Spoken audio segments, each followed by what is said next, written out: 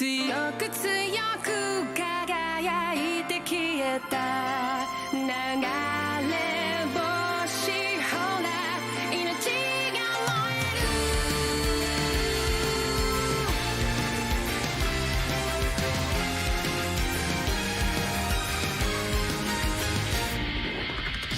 何かに怯え走り続けたその虚しさの指示何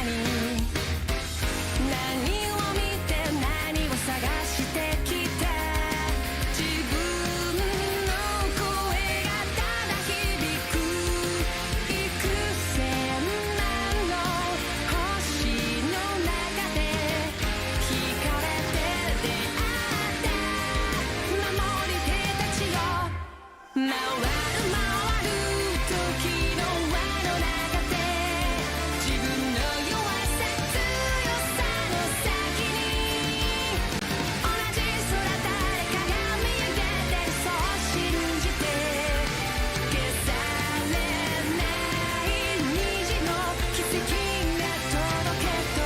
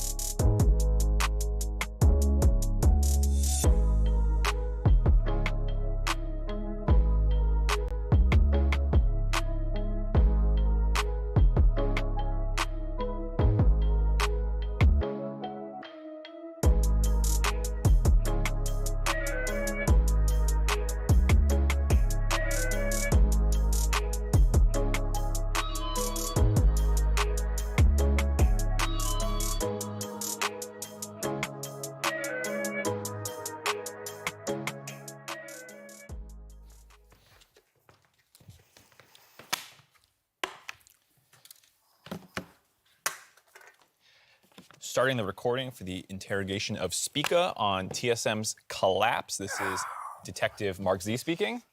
Thanks for joining us today. Get you out of this. Can I get you anything? Coffee, Red Bull? I'll take the coffee. The coffee? There you go. My pleasure. All right, Red Bull. That's for people who tell the truth. That's me. Are you ready? Oh, you ready to tell the truth today? That's good. I love it. I love it when people are ready to tell the truth right off the bat. You know what I'm talking about? Okay, so I don't know if you know why we brought you down here today. I'm just going to show you a couple pictures. You let me know if you recognize these fellas. Okay? Right there. Yeah, that's my teammates. You recognize them both. Okay, great. We want to know what happened to them. I don't make decisions, man. Oh, you're not a decision maker? Okay. Oh, he didn't make decisions. I'm just. Well, that's fine. If you don't make decisions. Foot soldier. Yeah, very easy. You just got to tell us who makes the decisions, right? Of course, so I got a couple more faces for you. Is it this guy who makes the decisions? No, he wouldn't hurt a soul. You're right. He's a smiley fella. Exactly. Carefree, smiley fella. So it couldn't be him. It's got to be this guy. Tactical, 80 carries, they're too dumb. You're right. They don't have brains. Only They just right use click. their fingers. If you don't have brains, you can't murder somebody. Yep. So I'm left with one person only. This handsome devil. You recognize him? Oh, I think I've seen him before. I think I've seen him before. I don't know, man. He looks really innocent. He does. He does look innocent. But very sometimes innocent. it's the most innocent-looking ones that are the most evil in their core. Sorry, I got nothing, man. Looking a lot like you, my friend. I got nothing. That's all I have to say. Okay, fine. Faces aren't going to jog your memory. How about some gameplay? I know how much you pro players love your gameplay. Here's a couple team fights for you. Let's get some You tell me, gameplay. who inted in these team fights, Dude, Spica? tactical. I told him not to do it, man. I see. I feel that. Ooh. Oh, I feel that rage, You're a little too. angry there. I get that. When my 80 carry malfights into the fight, I want to kill somebody. You know, we talked about it after the make him game. I want to disappear. rip their mouse cord out. Might We not can want do them on my agreement. team. It's all good. There's no bad blood. No bad blood, huh? Okay, what about that one? We won this game. It was a good game. It was a great game. Hey, where's the good cop? All right, the good cop. I get it. Oh, you thought flower shirt, nice guy, was going to come and play softball. No, not the case. And now you think he's going to be nicer? All right, Mark. No, I'll show Let it you. rip, baby. Roll them sleeves up. All right, if you want to talk to me, we can talk with you and me. You recognize any of this? Remember any of these chat logs? Have you From your been Discord? to Sugon? Yeah, I mean, that's just a friendly banter between a friend. And a little bit further down, where you said you're gonna start replacing your teammates. That is Photoshop. I did not say that. I don't know. I see a skull emoji. Actually, you know, following all you're that. goddamn right. It's photoshopped. I will frame anyone. That is Someone's illegal. gonna burn. You're right. It is. It doesn't matter to me. You know- Someone is gonna burn for TSM's collapse Yeah. split. It can be you. It's It can be only a one team. evidence. It's not enough, man. It's got a 101% conviction rate for a reason, okay? All right. You think that's not enough? I mean, I got more in the can. Parth, Trump card. I fired them. Kaido Shengi, I benched them. Just so I could get what I finally wanted the whole time. Reggie's house and car. Ooh, I just heard motive there at the end. That's not me. what I heard. Where did you get this? I bugged your house weeks ago. That is illegal as well. Yep. Didn't need a warrant. I just broke the wanna law. talk You're to right. my lawyer. I can change your voice to say anything I want. Deepfakes are incredible right now. They're very You good. are not getting out Okay, of this. okay. Technology You got is me. fascinating. You guys got me. How about this? I'll give you a deal. Okay. I'll take a deal. I'll give you a deal. We don't care who goes down. You help I'll us. join the NLSS for one day. One day, and you guys, I'll give you a name. I'll give you a name. A full of who's day responsible. on the analyst desk. And at the PL end, you versus tell CG. us. Yeah. Okay, PL playoff versus- series? Playoff series, big game. That's a big game. Full five. All right, you know what? Hey, we're going to draft something up. You sit here, you stew for a little bit. Oh, by the way, hey, that coffee you ordered, got it for you. And we'll be back in just a bit. Thanks, Spica, if that is your real name.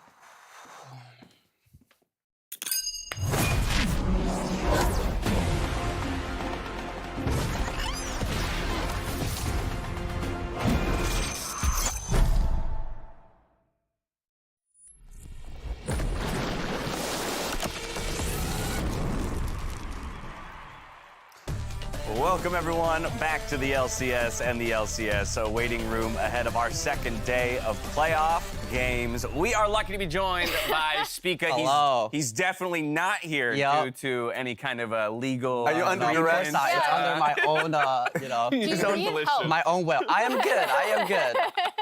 So thank you so much for joining us, Spica. We're going to dive straight in. We got a lot to talk about. But before we get into all of the gameplay-related stuff, the playoff-related stuff, we have this here to talk about. Why does Raz always look like he's just walked out of a German nightclub? And honestly, Hey. what the Hey. fit you are wearing You look right good. now. You look good. Thank To be you. fair, you look great. Look, you gotta understand the style, okay? Oh, Okay. this Break it down. actually Break it- does. break it does down. look like I walked out of a German nightclub, but Yeah. very specifically. So you know, that's fine. The chains here, you see the chains on the Okay. shirt? I like it. The funny thing about this, Yeah. the material specifically chose it so I don't have to iron in the You morning. chose it. Nice. All right, well, That you is know what? sick. Okay, and so most of you are like, all right, why is that special? I'll tell you why that's special. Yes. Because Raz, I don't think, understands how to iron clothing. Wait a minute. I've never seen someone treat clothing with such disrespect. Efficiency. For somebody that has, Efficiency. honestly, you've got phenomenal fashion sense, and you Okay. could probably confirm this, speaker. I like the way that Raz dresses. I like the style that he's got. I like it. I This man balls up suit pants. He balls them up and puts them into backpacks. true. This is true, Raz. Yes, Yeah. it is. It is I was true. gonna say I can can't corroborate. That lie Who is- about does that? That's baffling. You're creating more work What am for I yourself. supposed to do? Am I supposed to just walk down the street with this shirt just right. perfectly laid out? I don't know. I'm just I mean, asking to get robbed. You know what? Here's my shirt. I'm gonna get you some stuff. When's your Okay. birthday? September 28th. All right, Good September luck. 28th. You ain't Lock gonna it remember away in the that? brain. Write We're that gonna have. down. I got some stuff for you. We're Okay. gonna get you all outfitted. Okay, let's go fit check here though. The drip check. Fit check, rather. drip check. We're gonna start with Raz. Gotta start with Raz. We I'm already going with finished Raz. this. We already did me. Well, we've determined that you've come out of a German nightclub, but how well are you dressed? Like, he how's the looks great. fit? He What's looks the great. rating here? There's okay, nothing. so Break it down for us. shoes I got from Amazon. Nice. Socks, not the right Damn. type Not of the right socks. color. So red streak on It's this a- one, black on nice. this Ooh, one. it's a fashion Okay, statement. excellent. These pants, oh, you think they're beautiful, right? Sweatpants. Not? You're- Oh, hey, you're like, I mean, keep boom. it out. All right, It, yeah. It's comfort over style. So Comfort, over exactly, style. Nice. exactly. I like so it. it's all a lie, guys. I'm doing this straight for comfort. All right, so what's the okay? So then, speaker, what's the I verdict? was gonna say pass, but then you showed me the pants. Oh. Jawstring. Oh, Like, but that's are kinda- good. I'll still give you a pass because Okay, your shirt looks great. This is Thank you. pass I fail love it. only. It's a Thank pass you. fail Pass fail class. only. Okay. All right, Emily. Emily, break it down for us. Break it down. Today? What you got? These boots I got on sale, I think at Worlds 2019 somewhere in Europe that I don't Okay. remember. Yeah, I The believe- German I believe nightclub it. as Yeah, well. the Speaking, you might German need Oh, you this. have a pass fail thing. pass on fail. this? Oh, Okay. nice. All right. This I also don't remember. Crushing Perfect. it. 20. Nice, Yeah, great. right? Absolutely But it smashing looks it. awesome. Great. It's a sick It's a fail? outfit. Oh. I look over and I see the big red fail. I was like, I really like this outfit. Honestly, can I even put fail? I don't feel bad. I mean, the person you could have done it for was Raz. Yeah, No, I for you. was really thinking about giving Sock- fail. the socks are borderline. No, I mean I was fine with the socks, but the pants really caught me off guard. I thought they're just dress pants. Yeah. All right, Dash, break it down. I mean, simple enough. We got brown Italian leather, Okay. the Magnani shoes, Okay. easy navy blue socks, navy blue suit Diva, pants, got it. and a All nice right. flowery shirt. We're Where'd you get we're this? not going Fail. complex at all. fail. Looking This is, dashing. This is Paul Smith, I believe. Okay, the see, shirt. you actually remember where you got your A clothes. little I'm bit, just yeah. like, absolutely. This is a brand new I shirt, like though. it, They I just like picked this it. one up for me. I like it. It's nice and casual. What about you? What are we? Just the usual, just the hoodie, jeans, and shoes. I mean, you can't go wrong with those. Dude, and black and white, the grayscale. True. What do you gonna guys give 'em? think? What do you a think? hard fail, right? A hard I think it's fail. hard No, fail. hard I fail. Yeah, hard actually fail. love Always the a pass sweater. for I speaking. love Bad. the oversized sweatshirt. Thank you, look. thank This is a good look, man. Unironically, You're rocking it. Okay, yeah. let's get into some All right. LCS stuff. What happened yesterday? I tell you what happened. The big surprise, a 3-0 out of 100 Thieves over Cloud9. Speak, I want to come to you because most people were expecting, regardless of Victor, a closer series, 3-1, 3-2, and boom, Yeah. 3-0 shutout. I mean, I predicted 100 Thieves 3-2 just because I thought C9's play towards the end of the split was like they were regressing, right? Yeah. I felt like they could only play through Summit, and if he wasn't just destroying lane, they just don't know how to play the game. And I think we really saw that in the 100 Thieves series where they really hard focused him on the top lane, and Closer just kept ganking Summit, and he just kept dying to the ganks. And I think 100 Thieves had a really, really great game plan going to the series, and they executed well as well, and that's how we saw the 3-0. 100%. I think the biggest problem right now Cloud9 is facing, because it's not as if they don't have tools. Like they can play towards bot side, and I think they would find success. The problem is just that they don't have that angle in top lane. I have not seen Summit play a weak side of the map and then play it respectfully, right? And that's just the case. So right now Cloud9's gonna have some struggles. They do have time, thankfully, like going up against Golden Guardians next, where they can kind of either take a look at the draft or just take a look at the playstyle and find out what fits for them. I think ultimately what's going to be the conclusion is just having Blabber go up there faster, just being able to like simplify it to, okay, just make it hard 2v2 and have it be very clear what, some of the ganks that Summit's dying to. And it should be successful going into the next series. It's more so okay, now if we're getting to the top 3, can you take down 100 Thieves again? Okay. Can you take down a Team Liquid? I Yeah. think You're that's talking, a tough spot. like that Golden Guardians series is a sure thing, and I don't think it's a sure thing We'll anymore. Study him. I mean, I think the big thing also is that I believe it was FBI or one of them yesterday in the interview where they were like, it's a team game. And the other thing that really impressed me about 100 Thieves, thank you. The other thing that really impressed me about 100 Thieves is that they had, as Spica said, a very clear game plan of what they wanted to do against C9. They executed it really well, and you could see how much more of a team and more cohesive they were than the members of Cloud9. And we saw that in the draft, kind of in more ways than one, right? We talked a lot about the, the quintuple ban, top lane ban strategy that they had, but also bot lane duo. Some new picks coming in, Emily. Yeah, so I wanted to point out the fact that I really loved the Lucian Nami draft they had. We saw 100 Thieves workshopping stuff like this at the World Championship last year, in the beginning of the season, where they were actually less successful with pushing bot lanes like this. I was actually really happy to see them go to it in Game 3. It's a little bit lower risk in that game because they're already up 2-0 in a best-of-5, and it's not necessarily off of this patch specifically, but I am wondering, we've seen Rogue play that lane, I'm wondering if now that we're seeing more Jinx Aphelios bans or less people in the LCS going for that specific trade, if we're going to see bot lane opening up a bit more. Yeah, I mean, like, taking a second look at it, because we talked about it the last time around, the fact that the systemic changes to lifesteal were pretty large. So the Vamp Scepter getting reduced, same for any item that ended up building into that. Also, Ravenous Hunter just being taken off completely. Like, understood that there is just going to be just less sustain in the game. And it might just impact the AD assassins a little bit more, like Yone and Yasuo, sure.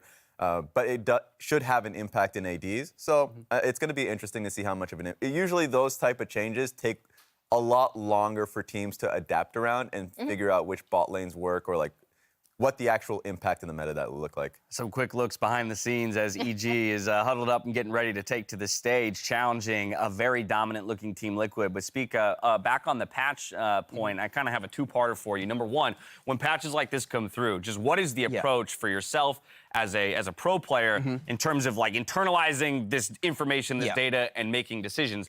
But then two, more specifically with patch 12.6, like what do you think are kind of the key pieces of it that are going to affect pro play? I mean, I think the biggest change is probably the Hecarim changes. Hecarim got absolutely gutted. I don't think he's probably gonna hurt Blabber anymore. too. Yeah, I think it's definitely gonna hurt Blabber a lot. Centaur, I mean, pretty much every jungler plays Hecarim, so I wouldn't say there's like advantage or disadvantage to any team. But I feel like jungle pool is gonna be pinched a lot.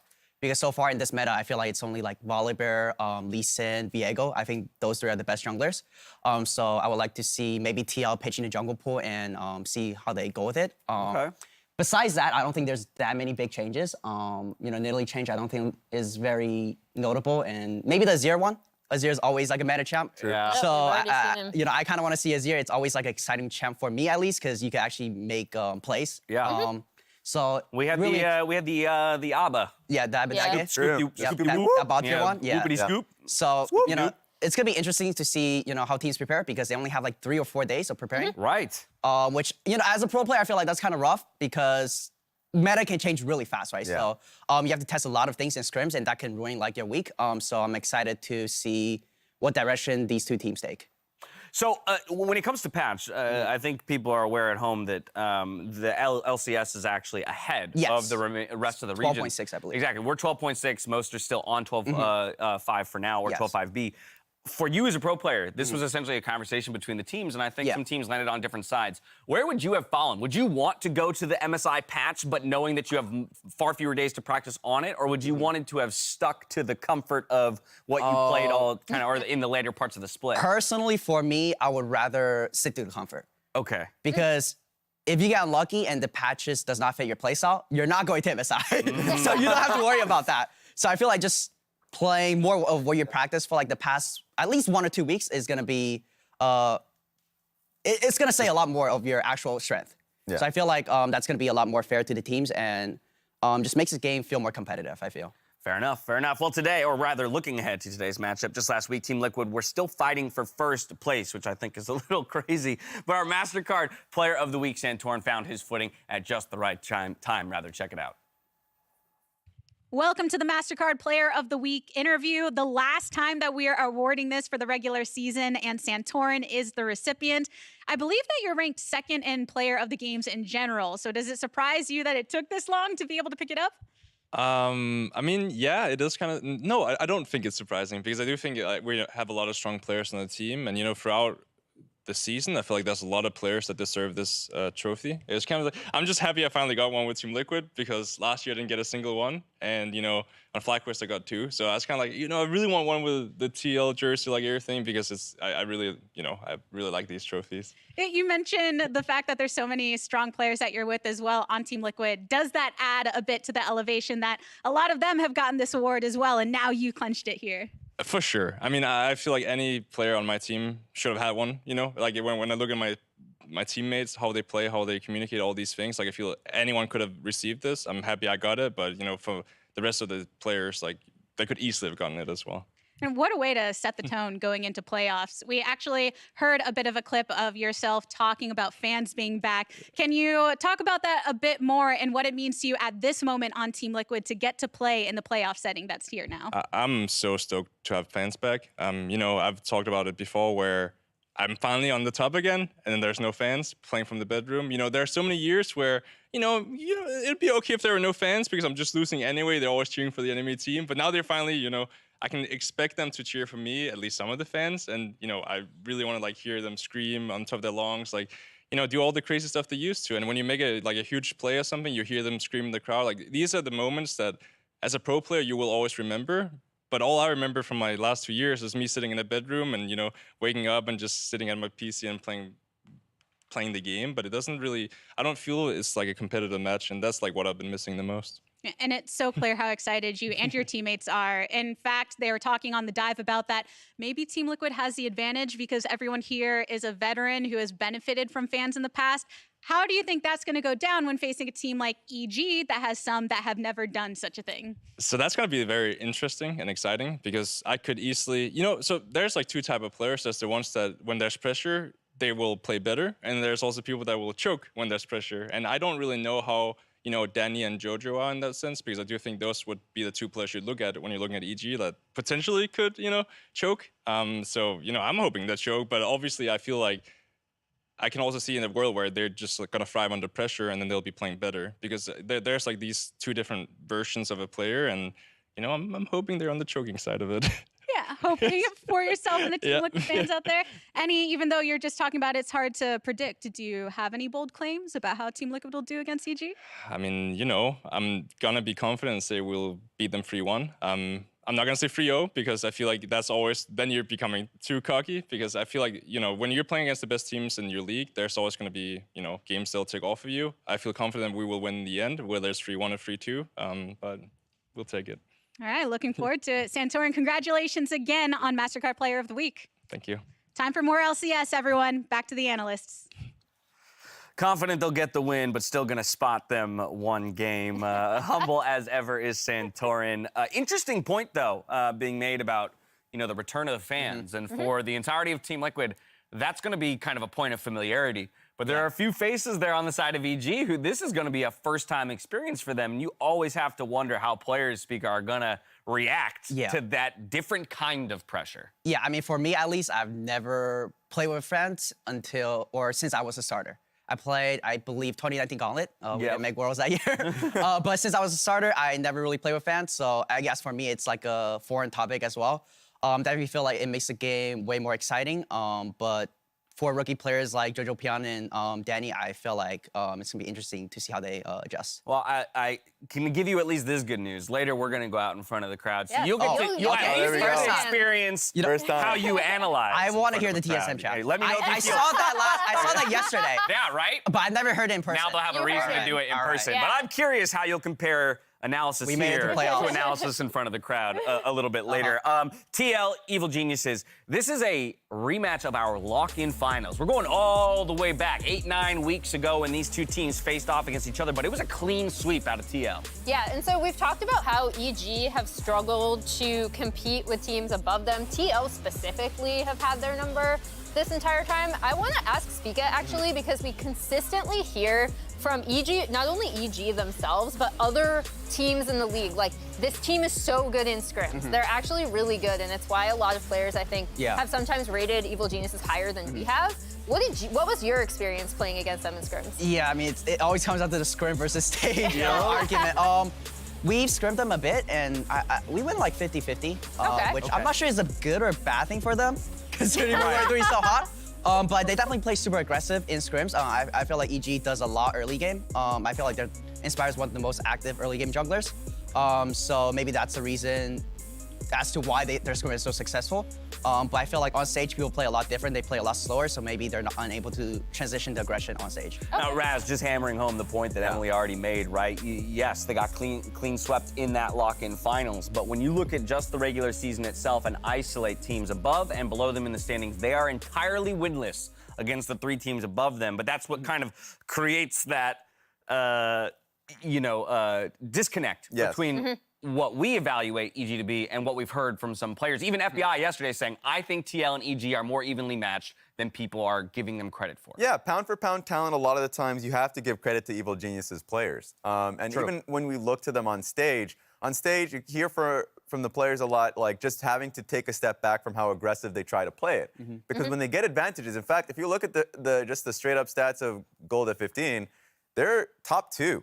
But being able to keep those goal leads are difficult when your players are actively looking for risk-taking fights and will falter at big moments. And who are going to be able to take advantages of that? The top 3 teams in this league, if you give them a foot, they will go far with whatever you give them, and they'll be able to take the game back themselves. So I think that's a challenge for Evil Geniuses if they do get a goal lead in the early game, being able to hold it and just play a more reserved game. We saw a little bit of that in the final week. All right, well, I'm going to come back to you on this, Raz, because we're now going to turn our attention to a hotly contested, widely discussed subject in our community this split. Evil Genius drafts in general. Yeah. But here we're going to focus in on EG's draft. Redactants. A lot of Renekton's.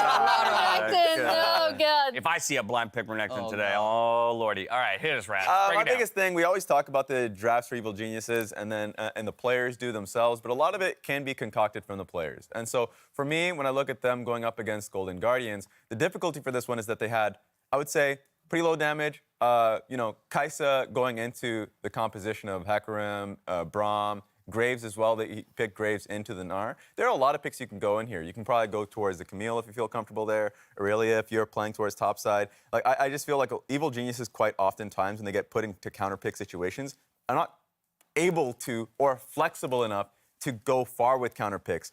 This is the same kind of conversations we've had with Impact historically.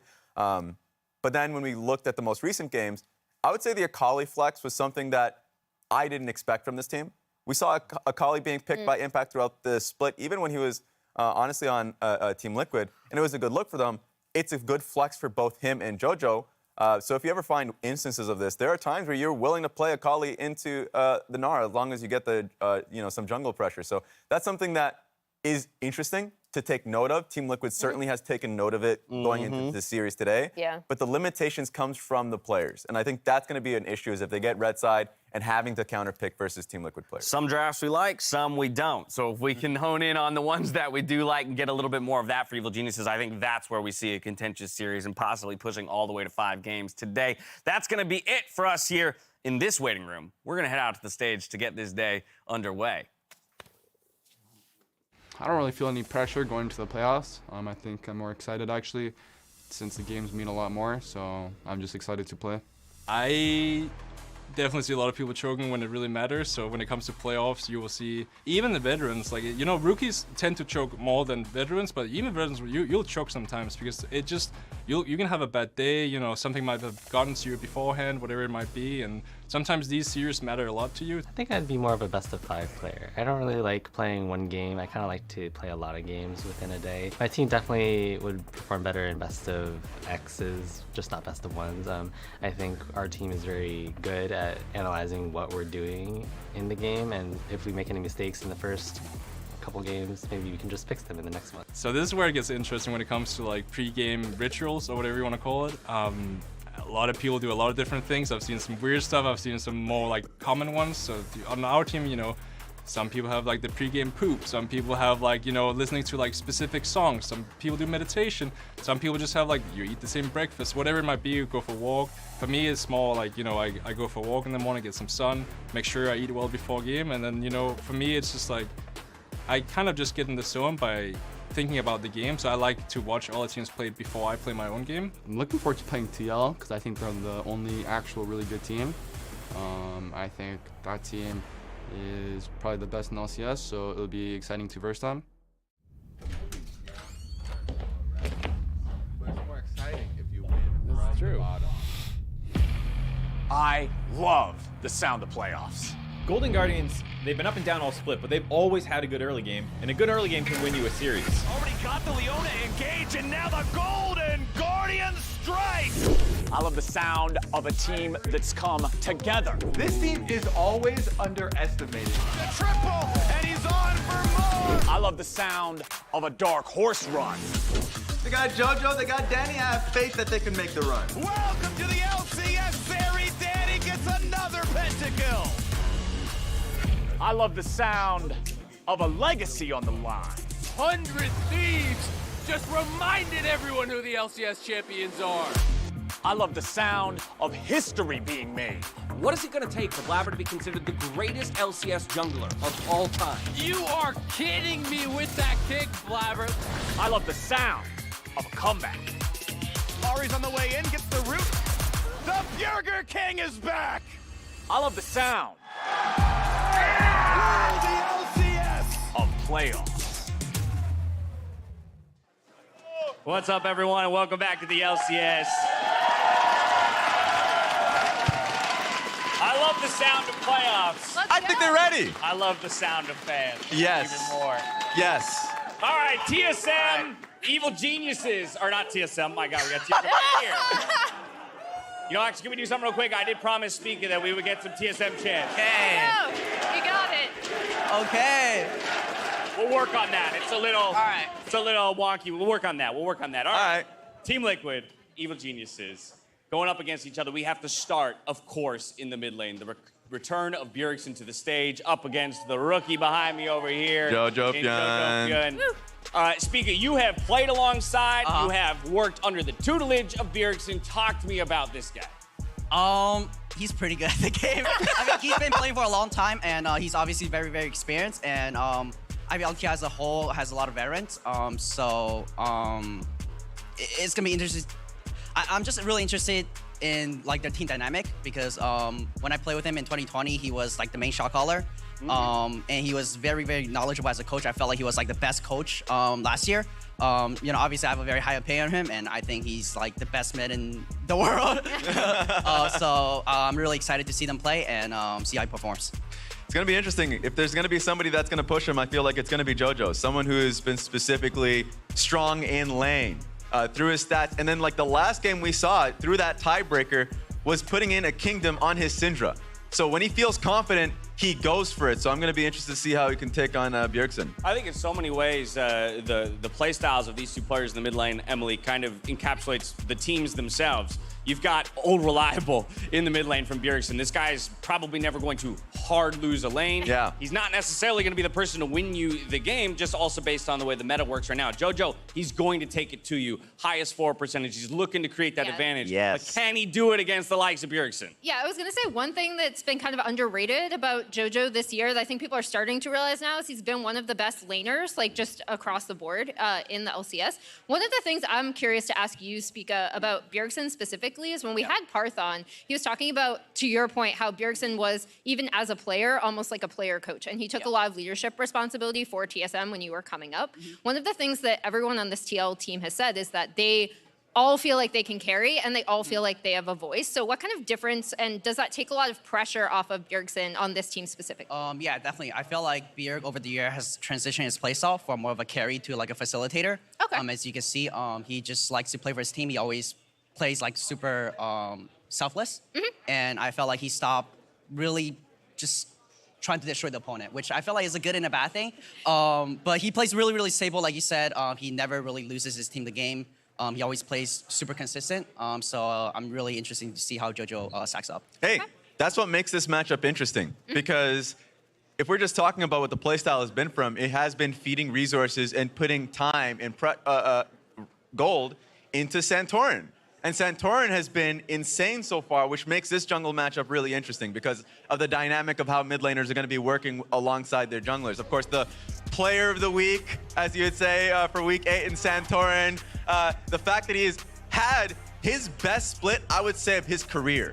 He leads Pogs for his team. And if you look at the players, the names of that team, it's insane that he's the most consistent player on that squad. And so that's why my eyes are geared towards this one. Not only do you have Santorin, who's been killing it so far this week, Split. Yeah. He is going up against that LEC MVP in Inspired. To say, don't forget this guy won the LCS his very first split ever. He's been to the finals multiple times. He talked about how many of those statues he was able to pick up when he was on FlyQuest, but didn't get the trophy that matters, that LCS trophy. But if he's playing the best split of his life, that makes you think that the trophy's pretty much a done deal this time around. One thing that I think is super interesting about these stats is the jungle proximity. When we talk about Santorin, we talk about him also as a facilitator and someone who's constantly in his lanes. It was a bit surprising to me that he had a lower jungle proximity, but then we started thinking about like maybe what that means. He doesn't necessarily camp lanes as often. He's like in and out very quickly, especially on some of those mid lane ganks with Bjergsen. And I think it's really a great indicator of the way he plays for this team. That's why, Speaker, I actually have a question for you because, like, for these junglers, I feel like Inspired has those hard carry performances, but when it comes to, like, how they work alongside their mid laner, I would say Team Liquid works really well and cognizant with each other, but there are instances where you don't see that with Jojo. What's your thoughts on Inspired overall and how he's been working alongside Jojo Pyun? I think there's definitely some synergy issues, but you know, Jojo's a rookie, so they have a lot of things to iron out. But I definitely think they have a super, super high ceiling. I feel like their playstyle is really, really similar. And I feel like if that's what EG should try to play towards, just play mid jungle. Yeah. And just go off of that. I feel like that's their win con. All right, okay, if that's their win con, now I want to know whether or not anyone here thinks that they can execute on it and take this series. Raz, as always, my friend, I get to start with you. I think we have a fourth vote here from the fans. Which one of you guys actually think Evil Geniuses can take this? Any EG fans? Oh, that's not a good sign. Not good. We got too many Team Liquid fans. We got 2 EG fans in the crowd today. We got too many Team Liquid fans. All right, what about Team Liquid? Uh-oh. The sad reality. Uh-oh. The sad reality dash.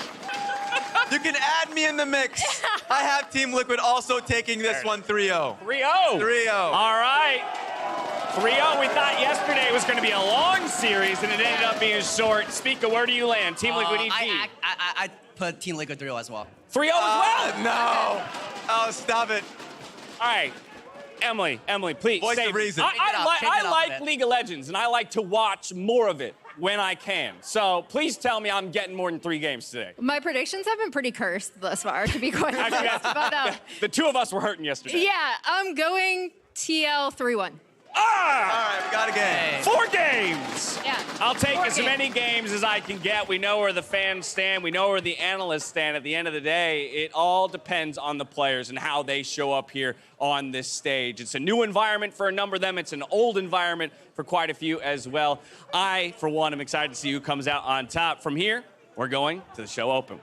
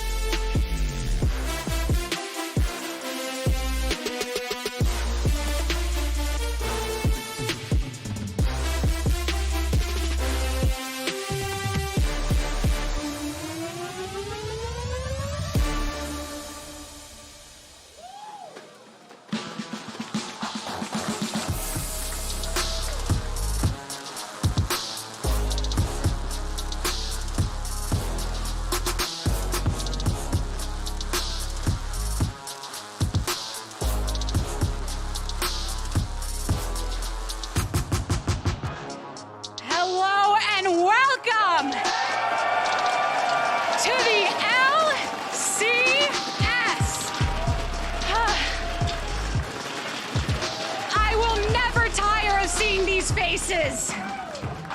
Yesterday, fans took to the stands for the first time in 2 years and witnessed our reigning champions in 100 Thieves trounce Cloud9 in a 3-0 fashion. Now it's time for us to find out what today has in store. Taking to the stage to begin their playoff journey, give it up for Evil Geniuses!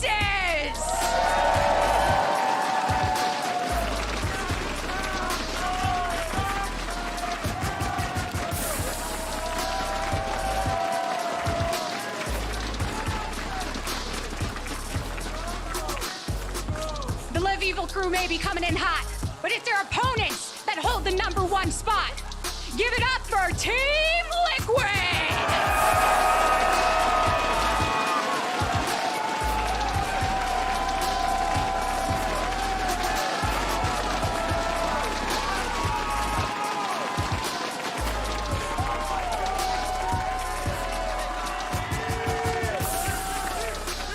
Veterans and new blood alike, ready to rock the rift. As we send it out to our esteemed captors, and Captain Flowers and Azale, make some noise one more time!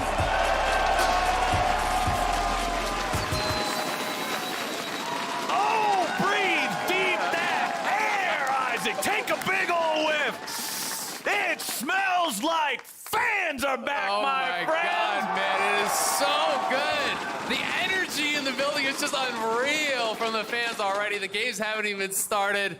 It's just such a treat to be back. LCS, man, we got energy like we haven't had in a long time here. I was telling people yesterday that it felt like a ghost ship here for a while, and now we got the whole damn Navy. This is awesome, and I cannot wait to see what Team Liquid and Evil Geniuses bring us here today. Obviously, a lot of people expecting Team Liquid to take this one, so I want to see some firepower coming out of EG. I'm really excited to see what EG has planned. I mean, pretty much everyone is predicting TL to take this. The crowd was very heavily TL favorite as well, as you can hear. But EG has got to come in with a strong plan right out the gate, show something new, because what they've been doing hasn't been working against Liquid. If you're on a loss streak against a team, you need to be able to pull out something new, something unexpected, shake it up a little bit. We're about to get into Champion Select here for our first game off the back of those Let's Go Liquid chants. Obviously, they're feeling the energy, feeling the love from everybody in the crowd. Bjergsen here, man. Obviously, I'm sure a ton of people are excited to see Bjergsen's return to playoffs. Bjergsen back in a best-of-5 environment. Bjergsen back to doing what Bjergsen does. It's the GOAT. He's here. He's ready to play. Bjergsen had such a strong season as well. I was really impressed with how quickly he looked at the top of his game, coming back, out of retirement, coaching last year, obviously, and then just back to business as usual. First team All-Pro right out the gate. Yeah, I mean, hey, the dude has always been at the top for a reason, right? Like, this is one of our all-time greatest players here.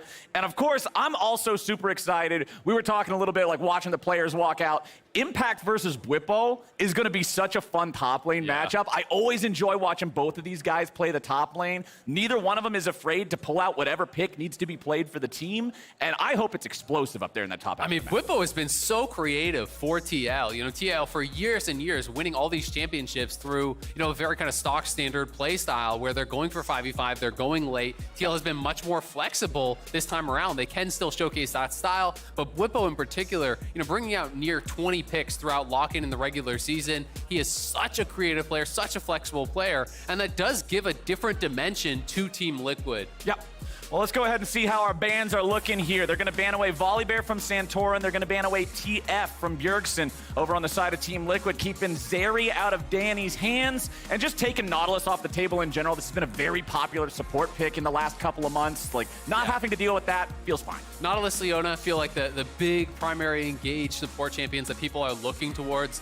I'm just interested to see where the priority is going to lay here for EG. Obviously, Zeri being banned away, that's a big one for Danny. He has been really, really strong on this pick throughout the year. Yep. So going to be taking that away. and banning out the LeBlanc from JoJo, who is our most lane dominant mid laner in the league, has had an incredible laning phase here. And that's something that EG, I think, is going to rely on if they're going to get a foot in this series. Right, taking away the ability to have that snowballing champion that can really take a lane lead and turn it into leads elsewhere on the map really hurts his ability to carry from that lane position. And I really wonder, are they going to go all in on early game? Are they going to try to play 5v5? When I think of this team, I think of Inspired and JoJo, the guys who want to go more aggressive early on. When I think of Danny, Vulcan, Impact, I think more of the team fighting ability from this squad. So I'm curious to see where they're going to index. If you want to go early, LeBlanc is banned out, but there's still the possibility to go towards something like Syndra, which JoJo has been extremely strong on. You can look towards Syndra Lee as a very dominant mid-jungle duo. On the other side, it already feels like late game security here for Hansama. It's not a guy to make a lot of mistakes. And they're already looking towards scaling. Yeah, I mean, Jinx has been in this meta for a while now. They're going to make sure she stays there. She's back here for Team Liquid in game number 1. Now, Ahri picked up for Bjergsen here. Very early pick on the mid lane. Yeah, Ahri has actually been getting banned out quite a lot against Bjergsen. In the last couple weeks, he did play it 3 times, looked really strong on it, carrying a couple of those games. And after he started to bring it out, people had started to ban it out, especially in phase 2, 4-pick ban. So if you want to get it, he's going to have to be willing to early pick. We'll see if JoJo's going to grab his answer here. That would be the expected response. Get your counter pick mid before some of those options are banned out. Xayah going to be grabbed up here for Danny, so it does look like it's more towards team fighting. Yeah. And you have to decide, what are you going to go for as the answer? Ooh, hovering Bjergsen's trademark pick against him. I don't think you do Bjergsen's pick against Bjergsen, but we'll see. No, I don't think that's the sauce at all, but there's your sauce, baby. Some Akali locked in. So this is interesting because I'm not certain that it is actually going to be mid. It definitely could, but this is one of the AP tops that Impact actually likes to play quite a lot himself. There is only the one game from JoJo so far this year. Impact has actually played it 3 times, so it is a flex from EG. They're trying to hide where things are going, and that will help him in the next round of bans because TL won't be certain which this goes to. If you think, hey, this is going mid, you throw down a couple mid lane bans, well, JoJo can just play that and kind of nullify what you have put in that second round. Tom Kench should be heading down to support for Core. A little bit of safety there for Hans. Also a very lane dominant against a lot of the engaged supports. So if you wanted to go towards something like a Leona and really scrap, if you engage, Tom Kench really does win out in a lot of those skirmishes. And post 6, as we all know, it's that safety for Jinx against what they are already drafting here. Akali Lee Sin, it's a threatening dive. Yeah, that's the safety that Hans will need to be able to take over in team fights. Well, as we get into our second part of the bans here, Team Liquid is not looking at those solo lanes, but instead looking at what could win EG those late game fights. We're talking about Vulcan flanks. We're talking about big engages. That conversation always brings up the word Rakan, and that'll be banned away. EG gonna throw a gangplank ban up there over at Bwipo, keep him off of the Pirate. Yeah, I think it makes a lot of sense. It has been something that Bwipo has been going to more. I love that poster, That's such by the a way. good sign. The fact that it's 2 posters to make it wide, it's good gotta job, get wider man. after every game, Yeah, Make it exactly. 3, You have to have more. Every time Liquid wins a game, you make it wider. Every time they lose, you tear part of it off. We'll see how big it'll get, but Bwipo has been going to the GP quite a lot in his counter picks for top, right? And Impact is a guy that likes to play a lot of these champions that can sometimes be answered by the GP. Leona gonna get banned out. That's another one of those priority engages that I did mention. So Nautilus, Leona, Rakan, all taken off the table. EG will have to find either engage from somewhere besides the support, or they'll have to go down the tier list a little bit to something like an Alistar. We'll see if they're going to be willing to do that. I also just like banning out support here from TL because, as we said, we don't know where the Akali is going. So those solo lane bans could end up being wasted. And Bwipo is going to have counter pick anyway, so he can respond. You don't need to spend the bans on the solo lane to protect his pick. Very likely we'll get jungle here on 4. Bwipo should be picked on 5. We know Bwipo can play Viego. He's opted to do it before, but this is also a champion Santorin's been putting a lot of reps on. I expect this to be the jungler 100%. Give Bwipo that counter pick. Reveal where the Akali is going to go. You mentioned the Alistar just a moment ago talking about the engaged It's next supports. on the engaged tier list, right? If you need to get engaged from that role, you can go towards it. If you do go Yuumi, I actually think it's pretty viable here. It can be a really strong pairing with the Akali. That is very powerful dive. It is going to mean, as people not loving the Yuumi, I can't imagine. It's going to mean a lot of scaling, right? That is kind of looking towards that, but they're very light on engage. So I do think we might need to see something like a tank blind here from Impact to give them the ability to start up fights, because this is what EG has struggled with a lot in their drafting, is finding a well-balanced composition that can actually create action. It is going to be blind Gnar. So yes, kind of like pseudo engage, but really it's more of the flanking, it's more of the following up. They don't have any sort of hard engage, so I do think there's pressure on EG to be playing from an advantage. Similarly, though, on the other side, TL doesn't have any sort of hard engage themselves, so it's a lot more skirmishing. And these types of comps then generally come down to who is winning early, who is actually having first move towards these objectives. Well, would give you the engage, and this secures your late game. There you go. You were looking for 5v5, and that is going to be the read here for TL. All they have to do then is really mitigate loss early on. You're trying to stop the bleeding early here, really make sure that your team is set up for success in those later stages, and it's going to be the pressure on EG to get stuff done, I feel, here early on. Even though they do have really good scaling with the Xayah and the Yuumi, it's tough for them to start out fights. I mean, yeah, it's tough to start off the fight. You're talking about scaling, but you're not going to hard out scale a comp that has Ornn and has a Jinx to it. We've seen what Jinx can do at 6 items and just completely take over the game if she's not able to properly be focused down. And with something like a Tahm Kench, or having Bjergsen's Ahri there to provide so much threat that he cannot be ignored, like we've seen him pilot this before, it's definitely a tall order for EG to be able to get those leads and take the dub here. Absolutely, but we'll see if they can do it, and they are going to have that X factor of some of these combos here. Potentially the Yuumi plus Akali really can be deadly on the dive in the late game.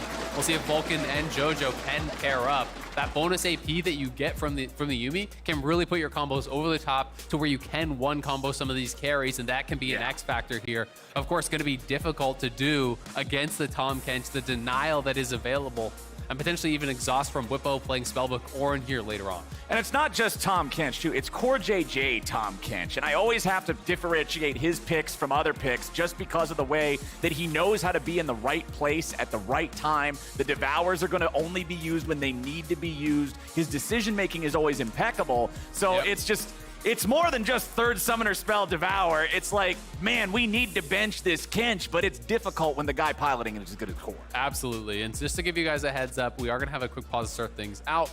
There is going to be some audio hardware being swapped out for one of the players having some sort of issue with their audio. It should be about 3 minutes is the estimated time of the pause. And then we'll be right into the action here. Okay, so since we got about 3 minutes to burn, let's play a fun little game here, Isaac. Because yesterday, the series started off with a 5-man invade and Blabber just getting murdered. Like, you could not air that on primetime TV. It was violence. Now, where's the first blood of the first game going to be in this one? Who's getting got and who's doing the getting? If I had to guess, I mean, it's tough. I feel like you're going to want to see focus around mid lane. I think I could see JoJo maybe getting picked on a little bit here. Range versus melee matchup. Maybe some from roaming from Core. Core is even going very early game setup here. He's actually playing Hail of Blades Tahm Kench. Hail of Blades Tahm Kench with Ignite. So we'll see if they can get a little bit aggressive, but I think there is potential to punish JoJo, who is a player who likes to play in the face of his opponents, likes to play really aggressive, and sometimes that means he doesn't always pay attention to where the junglers are or pays much respect to that as some of the other players. So could see him potentially getting Okay, so it sounds like your bets are on JoJo is first blooded in some sort of a jungle or support play coming to mid to help Bjergsen out. Okay, Azale's crowd, how do we feel about that? You feel like it's going to be JoJo first blood? You feel like it's going to be something different?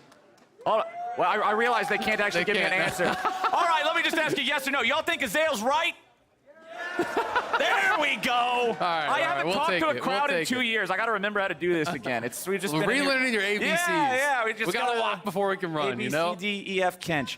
Now we have to see exactly how Evil Genius is going to pilot this early, because you're talking about JoJo wants to be aggressive.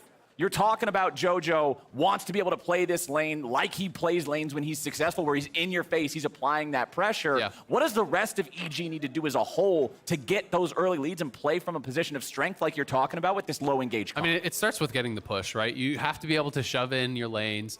Mid lane is going to be pushed in very likely. Melee versus, ranged matchup here for JoJo. He's going to be more kind of on duty just to survive. But Gnar can get the push on Ornn. If Xayah and Yuumi try to get the push on bot, which can be hard against Jinx because of the rocket form early on, and also Core JJ going a very aggressive rune setup might make them more passive. But if you can get the push, that unlocks Inspired to play his game, right? And he likes to play in the face of his opponents, likes to play in their jungle, taking away camps, looking for aggressive plays, trying to put the enemy jungle down levels to then be able to kind of win out in the neutral game. That's where I think he is really at his best, and has had some of his best games on the Lee Sin. So we'll see if EG can get lane prio, because I think that's going to be a pretty big key here. If they can't get push, Inspired's going to get tracked. He's going to get deep warded, and if that happens, it's going to be bad news for EG. Plus, on a champion like Lee Sin especially, if I see a Lee Sin sitting there at 0-0-0, 15 minutes into the game, I'm like, why the hell do we even pick Lee Sin here? What's the play? It gets tough. Yeah, it's rough if you end up in that spot,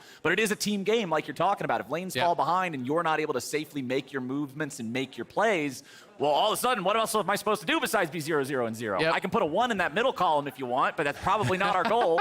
Yeah, I mean, that's the tough thing, right? Is that at the pro level, people, are so good at actually tracking the enemy jungle that you don't even need to have all the camps warded or anything close to that. If you have one side of the map warded, you can infer very easily where the jungler can be. People play around that appropriately, especially for TL, where there's not pressure for them to create advantages. When you have the Jinx, when you have the Ornn, if you're going even or even slightly behind, you're actually ahead in most cases. Due to the way that your champions work. So we'll see if they can do it. EG, I think, also wanting to play very heavily towards some of these early dragons if they feel the pressure, as far as the scaling coming in from TL. One of the ways to combat that, obviously, is try to set yourself up for a soul win condition, try to draw TL to you before they are really ready to go. Because when you think of champions like Ornn, you think of when the upgrades are starting to kick in. When you think of Jinx, you think of 3-item power spike. Those are kind of the things where you're really starting to feel worried. But EG have a lot of time to try to make things happen. I think the early game is going to dictate a lot for this series, though. If you come out here, you've already lost 5 games in a row to TL, 0-3 in the lock-in finals, lost both the regular season matchups. If you lose game 1, I do think it's going to hurt the confidence a lot here for EG. So important that they can get some momentum here and at least have a competitive game number 1. So I want to ask your opinion on a specific champion that we're seeing here, because the Xayah got locked in for Danny, and Xayah, we know, has a couple of different ways that she can be built these days. Are you expecting more of the standard crit approach, or do you expect to see the Eclipse Muramana's type of? I think Xayah? just given that he's playing Ahri, Ahri, we are going to see just lethality, and we are going to see Eclipse. It is possible that he goes a different route. If they think, hey, like someone's going to have to deal with this Ornn, it's probably going to be the Xayah. You could look for a different kind of setup, but I don't think that's why they're going this. They're playing double Ahri in the bot lane. I wouldn't be surprised if they're even playing double Scorch. Try to really get lane prio here. It is going to be Gathering Storm, so it's more scaling actually on both sides. Double Gathering Storm. So they are playing double Gathering Storm. So they are playing a little bit less lane dominant, but double Ahri is still really, really nice for the poke in lane. Q-Max on the Xayah, just try to poke out this Jinx as much as you possibly can. Land all the prowling projectiles on the Jinx and really just try to harass Onsama as much as possible to create an early advantage. Alrighty, update for all y'all. The audio issues are persisting, and while we continue to investigate and fix all of that, we're going to toss things back over to the analyst desk to keep y'all informed. Whew. Gonna race back into position. In order to talk about it was Raz and I were sprinting back across the lobby to get here. A little bit of a pause, audio issues, as you could tell. Looking to replace that hardware so we can get back into game. What? Apropos of nothing, I want to know what happened behind you and Rez. It looked like Impact spilled his drink during the opening. Did it? And they were frrantically mopping it up. We have found the source of the audio hardware issues. I don't think it's in any way related. Probably not. I just wanted to point it out because I was trying not to crack up on stage. I wish I saw that. I wish camera got a foot of that one. Yeah. That's good content. They're gonna look for it. Let's talk draft while we have a moment here. Speak, I want to bring you in on this. The Lisa 1P. What? Lisa 1P, it's back. There it is. I'm really surprised, actually. Because I feel like Viego's the best pick for Inspire. So I was really surprised when they didn't pick a 1P, and they didn't ban a 4-5 either when it's the best jungle option for Centauran. Mm-hmm. Yeah, that's a really interesting point, right? I mean, obviously we saw the dominance of Lee Sin yesterday in the hands of Closer, but I think your point stands, right? Viego maybe getting overlooked here, Raz, in game number 1 before it gets handed over? A little bit. I do think that the comp from Evil Geniuses is really risky. I didn't like it. I think we were just talking about it coming into What don't you like about it? So I think TL, when they pivoted to go for the Ornn on 5-pick, they just fully recognize that they will be playing towards bot side. If you see a Kali and Yuumi in the same draft, then especially since it knows it's going to eat some pressure mid lane, so it's just going to be farming under turret. Like, I'm just fully expecting Team Liquid to just be pushing through mid and then trying for a bot lane dive, because like bot lane's really susceptible to that. So they're going to need an answer to that. And then Whippo understanding that, he's like, he can go for a whole sale of options to a blind pick Gnar, but opted for Ornn, realizing that he's just in a fine spot. The thing I think about these two drafts, like when I look across the board at them, is definitely ease of execution, right? So like there is a world where you have the first pick Lee Sin, like Spica pointed out. One thing that we've kind of been critical of Inspired is playing around his lanes, or how he plays around his lanes when they're not pushing, and I don't think they're going to have left pushing lanes up front. So that is kind of on him to help facilitate some of those lanes to help them out early, and they should be in locations where he might be able to do that. But the execution of this is a lot more difficult, where I look at TL's side, I'm like, every single player has something that I know they're incredibly comfortable with. That bot lane specifically, the Hail of Blades Tom Kench is coming out. You know Core is going to be looking to get control of that 2v2 and possibly get kill pressure. We already mentioned Santorin's Viego from last. And then the Ori from Bjergsen, where he's been phenomenal on that pick in helping their side lanes. So I just look across the board and it's like, this is not only like ease of execution is better, but everyone is super comfortable. Spica, I've got a question for you. Imagine you're the Lee Sin in this draft. Honestly, I'm crying right now. Okay, so that answers the question I was going to ask, which is which jungler's position would you rather just, be in? Just look at the lanes. Like, what is Lee Sin's job here? He can't gank really any lane. Like, sure, top lane is winning, but he has like no gank set up. He gets outscaled by Viego, so he's gonna need to do some magic pretty much. And I feel like TL just has all the time in the world. Like, they just outscale. So it's really up to EG to do something.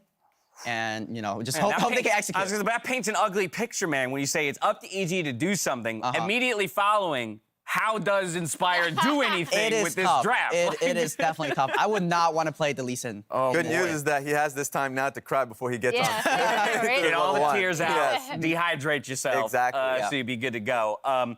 Well, then let's talk about what maybe you said. Top lane is the only answer. Like, because how would you? Never mind. I take it back. I'm so sorry. Game is ready, and I know we all want to watch some gameplay. So going right back to the castles. We got plenty of time to talk about this a little bit later. Captain Flowers, my friend, take it away.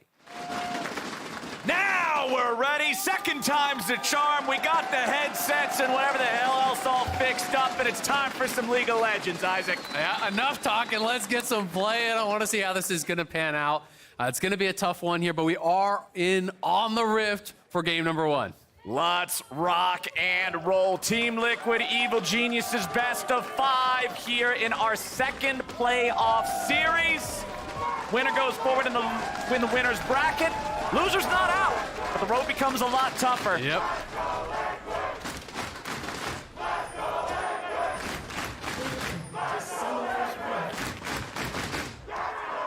Crowd's loving it, man. Team Liquid's fans roar to life. They are expecting a dominant show out of the favored team here today.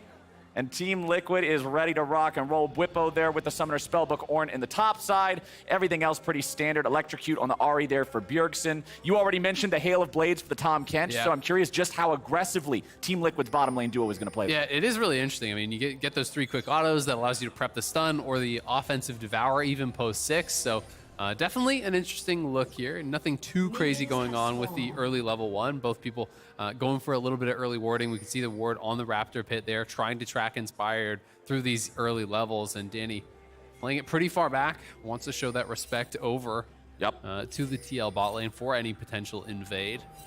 Yeah, we're not a lot about the push here. We're not getting any of those early 5-man death ball invade. Just roll through and see if you might be able to find anybody.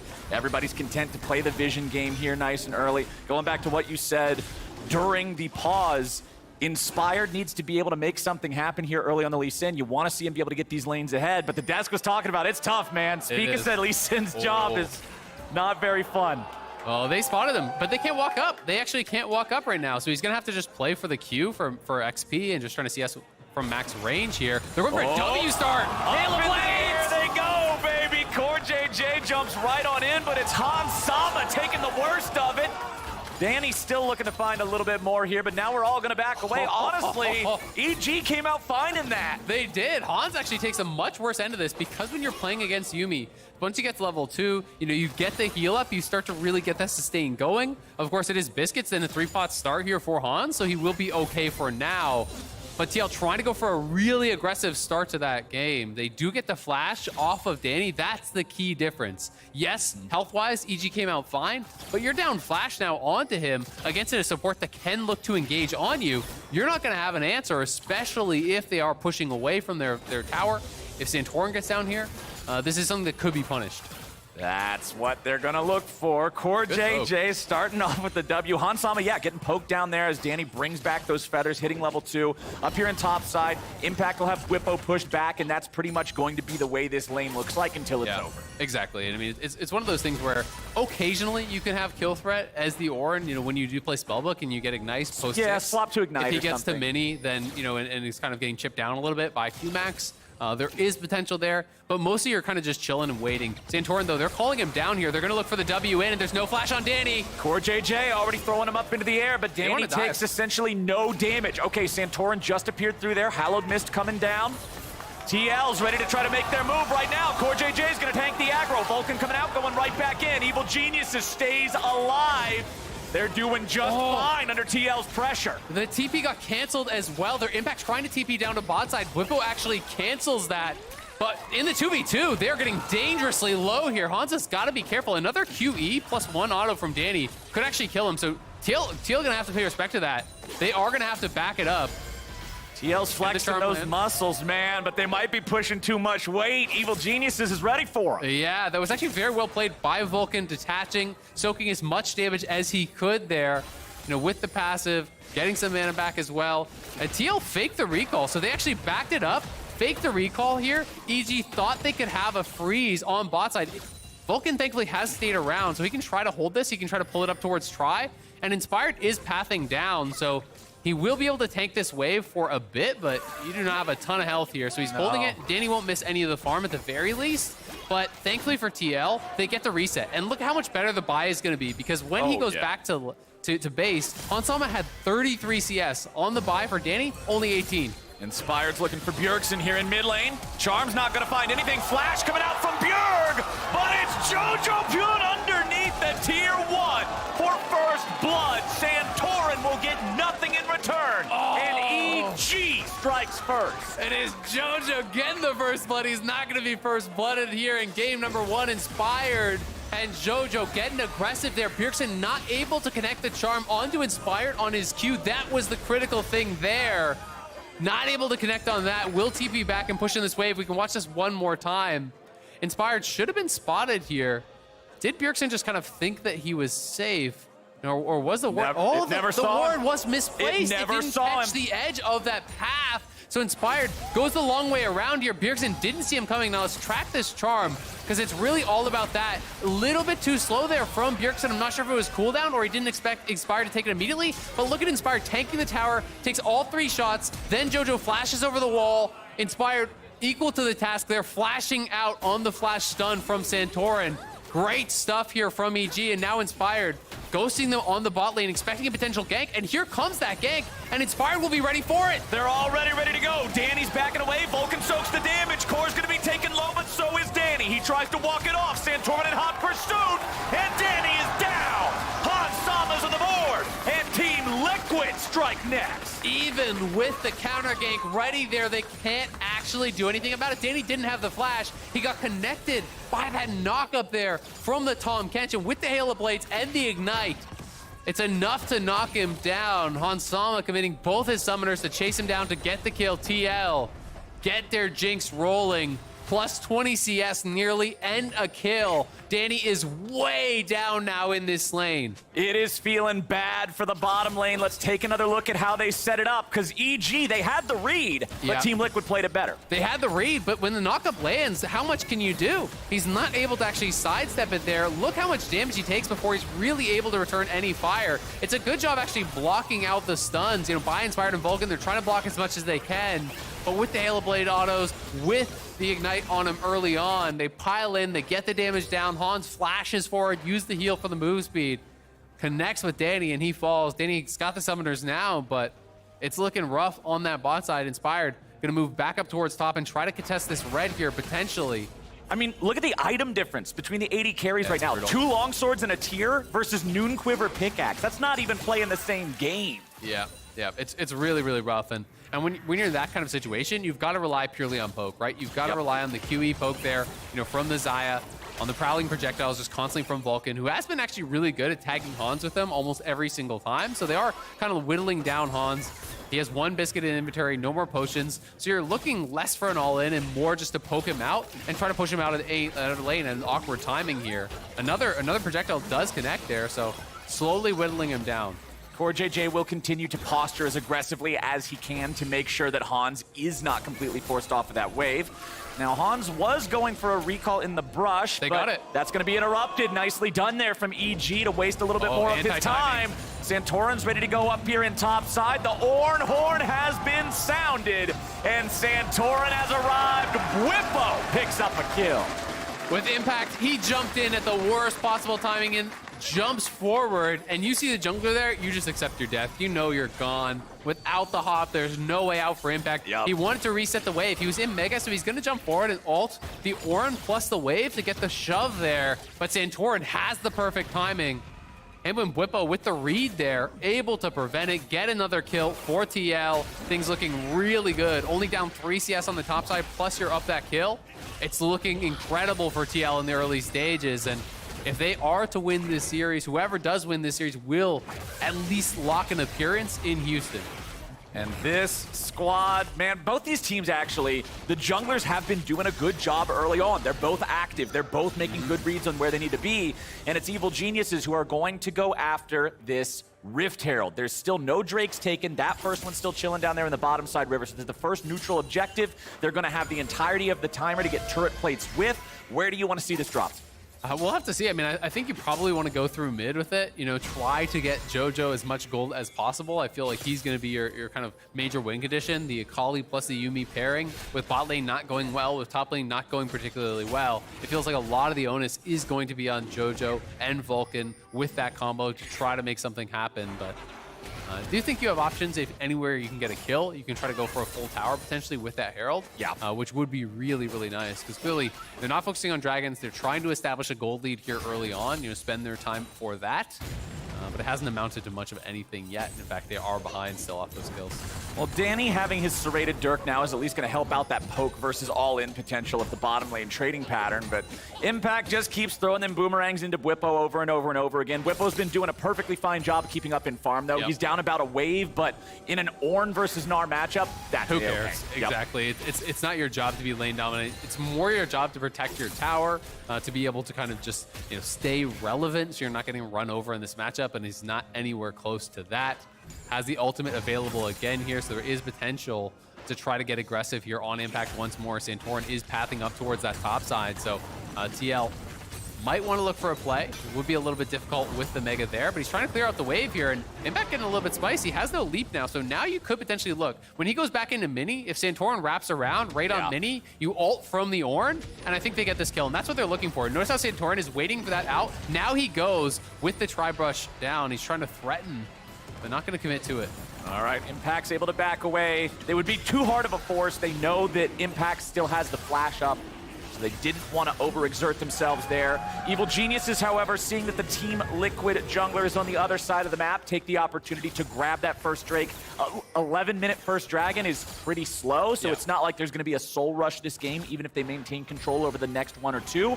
But it is something that Team Liquid doesn't claim. And for Evil Geniuses, when you're talking about wanting to play from ahead, wanting to make sure you're coming into these fights from a position of strength, everything you keep away from Team Liquid is a plus. Absolutely. I mean, they've grabbed both the neutral objectives. Nice little charm there. Chunks and JoJo down here pretty low, but is playing a fairly defensive setup, so should be all right. You know, he's playing second wind.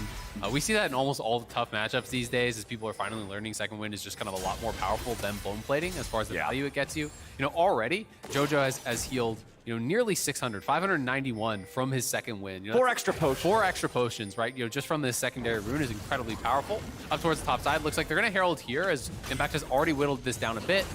You get that Demolish proc and you drop Herald. Ooh, and they get the flash out of Whippo there, too. So, yep, here comes your Herald. This is not going to kill the turret, but it will take it incredibly low. Yeah, it'll take it down to about half a plate. Ooh. Let's see, there's your charge. Kaboom! All right, but they're not done. Impact might be under some pressure here. Whippo knocking him up into the air, just clearing out the wave with that ulti more than anything. Does not want to allow them to take the turret, just like you were talking about earlier. Exactly, that's what it's for. It might look silly. It's like, well, you're not going to kill him there. No, he's actually just trying to clear the wave. Inspired arrives, but now you can't really look for any sort of a dive. And notice how he's actually spellbooked over towards heal. Yep. So that would be incredibly difficult to actually pull off anything here. I don't think that they will look for it. The last plate of a tower, even though it does look low, it's so tanky, so it's actually deceptively difficult to knock down, so they can't actually do it in his face. He even upgrades the tabbies there, clears out the wave, A-OK. Yep. Will take some damage, but you can reset potentially on the next cannon wave, and Whippo doing a great job holding on. While down towards the bottom side, they're losing plates to Hans. Hans had an earlier interrupt on the recall from Vulcan and Danny that I think was pipped up. You know, with his ultimate, as people playing Jinx have been doing that a lot more, just using it to interrupt recalls, using the ultimate for scouting early on. You don't need to hold on to it if you're not planning on having a major fight. So interrupts their tempo there, stopping the recall, gets the push in. They get plates bot, which is honestly just way more valuable than the plates are top. Yeah. When you look at the position Impact is in this game, he's not ahead enough that I feel like, you know, they're really going to get incredible value from those plates, whereas Kraken's already done on the bot side. Oh, Whippo jumped in there. Impact's looking for a little bit more damage on him. Goes for the wallop, but he won't find it. Impact still trying to maintain the pressure, but now Santorin has joined the fray. Impact still in mega form, still has his ultimate ready to use as well. So Team Liquid is not going to try to jump in on this. Inspired's here, but he's on top of a ward. Han's now going to walk over a ward as well, and as EG see they're outnumbered 3-2, they back away. Yep, they're going to have to back it up. It looks like TL's calling in for the swap. They want to defend their top tier 1 to try to prevent EG from getting the first tower there. So they move their bot towards top. They'll be able to push in here, knowing that they have Prio in the 2v2. There's no way that Impact is going to be able to finish this off by himself. You could go for that, but that's a risky play because Jinx is very fed and everything is up. JoJo going aggressive. JoJo, he was looking for it there on Bjerg. Not quite enough damage to be able to take him down to a threshold where he could go for a big execution. So JoJo ends up spending the ulti there for not a kill, which is a sigh of relief whenever you're playing against a Kali. Yep, just trading the ultis, but I do think that benefits Bjergsen more. Bjergsen just needs to continue pushing him in. Danny now on this top side. They waited so long. There's 4 EG up here. They waited all that time for that, this whole time in the brush. Inspired waiting with Impact to try to make a play happen. They may lose bot tower just to the Ornn. Ornn's going to be down there bonking away. Plates are Slow gone. and steady wins the race. You don't need to be fast when nobody's there. Bump. Hey, there it is. We got it. First turn of the game goes over to Whippo and Team Liquid, who are currently commanding a 2,000 gold lead. But I'm willing to tell you about 75% of that is AD carry diff. When the gold was up on your screen earlier, you saw that Han Sama, thank you so much, observers. Han Sama is a BF sword above his opponent, and that is nothing to scoff at 15 minutes into the game. Yeah, that's huge. That's absolutely huge. You know, Danny will be able to be pretty strong as far as the burst he is bringing out. You know, with this lethality build, if you can connect with enough feathers, that is pretty devastating. But TL, you know, it's one of those games where they're just running away with it early through superior early game play. This has been a problem for EG, is they draft a lot of compositions that depend on early game dominance, and against the top teams, they have not been able to dominate early. Yeah. They're 0-6 against the other upper bracket teams in the regular season, and TL is securing the late game for them. So if you're on EG's side, you got to be sweating already. You got to be feeling like you need to make something happen. But TL have done an excellent job playing around these looks that EG are going for, warding them out, tracking the enemy jungle, and always being there to answer. And Team Liquid have responded to the first Rift Trail that was taken by EG by grabbing the second one for themselves. But now EG's coming in to try to stop Santorin as he goes for the second Drake of the game. EG were also first to that neutral objective the first time around. Whippo coming in now. The Ornhorn is ready if Team Liquid decide they want to try to go for a fight. Jojo is up in the top lane. He has an Unleashed teleport to join up if need be. Inspired going to tag the Drake there with a Sonic Wave. Team Liquid going right back into the Drake pit. They want to go for the objective. They don't want to give EG a 2-0 Drake start. They can fight now. There it is.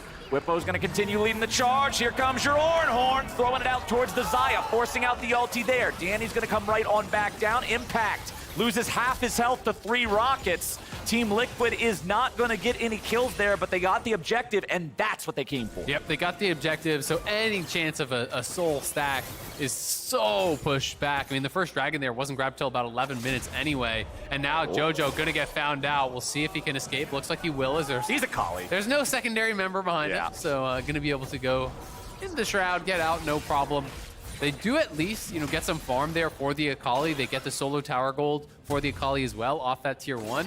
And I talked about it earlier, but really the hope for this game is Jojo. There's not any natural exhaust. Whippo is sitting on one from Spellbook, but you're not going to have that up for every fight. But it's going to be up to Whippo to kind of use that at a really appropriate timing. We'll see how long he wants to hold on to it, if he wants to save it, for a long time for a key fight, maybe in the next dragon.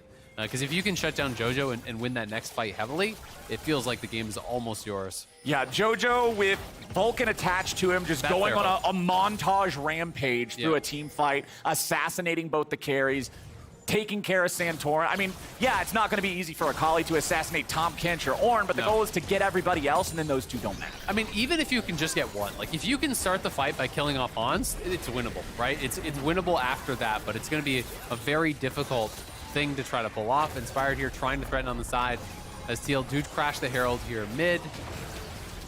Almost able to get that mid tower down, but not wanting to overextend, and it's just kind of 1-3-1 right now for EG.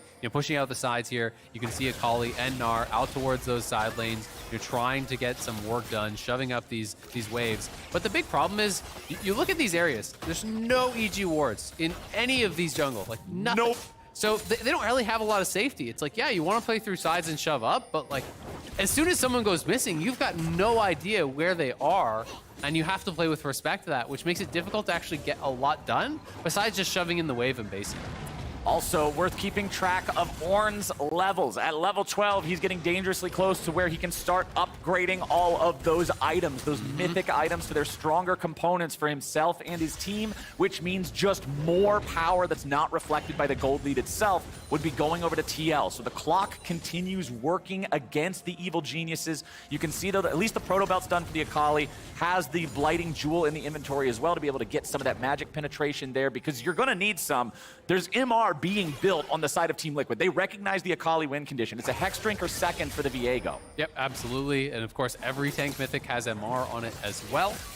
So they are going to pay respect to that. Core are very likely going to be just going for a locket, to be able to kind of have that additional safety of it. Yep. And 13 already ticked there for Whippo, so the first upgrade does come through. The Rhymeforge Grasp is in, and EG just trying to establish vision, trying to find a way in. But I'm curious to see when they're going to actually try to make their stamp on this game, when they're going to try to decide to look for a fight, because you can't just give too much time over. It's already 2 items for Hans, and I feel like if you haven't made anything happen by the time he hits 3, it's lights out. Well, here comes Core and Hans, and there goes Impact, juggled around like a side act at the circus from the knock-ups, and Team Liquid's getting paid again. Knocked up, rooted down, going to be a scouting ultimate over to Baron, make sure there's no sort of counter Baron there. Hans sees they are scot-free there. Knocking down the tier 2 as well. Again, TL giving him that solo gold, solo XP as much as possible here for the Jinx. Hans is getting really, really powerful, and they're not able to make any headway in these side lanes whatsoever. Sure, Danny's getting a decent amount of farm here in mid, but he's just not going to have that same level of threat, I think, that this Jinx is, with his massive front line. And TL's ability to choose their fights, that is the key difference. Yeah. EG doesn't really get to pick when they fight. When you're playing from behind, you don't have any hard engage to actually get picks. And all TL really has to do is play around the Mega Gnar. As soon as Impact goes mini, they can take any fight they want. And that's my problem with drafts like this when you're coming into a matchup against a team that you have a very poor record against. Like, you do not perform well against Team Liquid as Evil Geniuses, and then not drafting any Engage feels like you're making your own difficult job even that much more of a wall to climb over. And it must just be down to comfort. You know, comfort on some of these champions. Obviously, they are taking a little bit of a different look. Their swing, I think, in this game was really the Akali Yuumi combo. Haven't gotten to see that showcase, but Charm does land. Oh, inspired. He gets away from the Core JJ knockup in time to stay alive, but that's going to be flash from Lee Sin. We're talking about limited engage mechanisms. Well, there goes the opportunity for a flash kick for the next 5 minutes. Danny's down to half HP. Tier 1 turret falls over. Jinx gets a little excited, and Danny gets a little bit low. Evil Geniuses take another L here in the mid lane. Bwipo goes for the knockup onto Jojo, but he's not going to find that one. Jojo returns a little bit of damage, but Akali ain't going to burst born anytime soon. Bjergsen comes in. Charm's not going to find him, but Everfrost does. Jojo's still trying to run away, uses the E for another escape mechanism. He's trying to get out of town, but Bjergsen runs this city, and that's another kill for TL. They get another kill, at least on top side, though. Impact is pushing the base. It was a long chase down there, committing a lot to it. Won't be able to get that tower just yet. And Hans does collect the dragons. They grab another dragon here. They get another kill. 2K gold lead has remained pretty stable over the last 5-10 minutes here for TL in a really good spot. Second item does come through here for Jojo, so he's got that working for him. And Moonstone now finally completed there for Vulcan. So he is going to be starting to get, a lot stronger here. Has maxed out the heal, stopped on 4 points Q. Likely going to start going into the W perhaps from here, where you can start to get that bonus AP. That is going to be such a big deal because it's the flat bonus AP plus a percentage amp. And that's something that I think a lot of people forget about with the Yuumi. That is really going to start to ramp up what Jojo can do in these fights. Jojo just now getting that Void Staff completed. That's going to mean a lot, combining that with the hit from the AP. But Team Liquid on Baron, man. EG doesn't even know. EG, you're going to have to do something about it. A Baron at 23 minutes is not going to make this game more manageable.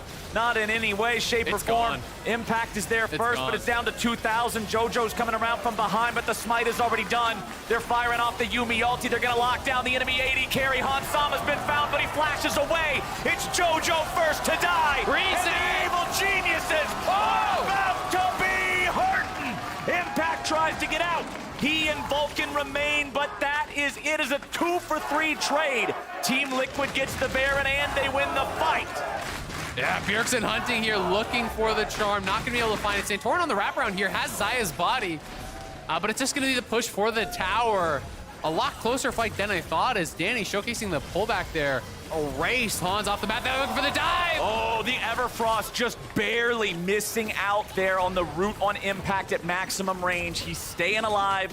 The Yuumi trying to protect him. Team Liquid is going to take that top lane tier 1 finally. The gold lead now exploding to 5,000. 5,000. Their upgrades are coming through here as well. Now Bjergsen with the upgrade as well on their AD carry. So they rush down the Baron here, but it's all about Jojo. Jojo is tracked by the pink ward on that top side. They can see him on the flank and track Bjergsen here now in this fight. The charm he lands onto Jojo makes all the difference. RN, immediate charm there over onto him, and he just gets burst down right away. With Jojo dying so quickly, wasn't able to really get much done in that fight, not able to kind of find the safety of the Shroud. And with him falling, their chances in that fight really did drop as well.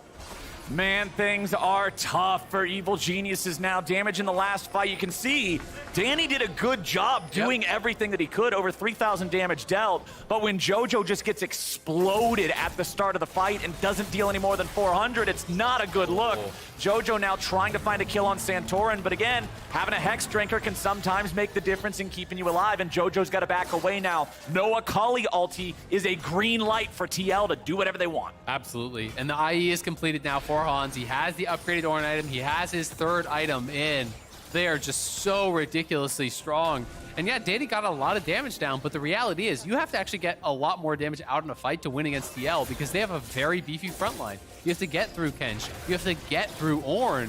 So you're going to need to put out massive amounts of damage to be able to do that. Ornn has 4,500 health. Like, that's a lot. Yeah, I don't know how getting through that's going to work out for anybody, but I don't imagine it's going to go too well.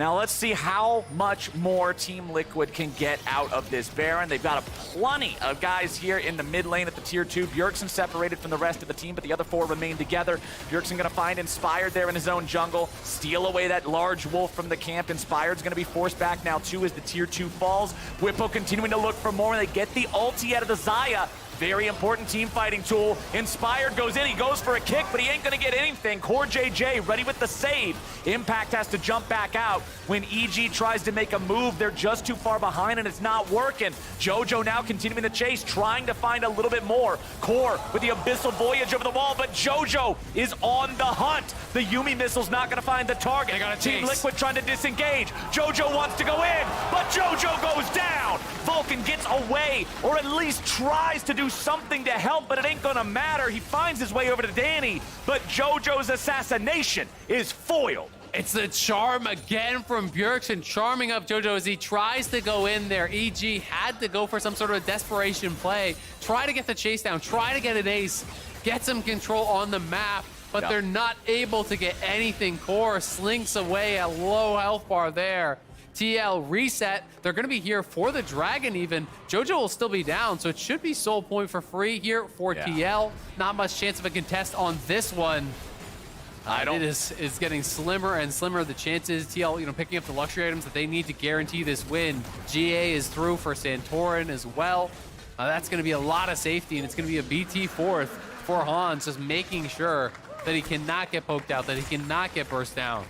I don't really see a world where EG wins this one without a massive TL throw at this point. They're just so far ahead. So for EG, I would hope that they're thinking about what went wrong, what they need to change. Like, this is one of the differences between playoffs and regular season. It's best of 5, it's not best of 1. You've got to be able to make those adaptations and make those changes mid-series. And I think those changes are going to have to start in the draft and getting themselves more of an ability to say, no, we fight here, we fight now. Because this whole game, EG's felt like a spectator for their own champions. Absolutely, and that might require them, to even just have a different pick order, right? Pick support earlier, try to grab something, for Vulcan. We saw all those bans kind of thrown towards him. The Nautilus, Leona, Rakan, all banned out against Vulcan. If you wait till late in the draft, TL can just rinse and repeat on that sort of a strategy. He is kind of their big playmaker. In fact, has not been playing a lot of tanks this year whatsoever. So it really is kind of down to Vulcan to be there engaged. He's the guy, and it may force them to really rethink some of these priorities. And Team Liquid's playing this very safe. They're waiting for this next Baron. There's 30 seconds on that one. They're not giving themselves any sort of a chance to throw here. Now Bjergsen's joining back up with the rest of them here in mid, and Whippo's decided it's time to go. They force out the ulti. That's kind of the trade that we're seeing get made over and over and over again. Is Whippo sacrifices his ult, it demands Danny's ult in turn, and it fizzles out. And I mean, the biggest thing here is that you trade out that ultimate, and now Danny cannot play aggressive in a team fight, right? You need your ultimate on Xayah to be able to get aggressive, otherwise you can get easily picked off by someone like Bjergsen or Santorin getting aggressive on you. So it forces Danny to play very passive, and EG needs him to be aggressive. EG needs him to be an X factor, but you just can't. When rinse and repeat, Whippo is making the smart play, forcing that ulti out. Again, they are pushing on bot side. They do take a tower down there on this split push, but now TL can start up the Baron here, potentially try to draw out that TP from Jojo, and maybe even look for the turn. Whippo takes a little bit of punishment here as evil geniuses are able to push forward, clear out some of the TL vision, but it is TL who had removed the wards from EG in the Baron pit. EG does not want to give away this next one. I think you'd rather YOLO a fight at Baron than let them have the Baron and just take the rest of the map. It just feels completely doomed at that point. So EG is trying very hard to keep eyes on this, trying very hard to have some sort of a position to play around here in the topside river, but Team Liquid knows what they want to do in this game. Absolutely. And Jojo did complete the Zonias off of his last base. He got the objective bounty off the bot lane tier 1. So he grabs up the Zonias. That's going to allow him to play a little bit more aggressive here potentially. But he's got to be able to avoid these charms, because in every critical fight, Bjergsen has hit him with the charm and he's just died straight up getting burst down. So he's got to be so careful about tracking that spell. That has been the one that is getting him every single time from TL. If you can use the Zonias, avoid that charm, maybe you can make something happen. If you are grouped up there with Vulcan, you get in the Shroud, you have the Yumi ulti coming down, you start to really ramp up that damage. That is your hope for EG. And TL just playing calm, collected, this is very much the style that they have played in the past that did win them all of those champions back to back to back to back to back. Yep. And hey, look at the Bloodthirster completed now for Hans Sama, itemizing against the Akali one-shot, itemizing against the dive, giving himself that extra resistance to burst. We've got upgraded mythics on everybody now. You just now saw the icon change, that little orange thing appearing in the bottom right of the support mythic item for Core JJ. That means all 5 players have the enhanced Ornn power on the side of Team Liquid, so there's even more that's not seen in the gold lead. And now they're going right back over to the Baron. Remember, after this, if they get this Baron, the Soul is in 1 minute, and they'll be in a prime position to take that as well. EG trying to move in, but the Baron is already being burned so quickly. Inspired wants to go in, but it's already done. Whipple gonna throw the Ornn Horn over. Inspired is in the pit, but he doesn't want to be there. Vulcan's gonna be killed off next. The rest of TL's just able to keep EG at bay. Santorin's looking to reset. He's playing Akali better than JoJo was. Triple kill over to Santorin. Impact can't do a thing. And TL take the Baron and mop him up. It's a quadra kill for Santorin, popping off in game number 1. And that should do it. TL on the death march here. Absolute domination. Evil Geniuses tried, but Team Liquid had the answer all the way back in draft. It never really seemed like a concern for him the whole game. And off the back of that Baron fight, Team Liquid takes it to the Nexus. And Team Liquid takes the first game in our series. Really impressive stuff here from TL. And as much as Santorin downplays how hard it is to do the Viego mechanics, playing all these different champions, we were interviewing him last week about it. He's like, it's nothing that hard, it looks cooler than it is. Man, he is so good on the Viego and so quick to play out these situations optimally. Even in that final fight, taking the Akali body, finding the Flash E onto Danny there, pushing him out of the fight as well. It's just really quick thinking from him, picking up a quadra kill in those final moments. Really, really impressive from TL. They were just absolutely in control start to finish in that one. Yeah. You said it. It never felt like they were outside of the comfort zone. EG have got to try to flip the script. You've got to show us something different here. You can't come in and just expect to outlane TL, to get these massive leads in the early game. You're not going to be able to do it. They're too solid of a team across the map. So I want to see EG get aggressive. I want to see them, draft the ability to create action on their own terms, multiple forms of engage, find fights where TL are not ready for them, and try to use that.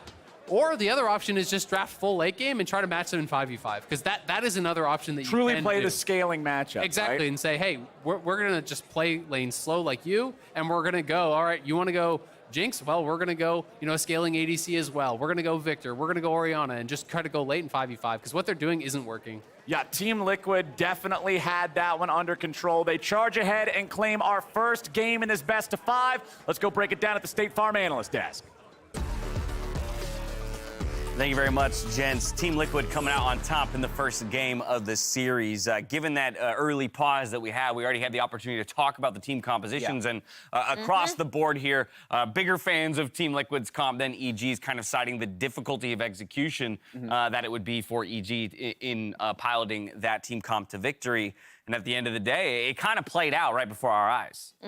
Yeah, I mean, just, like we talked about before, I wasn't really a big fan of the, Lee Sin 1 pick. I felt like the champ is not super strong. I mean, I think it's definitely one of the best junglers right now, but I feel like compared to Viego, it's definitely not worth picking over. Yeah. And I was just really confused about the 4-5 bans. Like, why would you leave Viego off the best option? And Santorin has shown that he's able to play super well on that champ. It's probably what they're discussing right now in their huddle, right? Like, maybe we rethink a little bit of that. But I also think, too, your point is even highlighted more so by the fact that they picked up First Blood. So the Lee Sin was getting work done. It did work. And it didn't matter, right? But, like, it didn't surmount. Yeah, just talking about the mid ganks, I felt like it was a really, really good kill, good gank, but it didn't really change the state of mid lane. From what I was watching, like Bjerg still had push. JoJo wasn't able to get any kills on Bjerg, so I just felt like even though you had the gank, it didn't impact the game state at all. Yeah, you kind of have to repeat it, or I'll point out on bot side, right? We had TL prepping that 2v2 for a dive. It didn't work out, but they were still actually able to get pressure off of it. And that has a lot to do with TL's composition. It has a lot to do with their understanding of just side lanes and the way they play the game. We saw that Herald drop right there for EG. TL actually came out even on that trade. I believe they came out on top. Like, Hansama got like 4th place spot, which is, you know, what TL exactly wants. He's going to be the main carry, and he got a lot of gold. And I felt like that snowballed the game. Well, I guess kept TL's early game more stable than they would like. And then you see at this point in the game, it's really hard, especially once TL is able to be on Soul Point, able to get Soul Point on free, they put all their vision topside, recognize the Evil Geniuses just like playing really respectfully. They ended up just rushing it, even with the blue trinkets on top. And the turn was pretty damn good. And you can hear from the casters themselves just how proficient Santorin is the moment he hits Akali. Well deserving of the quadra kill that he ended up getting this Flowers and JoJo a little dirty there. There's some flavor. It's too funny. Either way, though, yeah, this is very much the kind of Team Liquid, though, that we think of when we think about a TL that might pick up the championship, right?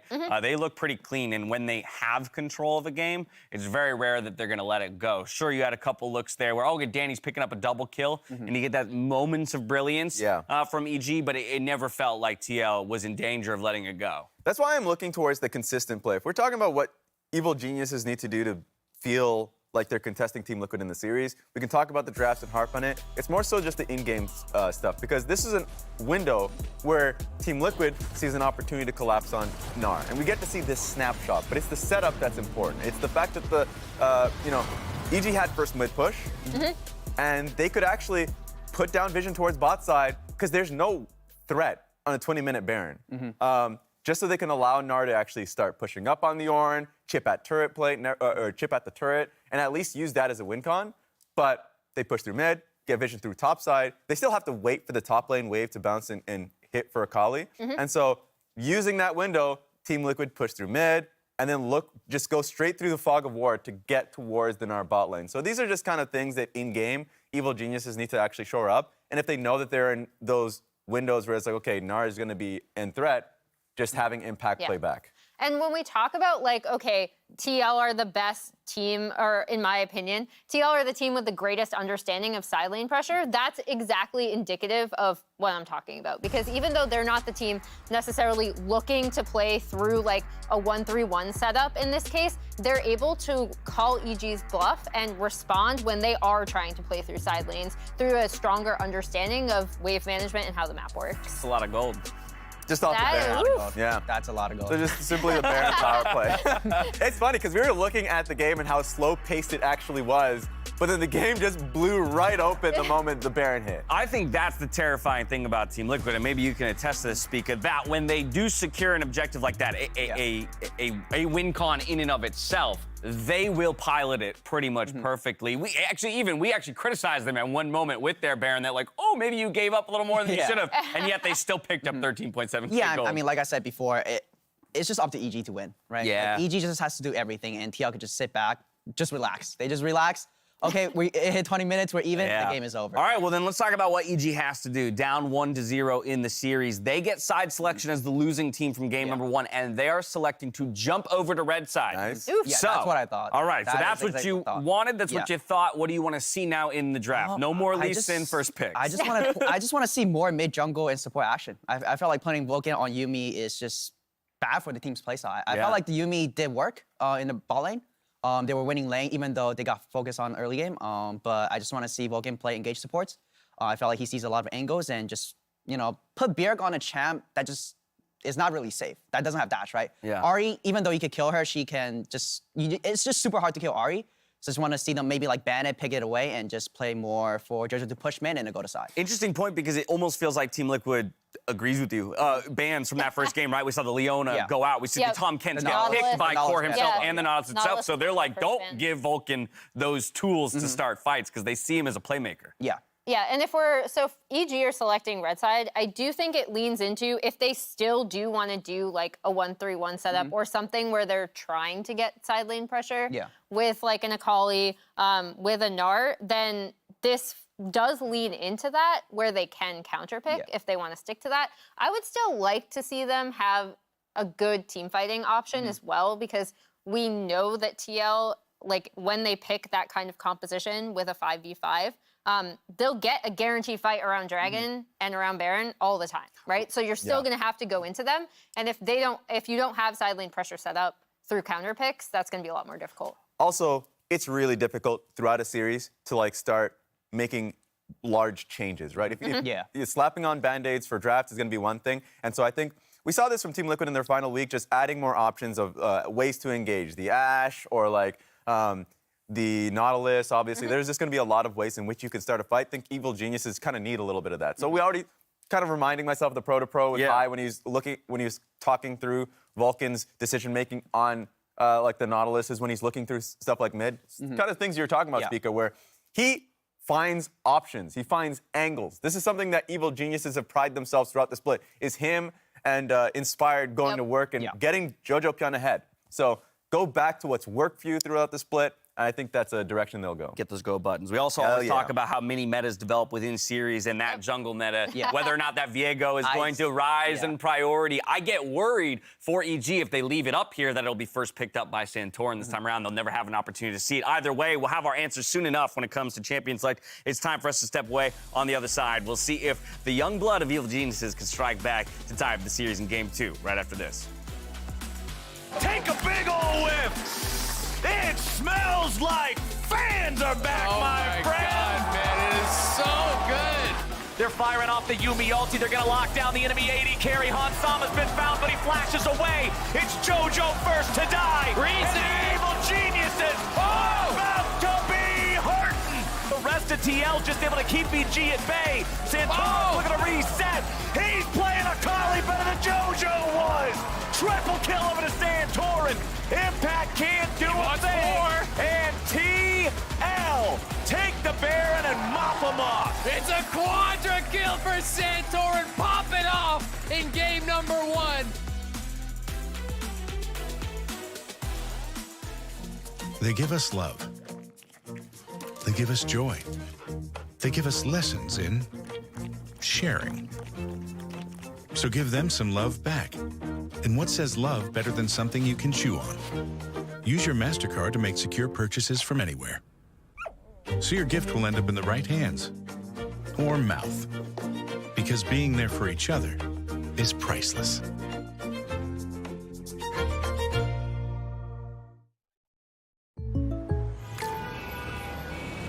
What's going on? Jake from State Farm, the perp just confessed. I think. I don't know. What? Oh, can't afford streaming anymore, so here we are. Oh, don't give up what you love. State Farm has options to personalize your policy so you get a rate that fits your budget. Oh, that's great. The subtitles would be nice. For surprisingly great rates that fit any budget, like a good neighbor, State Farm is there. Call or click to get a quote today.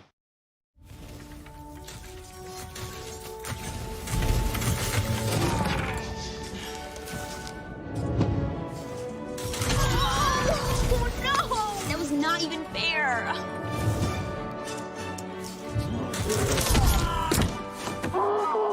What if respawning was refreshing? Here's to the round between rounds. This game is rigged. This game is out to get me.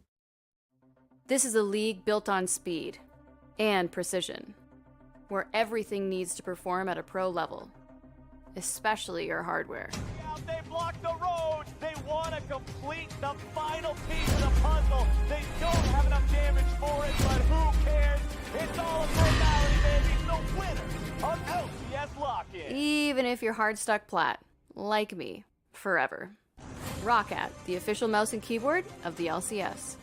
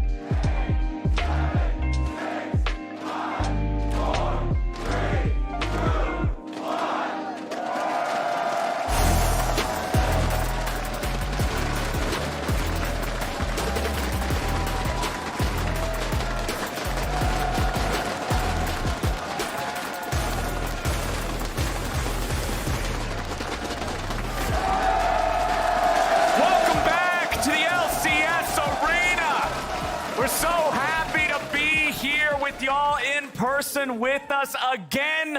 We got the butts back in the seats here at the LCS. But now I'm looking to get some cheeks in chairs down in Houston. Spring Finals weekend, April 23rd and 24th. More info is available on lolesports.com, or you can head over to Ticketmaster yourself. No matter how you do it, just get your butts down to them seats. It's gonna be awesome. It's gonna be our first road show back in 2 years. Man, I've got to say, if you are loving the hype of the crowd in the LCS studio, wait till you hear the roar of the crowd with thousands and thousands of fans in Texas. It's going to be so hype. But of course, we can't send all of our playoff teams down there. We don't got enough seats for players to accommodate all of them. So we got to clean a couple of these teams out first. And EG got mopped up in game number 1. So I need to see them come in here to game number 2 with something a little bit different. So already there is a change. EG on red side. TL, got side selection in game number 1, so they were red. EG, as the loser, will get side selection in game number 2. I want to see what the pivots in pick and ban are going to be. No more Jinx. That was a problem there. Not willing to give that over as first pick. We'll see if TL has the same first 3 bans. Was LeBlanc, Nautilus, both of those were banned out last time around. Are they going to kind of keep up this continued focus over towards Vulcan? Especially in the second round, it was a double ban towards him. Volley is a repeat towards Santorin, taking that away. So it is the same 3 bans, Zeri, Nautilus, LeBlanc from TL. If it ain't broke, don't fix it. Exactly. Tried, tested, true. They can repeat that. It's EG that really has to force TL to change things up. So more of just banning what TL showed in game number 1. Ahri, Jinx, those are banned away. The volley is going to be taken away again. We'll see where TL wants to go here. The early Viego, so high priority on that. Speaker was talking about this on the desk. He believes that is, that high priority pick that he thought Inspired was going to be going for. EG gave it over to TL last game around. This time, it's going to be first picked by TL, showcasing their priority on this. Wouldn't be surprised by the rise. This has been a really popular pick for JoJo, his most played throughout this year. EG likes to play in the 1-3-1. This is going to allow them to do that. It's also a pretty nice gank setup for your jungler in mid. Point and click. And Ahri is banned out. Speaker was talking about, hey, maybe take away some of the mobility from these mid lane champs from Bjergsen. Get him on something that's a little bit easier to kill. Get an aggressive mid jungle. Look to attack him. Ryze plus Lee Sin. You would have the setup. You would have the early game power to try to go raid at Bjergsen. But of course, he has the option to match picks now to not get banned out further. We'll see where he would want to go with the Ahri taken off. He has mostly kind of defaulted to these scaling carry picks. Has been a lot of Corki, Victor, Zillion, these types of champions. So we'll see if they are going to continue keeping priority on him and first rounding this pick. Well, with Evil Geniuses picking up the Lee Sin here, that's telling me they're saying, all right, it wasn't a problem with the Lee versus Viego matchup. It was a problem that Lee couldn't get off the ground early on. The rest of the draft didn't enable Lee Sin to do his job. And I tend to agree. Team Liquid, they're going to take away the Xayah that Evil Geniuses played in the previous game since their own Jinx was banned out. And just as you were talking about, Bjergsen's going to be on one of these scaling control mage picks in the Victor in the mid lane. This is something that's much easier to attack, though, than the Ahri. And the Ahri, especially post 6, can stay very, very safe. MF would be an exciting pick, but you would have to pair it, pretty heavily with CC. I think going Vulcan's pick here makes a lot more sense. So much. Because they double banned him out last time around. It was Nautilus in their first round of bans, then they banned out the Leona plus the Rakan in that second round. So he will be able to get this. It does mean, though, that there's likely going to be, some lost kind of prio for Danny. He maybe getting pushed down a little bit here. Yep. I mean, Jinx, Zeri, both already off the table. The pick that he took in the absence of both of those last time around was also now taken away from him. So I'm curious what he's going to play into this. EG, they're going to ban out the Tom Kench. They saw how aggressively Core wanted to play that in the lane, gave him some headaches in game number 1. It's interesting. I mean, EG is basically just banning out all the picks that TL played last time, right? It's 3 of their bans are just, kind of changing that strategy, saying, hey, these were all problems. We're going to take them away. Will there be another ban thrown towards Core, or will it be something targeting towards Bwipo, trying to ban away one of those safe blinds? Because Bwipo very likely will be picking blind here. Instead is, again, very similar to what TL's strategy was last time. They're banning away the Xayah Rakan pairing. But We'll see where Core wants to take us. Core has been pretty comfortable, I feel like, playing a lot of the Enchanters as well if he thinks that he can get a good matchup there. Thresh is still available. He could go towards something like Karma even if they wanted to go that route. It would require Bwipo to maybe blind pick a tank again to be able to give him some sort of engage. We'll see if that's going to be the option, as I expect AD will be locked here. Banning out the Gnar from Team Liquid, even though Evil Geniuses will have the last pick, will have the counter pick, you would generally like to see something a bit more in your face than a Gnar would be. Such a comfortable blind. But it's just not something that the Impact really does. You know, Impact generally goes for these kind of solid picks, and it's going to be tough. So bringing out something new here. That's what we wanted. And that's what I wanted to see. They do have good lockdown to actually set up the MF ultimate, the bullet time there, set up for the Leona, the root from the Rise to be able to hold these guys in place into that ulti is a very strong laner too, especially if you want to go the Comet route.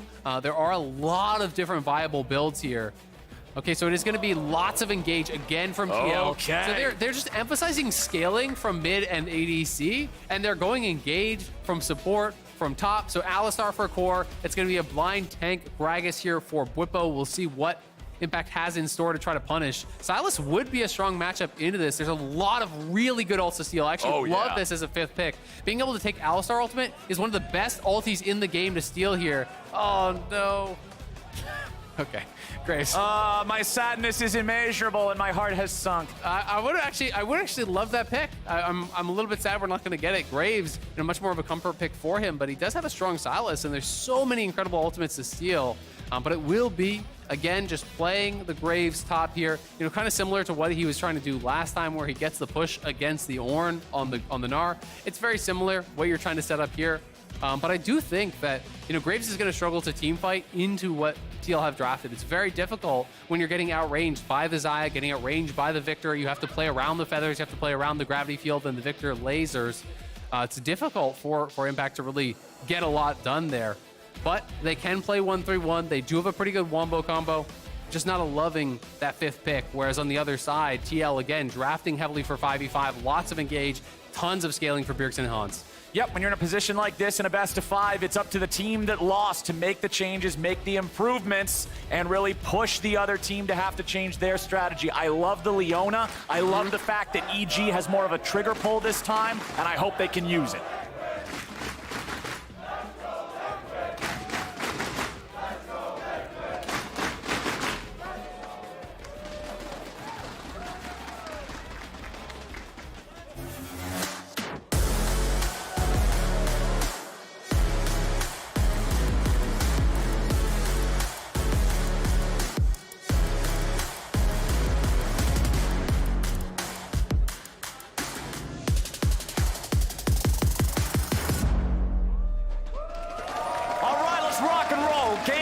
Number 2. Teams are on opposite sides this time around. Evil Geniuses coming out of the red corner. They've got the Leona there for more solid, hard engage later on in the game. That's one thing that we felt they were sorely missing in game number 1. Impact up here on the final pick of the draft, Graves. I'm going to need to see a lot of value out of that as well. Yeah, I think he's got to get a lot of value early, because I do think you're going to struggle in the later stages to have value in the team fights. You are this relatively short-range marksman. It's very difficult to actually team fight into these champions to have a lot of threat, beyond your range. When you're looking at Victor, when you're looking at Xayah, even the engage, from Gragas and Alistar, if you're attacking, you're in range of that, and that's really, really dangerous. But EG have gone towards this many times. I'm thinking back to their FlyQuest loss a week or 2 ago. 5th picking Graves, kind of setting themselves up for what is a pretty similar situation where they prioritize push, they prioritize early game. But TL looking to try to recapture this brush. We'll take some damage here. Okay. Base check from Core JJ means he loses a couple hundred HP. Vulcan's going to get hit with a couple feathers as he walks his way out. So pretty even trade that'll slightly favor Evil Geniuses, but nothing too crazy. And this is bugged. Core does have items. It's showing that he has no items there. It's showing he only has a minion dematerializer. But he does, in fact, have items as we get that updated. So no worries there. Didn't forget to buy. Yeah, that would have been pretty unfortunate. Coming into game number 2, just whoops, no items. You take a couple hundred damage, level 1, have no items. Yeah, especially when you're on voice comms with 4 other people the whole time. You feel like somebody would have hit tab and been like, hey, dude, what the hell? You don't have an item. Yep, but no worries. But he is down both his potions, right? And that is a big deal. Getting that early trade, EG did go pretty lane dominant, but you can see that Danny's spending a lot of mana here early on. The E is pretty expensive. It's actually 80 mana. You only start with 400, so you can only use it so many times there. He didn't do the tier start. Ooh. Free pot. Whippo just having a good time up here against Impact. He's gonna get him. Impact gets first blooded 2 minutes and 26 seconds into the game. That is a disaster. It's a top diff. As wide Whippo's just getting wider up on that top side. You can see it. His reaction. He's into the river at this point. My man is really wide. Oh, man. Inspired trying to wrap around here so they could look for the Flash Room Prison to set this up. JoJo's going to go. There it is, but they do not get the CC in time. It'll be flash for flash. As soon as Bjerg sees that summoner spell, he knows what's coming, and he's out. Yep, really quick flash there, reacting to it. But this is so problematic for EG on this top side. You know, already was not a fan at all of the Graves pick. You know, just compositionally what it does for them. But you have to have Prio early on here. We're going to watch this one more time. Whippo likely just playing around the minions, and you've got to be careful about this with Graves. He hits level 2 first, but if the minions are in between you, Whippo sidesteps a lot of that damage there, and he's keeping minions in between them. So a lot of these auto attacks just aren't really landing. The damage negation there, you know, getting the grass procs, he has the W come back up one more time, and the bonk is going to do it. Just smart stuff from Whippo, just dancing around the minions. And you can see it, man. He is the best player cam reaction. Oh, my God. I love his reaction. It's like, oh, well, I guess you did that. Well, that happened. Oh, my goodness. Well, Whippo knows that his lane just got handed to him on a silver platter. He is loving the current state of the top side there. Back down in bottom, Danny's mana bar is still the thing, feeling the hurt here on the misfortune. Yep, and I am expecting him to go, you know, lethality build. I do think that's the most common, but there's all kinds of builds you can go. Some people actually go, you know, Leandry's as a mythic. You can go like on hit as a mythic. You can go full lethality. Pretty much anything works on MF. It's kind of funny. Nice little path here, though, from Inspired. Has wrapped around. We'll see if Vulcan can find the flash. Almost feel like it has to be core because Hans is playing Cleanse. But I don't know if they think they're spotted and just aren't going to go for it. We'll see if they want to pull the trigger. Well, Hans and Core are not backing up. I mean, they're not playing incredibly aggressively either, but they're going to go. All right, Inspired's coming around. Vulcan went for the Zenith Blade and missed. It has to be a flash Q or nothing now. Yeah. Might just wait the cooldown out. It almost felt like he was trying to like fake that he was going for it because that Zenith Blade wasn't even close. So I'm not sure if he was trying to like hope that they would pop a summoner or maybe even get a reveal of the jungler. They might be worried that Santorin could be on the side of the map or something. I'm not really sure. But EG, you know, a little bit gun shy on that engage. Not going to end up getting anything. Hans even gets the recall. EG moving top, though. They're going to try to look for this dive. Whippo hasn't recalled, remember. But Santorin is here to answer, so this is not going to work. Yeah, as soon as they see that mist crawl along the wall, they know they can't complete the dive, not in a clean way anyway. So Whippo's going to be protected. Nicely done there from Santorin, recognizing where he needs to be. Yeah, that's just really smart stuff, because while Whippo did get that early kill, he hadn't got the benefit of spending that gold yet. As Core's trying to stop the crash, and he actually will. It's going to be no minions lost here, you know, for Hans. So Hans is going to get all the XP. Again, you know, managing this wave well. Danny's out of mana, so they can't actually threaten any sort of a kill.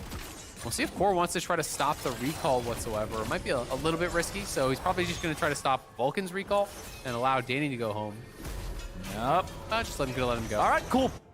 Nothing to it. Whippo walking into the enemy jungle here. He'll sit down some vision. You can see that ward just got placed in the Krug pit. So that'll keep track of Inspired the next time he's around this part of the map. Early Warden's Mail for Whippo. We've been seeing so much of this as just a laning phase item these days. Like the flat damage reduction goes a long way in terms of just making those trades feel so much better against a lot of champs. I mean, it's way more, if your job is to just negate damage and survive, it's way more effective than Bramble Vest. So it's really a smart buy here. Whippo, you know, even spotted Inspired. Pathing down, path towards the red. So, you know, he gets that ward down. They know that Inspired's going to be on bottom side now. You know, Core warding up, making sure that they can't actually be wrapped around on. And Whippo just chunking him out on these trades. But that is a fat wave, and Impact does have Vamp, so he's going to try to get a bit of a return trade, going to try to keep that push going. But again, Whippo doesn't even have to have pressure here, and ooh, nice dash. Tried to knock him back there, but Impact getting out of the way in time is going to prevent any further difficulties with that one, at least for now. No Gragas ulti. At least you aren't going to feel the pressure of that one for the next minute or two. Yeah, it's a big deal because Graves wants to shove in this matchup. And when you're playing under tower, you always have to pay respect to the Gragas ultimate.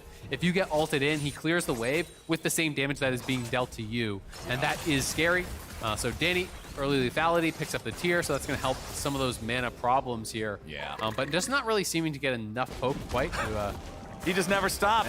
Whippo's always ready. Just jumps in there, and the combo Inspired's takes here, though. half of Impact's HP. But with Inspired coming in, Whippo might have Holding bit the off a cute little away. bit more than he can chew. Impact is going to be taken low. Is he going to die? Whippo just barely misses out on it, and EG ties up the game.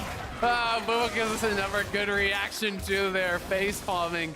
As he fails the flash, he was trying to wait out Inspired's Q, but I think he was just at too thick of a part of the wall. And now the wraparound here, no flash on JoJo. It looks like it's not up for another second or two. It's really close. Oh, man, JoJo wants to get the hell out of town. He uses a Summoner Spellbook heal and just walks it off. Yeah, there was a couple seconds. His flash is still not quite up, so just about to be up now. So looking to really try to punish on the very end of that window. Vulcan and Danny have had push, so they have been able to establish Prio there. They were supposed to have Prio on top side, but because of that solo kill, hasn't really been the case. Good to get a kill back, though, on Whippo. They get that gold onto Impact, keeping him relevant in that 1v1. Inspired has been quite proactive, has had some pretty good pathing, I think. Wrapping around vision, being able to anticipate where those wards could be. And he's going to try to attack mid once more, potentially, or at least get down some wards. But they're going to move now. They have Realm Warp. They could look for a 3-man play here. Oh, yeah. Onto Whippo. Whippo's going to try to get out, but the Realm Warp's already coming in. Inspired doesn't take it. Whippo going to knock JoJo back into the turret. He'll try to walk this one off, but I don't think the big man's going anywhere. Impact picks up another one. As bottom side, it's Team Liquid making a return play, and the kill comes through for Core JJ. Yeah, Core with no flash. I'm going to assume that he actually, flash and then knocked in Vulcan, just based off kind of the positioning there. We'll have to see in the replay, but a nice move towards top side. What that ultimate from Whippo does get is it actually denies the kill or assist going over to JoJo. So you're denying some gold from the Rise, which would be that main person they really do want to get it on. But great job by Inspired up towards top side a couple times here. Bjergsen now going to pick up the end of the wave, and then you just move Whippo over towards mid to catch that wave. You push this out, and then you can swap it back after another wave or two, just trying to maximize that farm. Vulcan's coming down to see if he can stop this Drake take. It just now came up. Yeah, exactly. He was waiting like 1 or 2 more seconds on it. So Santorin didn't have any issues with that one. Of course, you can just take the Heartbreaker over the wall. Vulcan can't stop that one with CC. So first Drake, not quite as slow as game number 1, about 1.5 minutes faster here, but still not anything that would resemble a Soul Rush. Yeah, absolutely. I mean, again, TL are just kind of in their comfort zone. It's EG, I think, that still have pressure on them to make things happen. And it's EG that are behind early, so Core likely just flash, knock him up, and then just kind of knock him into the team. And it's exactly what happened. He had the trample prep for the stun, so flashes in, Q knock up, land the stun, get behind him, headbutt him back into the team. Danny trying to provide a little bit of covering fire there with the ulti, but just a nice play from Core, punishing Vulcan, who was posturing pretty aggressively there. Yeah. I mean, you want to play aggressively as a Leona, right? Yeah. You want to be able to threaten your opponent to not want to walk forward, but then Santorin shows up, and if you're not ready for it... It's tough, right? It's easy to say, well, you got to play aggressive against TL because they have a scaling comp, and that is true, but the problem is TL are no slouches in lane. These guys are going to punish you if you misstep. They have their tools to be able to get that done, but if you're bot lane and you're looking at this, you drafted Common MF, you're looking to get pressure early, you're feeling a little bit of that onus to make something happen as Vulcan, knowing top lane got solo killed, mid lane is down in farm off of some of these roams and good laning from Bjergsen, so there's some pressure to make things happen in this bottom side, but EG just haven't been able to get it done. Evil Geniuses, they are up in gold at least right now, so they got that going for them.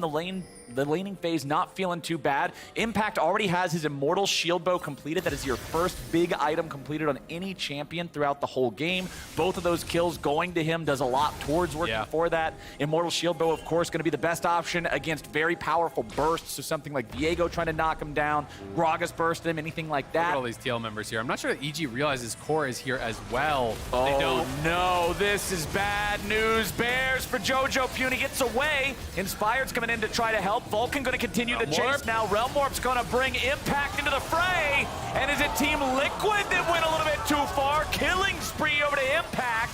Santorin and Bjergsen back on out. Inspired is low, and Bjergsen's going to make it a 1-for-1. Whippo, can he find anything here? No, not going to look for it. Play is already over, but that was a spicy one. Yeah, back and forth skirmish there. EG didn't realize Core was in the brush, I think, so they were trying to bait out 2v2. Ends up being the extra man, but then JoJo kiting up towards Impact and Realm warping in his top laner. was really big for them to be able to get a kill back here. Hans trying to look for the setup onto Danny. Nice little bit of poke, as you can see. Now that Q-Max does do a lot of damage. If you can connect with that, you get the pull through with the lethality. It is a lot of pressure here early on. Top side, once again, back to the constant trading between these guys. Low mana for both of them, so it's not like anybody has enough in the tank to go for a full 90% to 0 type of kill. Bwipo's just going to back on away from here. You can see he's got his tier charged up about halfway. The same can be said for Hans. Danny a little bit further behind. It takes a little longer for Misfortune to charge him because she doesn't have something that's as easily spammable to get the cooldown on the tier constantly. But let's see if Inspired can find any sort of a play to make up here. He does walk over a ward. And yeah, I mean, they could just drop that there if they want to. Bwipo can't do much about it, but it's looking like they're saying, no, you know what? Impact is comfortable in this lane. He's fine keeping this going on a little bit further. Let's use Herald somewhere else. Yeah, they can go mid and try to get that gold in JoJo's pockets, but you've got to drop it somewhere here pretty soon because it is 13 minutes in. Plates are going to fall at 14, so it is just going to be drop mid. They're going to group around mid, try to get this shove. But they've got to have enough members here to guarantee that they do get that charge in. They have 3 members here, but TL are 3 members strong to defend. Core JJ going in, wants to start off the fight, but it's not going too well. Core getting punished for that audacious engage. Evil Geniuses take him down. Nicely done, EG. TL getting confident there. Thought they could win out in the 3v3. They want to try to go in, make sure that EG can't push in for those additional plates, but they get the charge off. They get a kill as well. Impact. Does he have his E? Oh, it didn't knock him back because he's against the wall, so he should be able to E over. He should be fine. All right. Nice positioning from Impact. Hugging the bottom wall there. Made it so Bwipo couldn't really find the angle to actually knock him away. That's what he was trying to do. Well, now that Impact has survived that one, that means that Team Liquid doesn't have a counter punch at all for what happened there in mid lane. Core JJ trying to make that play and getting punished for it. Turret plates are just now falling, and the state of the game as the early game closes is nearly a 1,000 gold lead for EG. And things are looking a lot better for EG in this one. I still think, if you're TL, you're feeling pretty comfortable, but it was looking like it was going to go really bad after that solo kill up on the top side. But Inspired, deserving of so much credit, has been very proactive in the early game. Part of all 4 of their kills, gets up to the top side, gets Impact back into the game. And he's the beneficiary of a lot of those plays because he's picking up all of the kills. He gets a lot of plate gold as well. So now he can really kind of function, as this pressure valve, as this person who's pushing in and constantly forcing people to respond to him while JoJo farms up. He can get out to those side lanes here pretty soon. And with no turrets taken down before the plates, now we're going to start to see those fall as well. Invade coming through from Evil Geniuses. The Realm Warp's going to bring him over the wall, but Core JJ goes back the other way. He's still locked down, and it's beef for dinner. EG's eating good. Special delivery. Core goes down again as the Realm Warp coming in, taking him out. Top side, Bwipo again. Just trading into Impact here, constantly trying to put the pressure on the Graves. Santorin's coming up. Bwipo continuing moving forward, almost has the ulti ready. The cooldown's not quite there. Impact trying to get himself away and outplay underneath the tier 1. Santorin's taken low, but it's only Impact who falls. Yeah, but Vulcan roaming up there just a little bit too late. They're trying to look for a wraparound here on Hans, but he does have Fun Flash and ulti. It's a tough one to make happen. Nice kick coming up from Inspired. All right, Hans dropping the ulti there, flashes away, bullet time.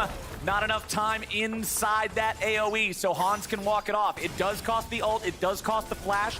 Cleanse is still there. I like the attempt from EG. This is not a team that was broken or demoralized by that game 1. They seem ready to go here with the changes in game 2. Inspired is having an incredible game, I think. All things considered, he has been looking so good in game number 2. He has been their hope. All 5 assists to his name, forcing out the flash, forcing out the ult there. Hans didn't want to commit the ult early. I think thought he would be safe, but as he realizes the position, he ends up having to use that plus the flash. Yep. And now EG threatening a wraparound here, so TL will be giving up this top lane tower. No one to respond to that. They'll grab their second Herald. TL will try to push in on bot side and make a response there. As you can see, on the map, we're seeing Graves get pushed out. Trying to kind of shove him off this tower as Bwipo looks to push in. They do take that top tier 1, and we'll see how much TL can get back as a response. This is the entirety of Team Liquid in the bottom side jungle of EG. There is no way for Impact to try to fight this. He fires off the ulti, just seeing if maybe he can stop the blue steal, but it doesn't work. It's still handed over to Bjergsen.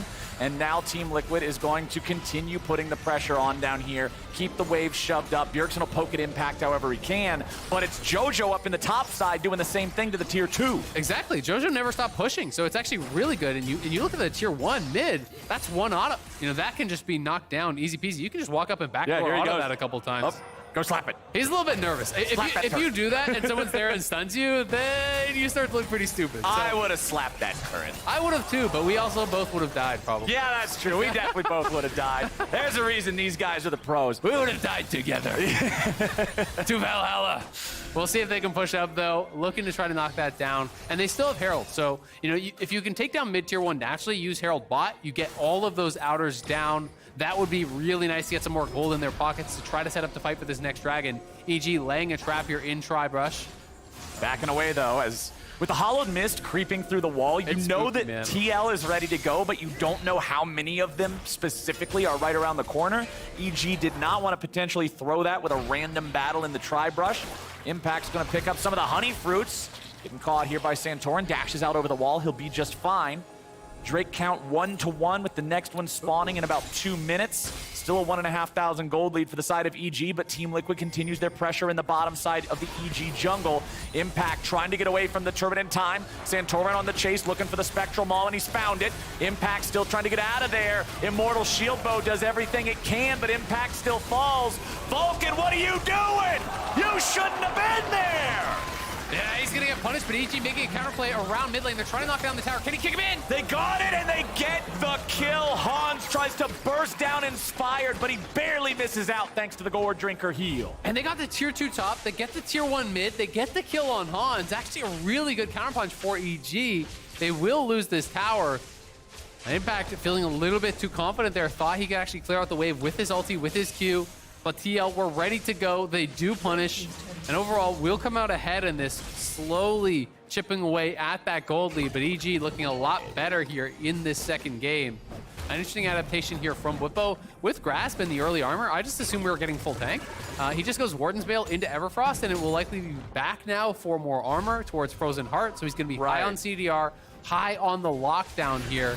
As we watch this one more time, the ulti Q gets dropped. He has no flash though, and Vulcan's just trying to come in, see if he can actually peel. But going in a little bit too late there.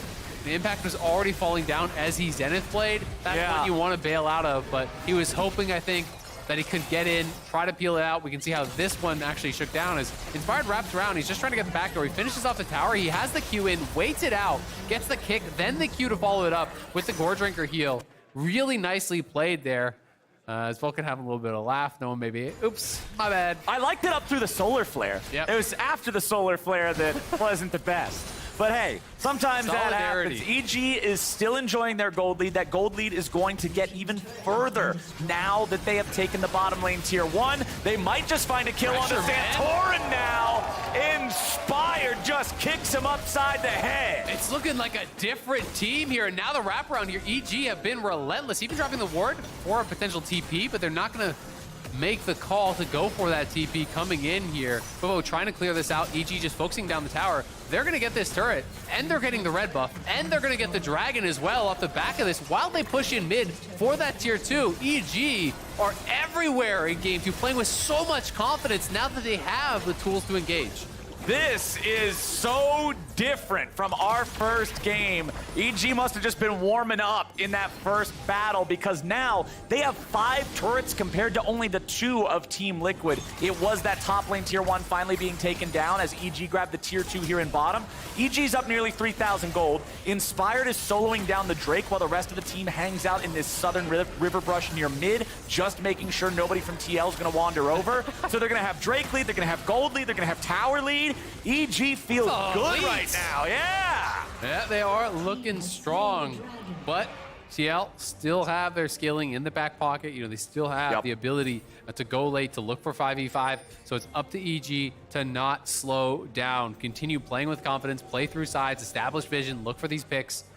They've just kind of been roaming around. You know, JoJo has that spidey sense tingling, not seeing anyone on the map. The only one they see on the map right now are the solo laners, so you've got to wonder, where's the support, where's the jungler? And JoJo plays it calm, will be able to avoid death there and pick up the wave. Yeah, I mean, just watching Victor casually stroll through the minion wave and shoot lasers and stuff, it's like, why are you walking so aggressively? Why are you walking around Not like for this? a stroll. Yeah, Nothing you know, to see just here. Stretch the legs a little bit. Definitely couldn't be the goon squad waiting in the brush, ready to jump anybody that Never a goes fair near him. fight. That's one of the first things you learn in League of Legends. Yep, anything that looks too good to be true often is in a game of League of Legends. Now Inspire's gonna fire off that Scryer's Bloom, ain't gonna get a whole lot out of it. Santorin now might get himself caught that was here. Nice. Oh, you kind of dance around the edge of the mist there? Yeah, that was really nice. And Core JJ's coming in to make a play, but the rest of the team can't follow up in time. Core's gonna be killed first, but EG is shredded. They immediately lose 2 in respawn. And with Team Liquid finding that pick, they're right over to the Baron. And EG's lead starts to vanish. They're TPing in, though. They want to try to contest this. Danny's still pretty healthy, has heal. Impact is here, so they're going to have to pull off, but they're looking to chase down Danny. Can Whippo find the angle here? Okay, Team Liquid nicely done there, grabbing a couple picks. Scary situation for EG. If that turns into a Baron, all of a sudden this game is entirely different. Absolutely, and Core, it looked like, was the one to start that out, finding the big engage over the wall there. It's been such a critical part of TL's success ever since joining them, has become one of the most prolific players in the league. You know, really known for his work ethic, for trying to boost up, you know, not only his teammates, but the region as a whole. And Core find the angle. They have the ward on try, so he goes into the pit and finds the angle here as Santorin's dancing back. They all group up as they want to retreat through try. Hans shows, Whippo shows, right over the wall, 3-man knockup. It's a good ulti from Danny to kind of zone them out and buy time, but no one is really getting connected onto that. Whippo following up as well, body slam flash, ults 3. Danny flashing back into the Baron pit was smart though, gets out. You see a little fist pump there from Core. He knows that was big for them and their chances in this game, but Inspired now starting up this Baron. TL trying to get over here to stop it. EG daring Team Liquid to come near them. The bullet time over the wall forces the retreat, and now Team Liquid's looking to strike back. It's Whippo soaking the damage. It's Whippo already down. Santorin dead next. EG, they'll get 2. They lose Vulcan, but they've killed the enemy jungler, so they're right back onto the Baron. They lost Vulcan, so the turn is not that strong here. Can EG actually pull it off? TL looking to go in this 3v4. They want to try to stop them. EG just want to finish Baron with Smite. Core JJ has no ulti. If he goes in, he's not getting out. Bjergsen and Hans Sama have plenty of damage to follow it up, but the timing's got to be right. EG is losing a lot of health as they're trying to take this down. They won't be able to complete it. Inspired needs to get out over the wall. He goes for the Sonic Wave. There's not going to be a resonating strike. The Baron's down to 3K. Core goes in. Danny's on a killing spree. There's no smite, the early smite had to be used. Inspired goes back over the wall. The Baron's at 2,000. It is a 1-for-1 trade and no Baron. On a knife's edge is this game. TL holding them off in the 3v4. EG, they wanted to try to push TL out, but TL, no, you are without your support. You don't have a really good turn here. And if you overcommit, you'll get burst down. Bjergsen stepping forward, poking them away with those lasers. Core goes in to stop the rush of the Baron. They knew they could force out this early smite. Once that had been down, there's not really a lot here that Inspired can do. He flashes out of the pit. Danny and Impact just kind of skirmishing back and forth, but TL got the job done. They get a kill. They stop the Baron. That was so close to swinging this massively in EG's favor off of the earlier Santorin pick. Game number 2 is delivering. This is hype. Game number 2 is delivering. This is what I want to see out of playoffs. You can see we're seeing some powerful defensive itemization coming out now. Maw of Malmortia is completed for Inspired. Guardian Angel on Santorin. Hourglass has been up for a while now on Bjergsen too. Everybody's getting ready. Bloodthirster for Impact. So 2 big lifesteal items now. Whippo's over the wall, but he's on top of a ward. EG knows that Team Liquid would be looking for that angle. The mid lane tier 1 turret will finally fall. That is only the 3rd turret of the game taken by TL. Yeah, and TL, they want to set up for the Dragon, but it's actually going to be a counter Baron here. They're going to try to pull them over. All 5 members of TL are coming to this. Will EG commit to it? They have the ability to deter, but this is so risky. They're still doing damage. Impact can just lifesteal tank it with Bloodthirster and Immortal Shield Bow. Impact's lifesteal tanking just fine, not really feeling the hurt out of that one, but as Bjergsen starts firing lasers over the wall, look at Rise. Impact's Rise is not wrapping gonna feel so around. good. Impact finding a little bit of damage onto Core JJ here. Jojo Pune is on that left flank, but Team Liquid back away before he's really able to collapse. Whippo's gonna walk over and see the control ward placed down. Inspired is in the back of the pit, taking damage from Baron. They don't want to have him doing that for an extended period of time for no reason. Impact jumps right back in now, and again, he'll be soaking the aggro. They don't the see two Jojo! lifesteal items! Jojo Pune's ready to go, and Bjergsen survives with a nice use of the stasis. Santorin's at 200 HP. Inspired is forced back, but Impact finds an ulti to continue to pressure the health bars. Realm Lord. Inspired will zone Whippo away. Vulcan looking for the Zenith Back to blade, the but Baron. won't find it. And right back to the Baron goes EG. Impact can tank this forever. Ding, ding, ding, round 2, fight! TL showing up. EG straight back to the Baron here. They pushed him back, but it's a TP coming in. I think at some point EG are going to be forced to bail out here, but Inspired now potentially on the flank. Inspired does have his kick, and he's looking to wrap around here. Remember, Bjergsen has no Zonias and no flash. Han still has an ulti though, and now Team Liquid decided they want to go for the fight. Impact's going to be taken low. Vulcan's nearly killed. Core JJ going to be focused by Evil Geniuses. Inspired jumps in. Danny goes on a rampage, and Inspired goes golden.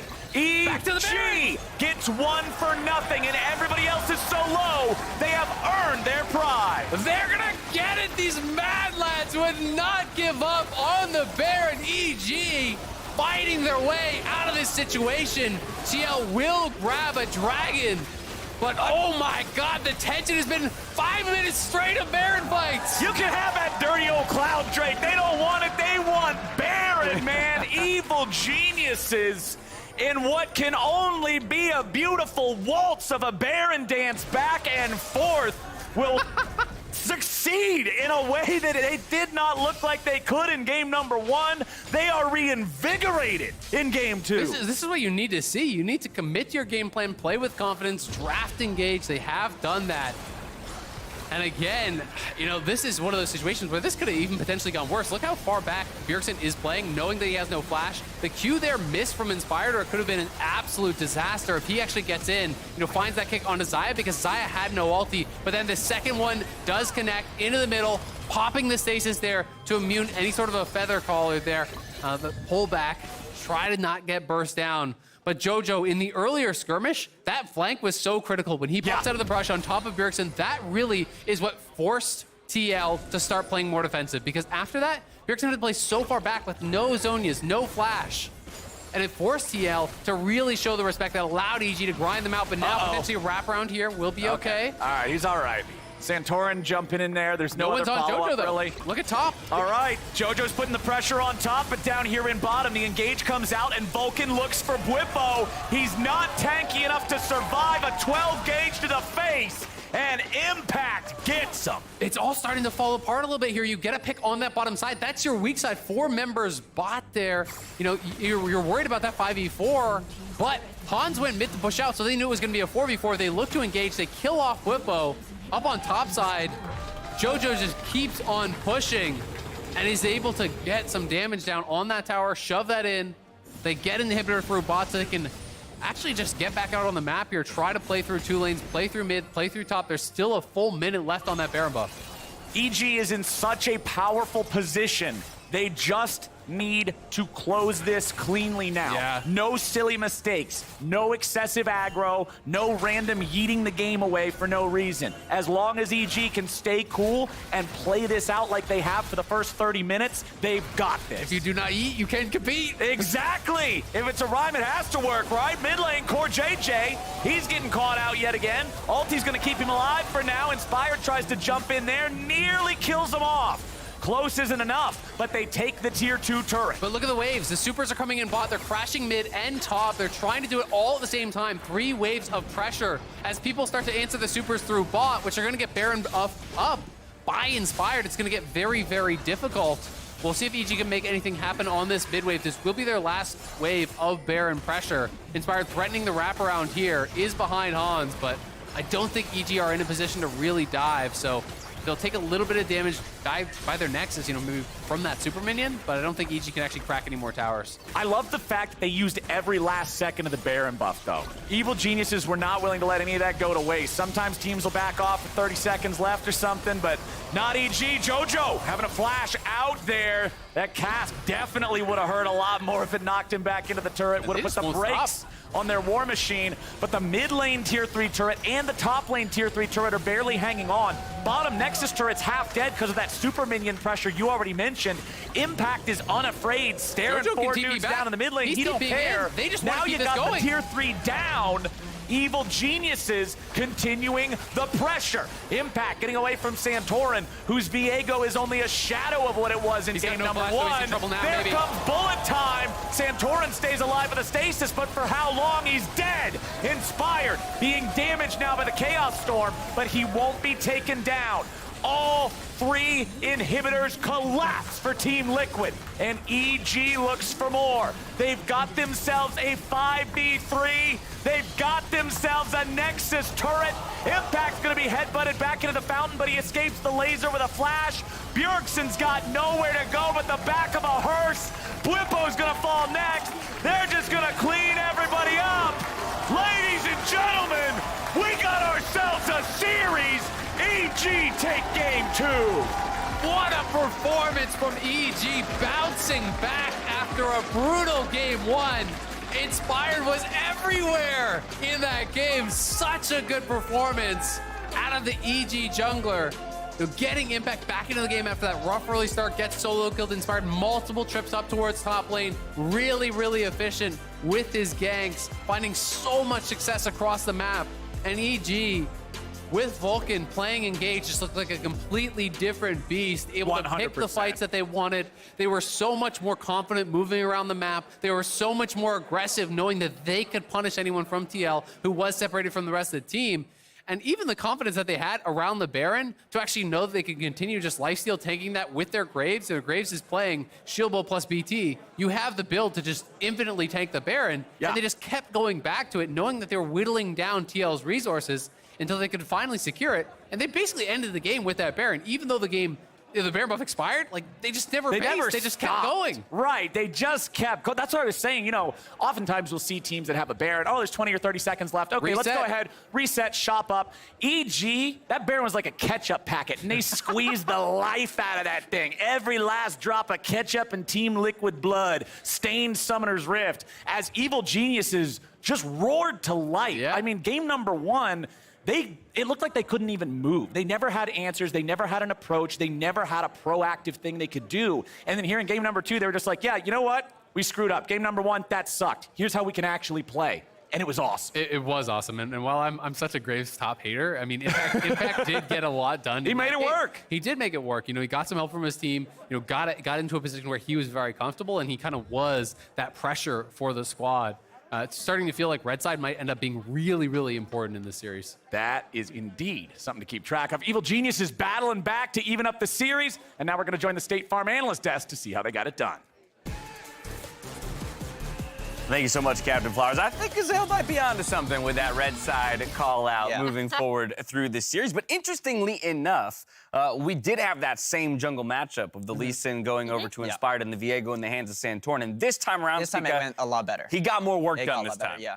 I mean, we were talking about last game that, you know, we just want to see Vulcan on more playmaking supports, and that's what they did. They picked Leona for him and Jojo Pion, something more, what's it called? More aggressive, I would say. And as we can see, they made a lot of good early game plays. Like Inspired kept trying to gank mid, get prio, and just move to side lanes. And I think this game looked a lot better.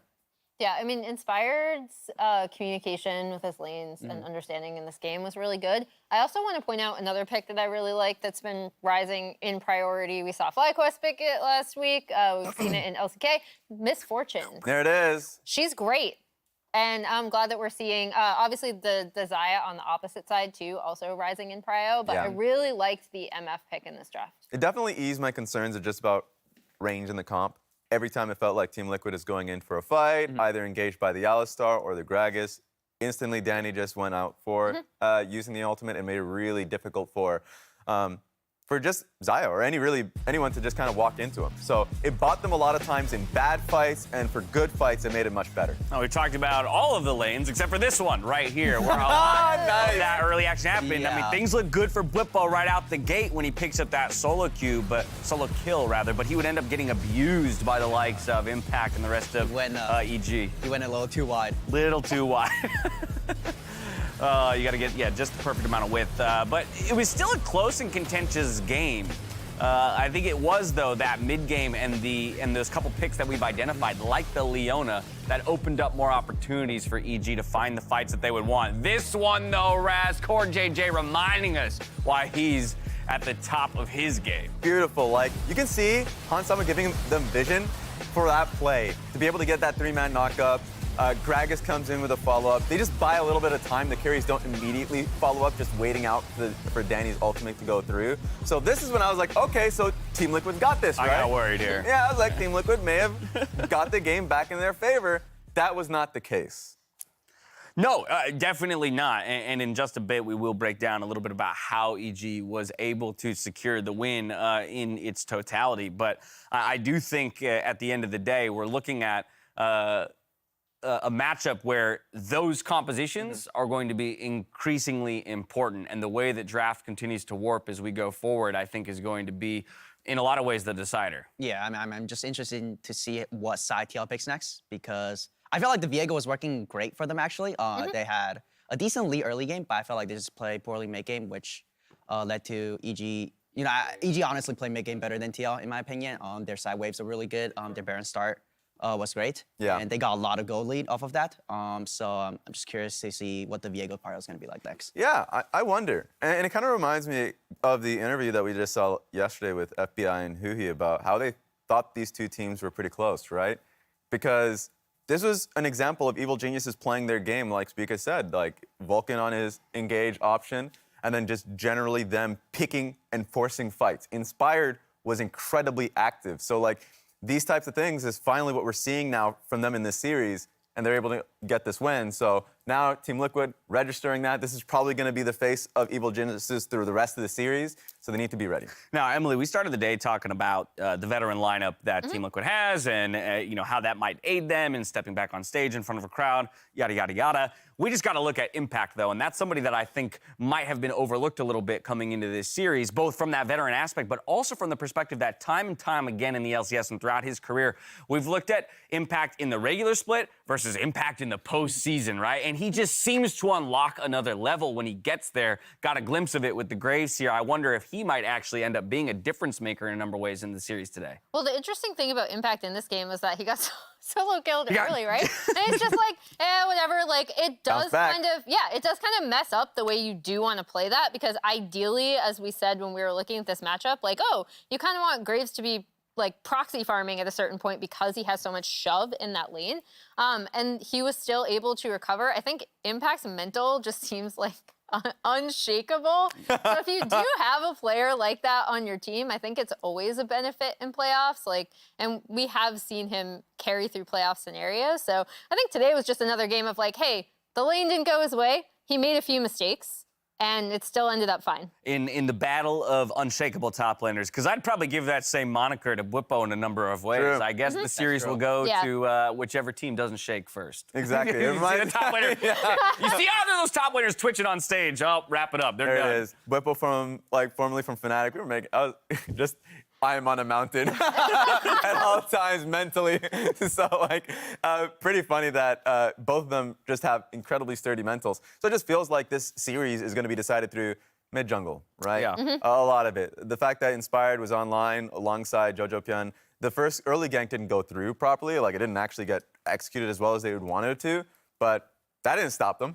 They just kept at it. Going out. Exactly. So that's the way they win their games in the regular season, and it seems like that's something they're just going to keep at it right now. All right, I got your answer for you. TL selecting red side. Boom. Okay, so we're back to the game state of game one, which TL was able to pick up. So far, red side's 100% win rate. 100% win rate. 100% win rate. But I see. what would you, from either perspective, look to change here? Because you beat the Lee Yeah. Sin in game one when it was Yeah. first picked. You lose to the Lee Sin. Not that the Lee Sin wasn't necessarily the reason, but like, what do you look to change? Feel like Rise is actually the bigger factor. Okay. I feel like Jojo Pion couldn't really do anything as a colleague game one, and he had a lot of impact as Rise game two. He's Okay. able to play silent more.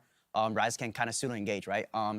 So I just want to see Rise 1P from EG, and then just pick Lee Sin, pick Viego, both is fine, and just go from there. And yeah, since TL has a little bit of a buffer, if we're just talking about, taking a chance in the draft, kind of reminds me of Jizuka in the sense that, like, I wonder how Evil Geniuses react if the Rise was banned. Because we've seen the Syndra from him. I think the Syndra is probably his next best pick if we're just talking about Jojo Pion. But I think force them onto that pick, see how they play around it, because they would probably be playing a lot more front to back, which they haven't played in this series. They're far more, wanting to play side lanes. So that'd be a good test for Team Liquid to see how Evil Geniuses can play in that setup. All right, well, 1-1 is the score line. Already making liars out of Spica and Raz for their 3-0 predictions. Emily, the only one alive in this one. We'll see if it holds true as Team Liquid look to strike back in game number 3 against Evil Geniuses. But before we get to that, Spica sat down with Hooney to share a meal and a moment between teammates in our Grubhub Taste of Local. So Hooney, what do you usually do after like a game day? I mean, after the match, just share the meal, debrief like what happened today, and it's like be ready for, like prepare the another week, like those kind of things. Definitely helps boost like the morale a lot, where it's like you're just with your teammates, you're just eating together, and it just helps, with everything, honestly. If you're gonna deliver, what is your favorite food? It's fried chicken. Fried chicken? Mhm. Korean fried chicken? The Korean fried chicken. I love Korean fried chicken. You know what is coming. I got it for you, man. It smells so good. It smells so good. Honey garlic. Mhm. That's my favorite. Mhm. Hooney, slow it down. No one's. It's all you.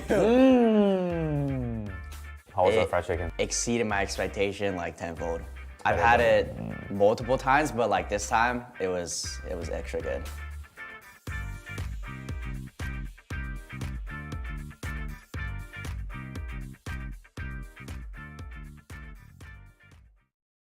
Should I go with my main? Why not try something new? Something cheesy? No, something spicy. Just hurry up and pick your Grubhub order. Done. Champs like starting. Here we go. Let's go! Guys, we are in this. On time, lowest price, or we'll make it right. That's the Grubhub guarantee.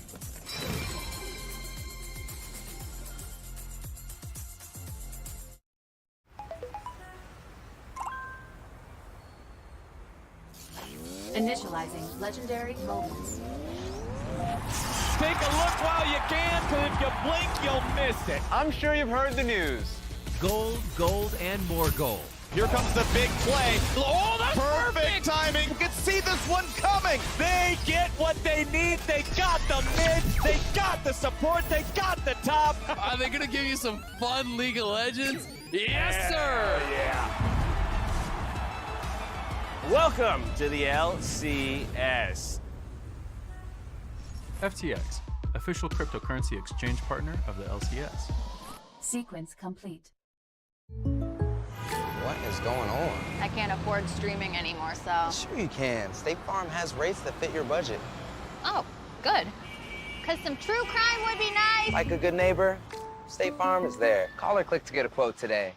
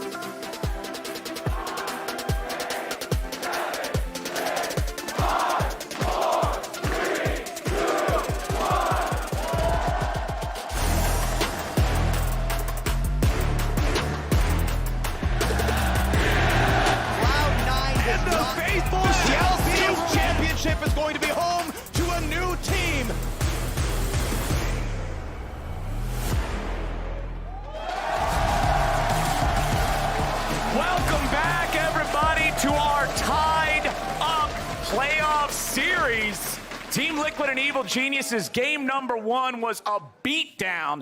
Game number 2 was EG. All right, they're sitting up straight in the chair now. Yeah, absolutely, man. Had some really good adjustments. Getting Vulcan on engage, I think, was the priority thing. I'm going to be really interested to see what TL does as far as their pivots, because back-to-back games, it was Nautilus, LeBlanc, and Zeri as the first round bans. Do they shift that up now that they have actually dropped a game? Yeah. Or are they comfortable being back on red side here, having 5th pick to be able to kind of answer whatever EG is crafting? And I really love the draft mind games that occur in a best of 5. It's such a huge part of the series. We mentioned the adaptation. Evil Geniuses rose to the occasion. They adapted, they answered, they struck back in game number 2. Yep. Now Team Liquid, what changes did they need to make? How much of it was composition? How much of it was execution? How much of it was just, hey, maybe it didn't work into what EG specifically had, right? Like, lots of questions. Team Liquid are the ones who are now challenged with answering them. Absolutely. And I always find it so interesting to really get kind of insight into what the team's read on the problems were, right? Because we're watching the game, seeing everything, and it's a very different experience than when you're actually playing the game. Sometimes even just like the implied threat of a champion can really change the way how you are playing when they're playing in fog constantly. So particularly jungle matchup, something that we've talked a lot about. Is Lee Sin going to maintain being that high prio for EG? RTL going to be worried about that and banning it away? Are they going to shift that up? Because clearly TL has been prioritizing the Viego. EG is on the Lee Sin side of the matchup. That's what they want. Now, you keep banning TF, so they are going to switch things up a little bit here. Well, this is what they did, remember, on in blue game side. number 1. Yeah, back when they were on blue side, these are the same champions that they were banning, the Volibear, the TF. EG has banned Volibear both games so far. They really do not want Santorin playing that. And TL on both sides, so far, everything has stayed the same. Will they ban off the Nautilus and keep it 3-4-3? That is kind of the highest prio support pick right now, is the Nautilus point-and-click ultimate. Makes things very, very easy for the engage. Banning out the Karma, likely worried about Karma Ezreal as that bot lane duo. That I do think is a pivot from game number 1, because I remember talking about the potential of that pick getting locked in. Ooh, and instead it will be okay. Lee Sin. So there it is. So TL won him off the Lee Sin. He was such a problem for them in game number 2. I thought Inspired absolutely ran that game. It does mean, though, if you go Jinx here first, that's normal. Yeah. But Viego can get taken away, and then you're kind of knocked down the tier list. So I'm curious to see, does Inspired actually grab Viego first pick here now, just to kind of try to deny that from Santorin? Nope. The answer is no. Jinx is the priority pick. And now I am kind of expecting Santorin again to go back to the Viego, unless they're really rethinking their priorities, because they were clearly very high on this. They were willing to first pick it last game. But Nautilus is up. Nautilus making it through the first ban phase for the first time this series, and then an immediate lock on the Ahri again as well for Gibson. Yeah, so Nautilus being left up, it is a little bit surprising that Vulcan didn't want to go towards it, but Leona is a good answer into that matchup, and maybe he's more comfortable on that side. A lot of people do like the Leona into this matchup specifically. I do think it's easier to execute on Nautilus in team fights, but if Nautilus is going in, you can actually go for it on the Nautilus if it's kind of support on support, and the ADs are both hitting him. Leona with the W up becomes incredibly tanky and often wins out in those kind of exchanges, so it's one of those things that the counter engage from the Leona side can be quite powerful. Bjergsen again, though, on the Ahri, was so successful on this in-game number 1. I think just has been one of his best picks. Most of his most dominant games this year have come from the Ahri, and it's something that's a lot more difficult to really punish and focus on. We saw the early pressure last time around, utilizing the Rise and the Lee Sin to force out Victor's flash. Not going to be able to do that quite as simply against the Ahri. And not even going to first round their jungle. So, does Viego fall through picks and bans here entirely after being first picked last game? Would be interesting. Team Liquid does still have one more pick they can make. They can try to answer AD carry here. Otherwise, EG would have the opportunity to put a couple more bans towards that if they like. No, they want to go for the jungle. Okay. And they're not going for Viego. They want to go for some powerful early game ganking and some solid team fight setup with the Jarvan. And I like that when you have Nautilus. I mean, you have one of the best roaming supports in the game. You pair it up with an incredibly powerful early game jungler. TL, going to be a little bit of pressure on them to make things happen early here. Will EG ban out some of the hyper-scaling carries, from that bot side, or will it just be more continued focus towards Bwipo? They banned out, I believe, Graves GP in their second round of bans on their first blue side game, trying to limit the AD options from top side. This time it's going to be swapped up to the Orin, as that was the 5th pick from him last time around. I think GP would also make sense if we're thinking about playing, from the other side of the map, enabling engage. Ornn is also an interesting ban just because I don't feel like TL needs more engage with their composition right now. Right. So it wouldn't necessarily be as critical. Whereas last time around, they didn't have any hard engage. So they were kind of more dependent upon that 5th pick. But TL targeting Inspired, Diana taken away, Viego taken away. Oh, yeah. So knocking him down the tier list quite heavily as far as those junglers go. Xin is still available though, and it is his most played. So he might just default towards going for that. One ban left. Evil Geniuses, where do they want to focus? This is another one up there towards Whippo. Nope, Misfortune. Wow.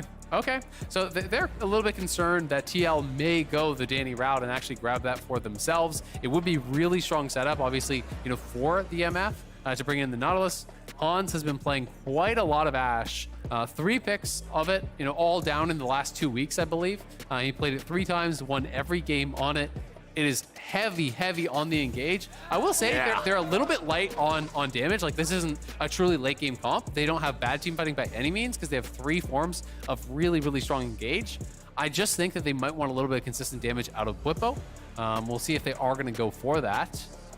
This would be an interesting pick. I mean, Ashe does struggle into divers, and if you have another dive buddy, like if you go Nocturne plus another dive champion from top, like an Akali or something, and go towards that backline, they are going to lock it in. So they are going to look to dive. You can either deliver your top laner in with Realm Warp, or you can draft another dive buddy, but you want someone who can kind of get into that backline and punish the Ashe, who is very low mobility. There's no TK to protect you this time around. TL are going to be looking to go in. And it is that dive buddy that they're going for. So they are going to go Kennen. This is blind, mind you. So there is some concerns about what Bubbo could go towards. Aurelia is a matchup that a lot of people like, but Bubbo's not really much of an Aurelia guy. Graves, I think, does work as an answer. I think that, especially past the early levels, if you're going towards Shieldbow, some of those tankier builds, it's very difficult for Kennen to actually push out the Graves whatsoever. So you're expecting Bubbo to have prio in that side lane for sure, and to be more of a side lane force.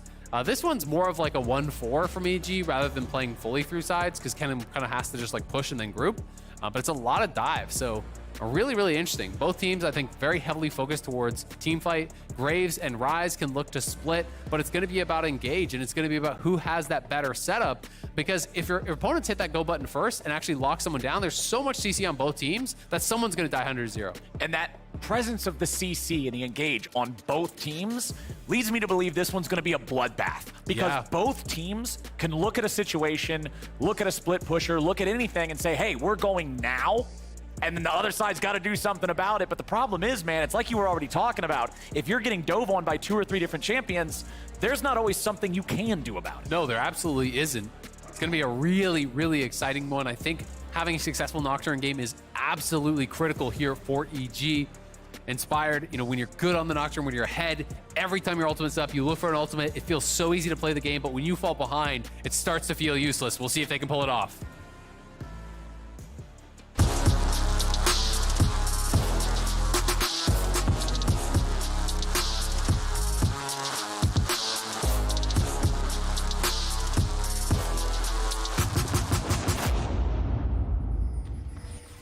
Alrighty, welcome back, everybody. Let's rock and roll. Game number 3. Both teams have showed they got what it takes. Both teams have showed us they know how to get the win. And the fans got what it takes for sure. And both teams are showing plenty of go buttons here in game 3. We're off to the races, grouped up at level 1. Oh, 4-man invade. They are spotted. So Santorin sees him walking up. They were looking for a wraparound there on Bjergsen. We'll see if they want to play for any sort of vision. This does give TL priority to actually invade on bot side and drop a ward, but they had an early defensive ward that spots them, and now EG can actually look for a 5-man answer. I think that may be what they go for here. Walk in with 5 towards bot. There's only 3 from TL. TL could potentially be in trouble if they try to walk out. They're expecting Bjergsen won't base, and he will walk through towards mid. And if he does that, it's going to be flash or death, almost guaranteed. And I think they have a good read because Bjergsen still has not based. He's going to path into this. EG have this downloaded. All right, EG, will they stay? Will they hold this position long enough? Impact has already left. At this point, they're going to for sure. Impact has already left. He's back up in top lane. Core JJ, here they come. Hans, Bjerg. Okay, Core and Hans are leaving. Here comes Bjergsen. Okay. Oh, no. Where are you going to go? Oh, no, Ari, don't walk into that. Oh, my God. Ari, no! First blood over to Evil Genius. And it's Nocturne. It's Nocturne that gets it. I said he had to have a good start. He wasn't expecting that. Oh my God, they just had such a smart early plan there. So they invade topside, and when you invade topside, TL is not expecting you to have a defensive ward there on that bot side. So up around Raptors, TL thought they were off vision, but because EG had the spot and Bjergsen doesn't base, you know he has to walk back through there to get towards mid. That is massive. Okay, Vulcan gets dredge line down here in bottom as these guys are trading back and forth, but an awesome start for Inspired. EG loving having that Nocturne off to such a good start. Holy moly, man. Awesome level 1. Great stuff from Evil Geniuses here. Team Liquid, we already talked about how they're a little bit light on the damage overall in this composition compared to an enemy comp that's going to have that Kennen, going to have that Jinx and the Rise. So you can't afford to fall super behind early. Yeah, definitely not. I do think, to be fair, the Graves helped to shore up some of those concerns. You know, they went for a high DPS champion out of top lane, so they have that double marksman. You know, Ashe is not a Jinx, but when you add in the Graves on top, you know, instead of something like an Orin, it starts to really, you know, keep that damage here pretty high. They are going to be able to play through sides with it, though I do think, especially when you're looking towards, you know, like 3 items, 2 items, Rise should have prio in that side lane. Rise is very difficult to deal with, but Santorin getting aggressive. And the bane of all junglers, the Hawk Shot, going to be sent out towards top, but they have eyes on him. As there was a ward there over by the blue. So Santorin knows he's fully safe to do this. And he could even go for Krugs here potentially as well. Yeah. Try to steal a double camp, or maybe even set up for something more aggressive, but I just don't think that they're going to look for a dive. The EG's too healthy. And the thing to remember about Hawkshot, it's what you were talking about earlier in terms of jungling in general. You don't have to hit the guy with the Hawkshot and actually see his position on the map. Checking see where the he's camps. not. Yeah, see what's up, see what's been cleared, infer the rest of the information yourself. Vulcan's going to step into the brush there and find the 2 little baby Kruggies just waiting on him, which means Santorin has already been here and left. He'll go right back up into the river. He'll pick up that Scuttle Crab for himself. Nice early pathing here from Team Liquid's jungler. Of course, it's still not going to get him as many advantages as just having a free first blood like his opponent, but it's something. No, but I mean, you make the most of what you got, right? And he does take away those 2 camps. He has more to farm. EG is going to play for this topside Scuttle, so we're expecting to see Inspired heading up there, but Inspired will be down on XP, which is very important for Nocturne, right? Nocturne wants to farm to a quick 6. You're not necessarily looking to really interact with the J4 before that. Right. You can sometimes punish people if they're really overextended, but the cases where you get pre-6 ganks from Nocturne are usually pretty few and far between. Right. Instead, you're just going to try to go get the respawn here of the Raptors. If you can take this and then get over towards Scuttle, it's going to be pretty nice, but we see Santorin is coming for the response, and if he smites this, then maybe Santorin potentially challenges him at Scuttle if they can't get the push, so we'll see. Jojo's just trying to shove this, and notice where Jojo's playing. He's actually kind of playing that corridor to the side, so that if his opponent, you know, comes in, he just has first move, right? You play above Bjergsen, so that you know you will win out in that 2v2 if it breaks out. And I just think that's smart positioning from Jojo. Okay, well, Inspired's coming around. They might just dive Bjergsen here. Jojo tanks the turret as long as he can. 1 more hit's what they need. It'll be 1 for 1, but Bjerg will lose the wave as well. He loses the wave. He will get a shutdown, though, because that's his 2nd kill. So it should be a shutdown over to Bjergsen. So a good injection of gold, but he loses the experience. He loses the wave, and won't be anything more, as Jojo obviously gonna have to back up here, knowing that J4 is in the area. He had double wards to actually spot him coming down. Nice aggressive move, though, from EG. Knowing TP is down, that 2nd gank is always the one that really does hurt the most. You know, Jojo has not even spent his TP, so we can watch this one more time. You know, again, playing towards this top side, it's all about this. They have wards up here, they have a ward over here, they're trying to spot that, and they even spot him with the Scryer's Bloom. So when he spots him on the Scryer's Bloom, Jojo has the push, and you can tell he's calling for this. They know Jarvan is here, so he's gonna look for the wraparound play. Jojo comes in, lands the Rune Prison here, standing with minions in between him, so there's no chance of a charm landing. The fear comes through. Flash on the end of the tether to try to create space, but the flash follow is there and they get the kill, but now it's Realm Warp to bot. Here we go, Core JJ and Hans Sama trying to get out. It's Flash from both Team Liquid bottom laners. It's the cleanse from Hans as well. Wow. That's gonna cost him if EG can bring people back here later, or maybe just bring them back now. Jojo Pune gets the 3rd kill of the game for Evil Genius. Hans not paying respect to the fact he's still in the area. Yeah. You just blew all your sums. He walks over.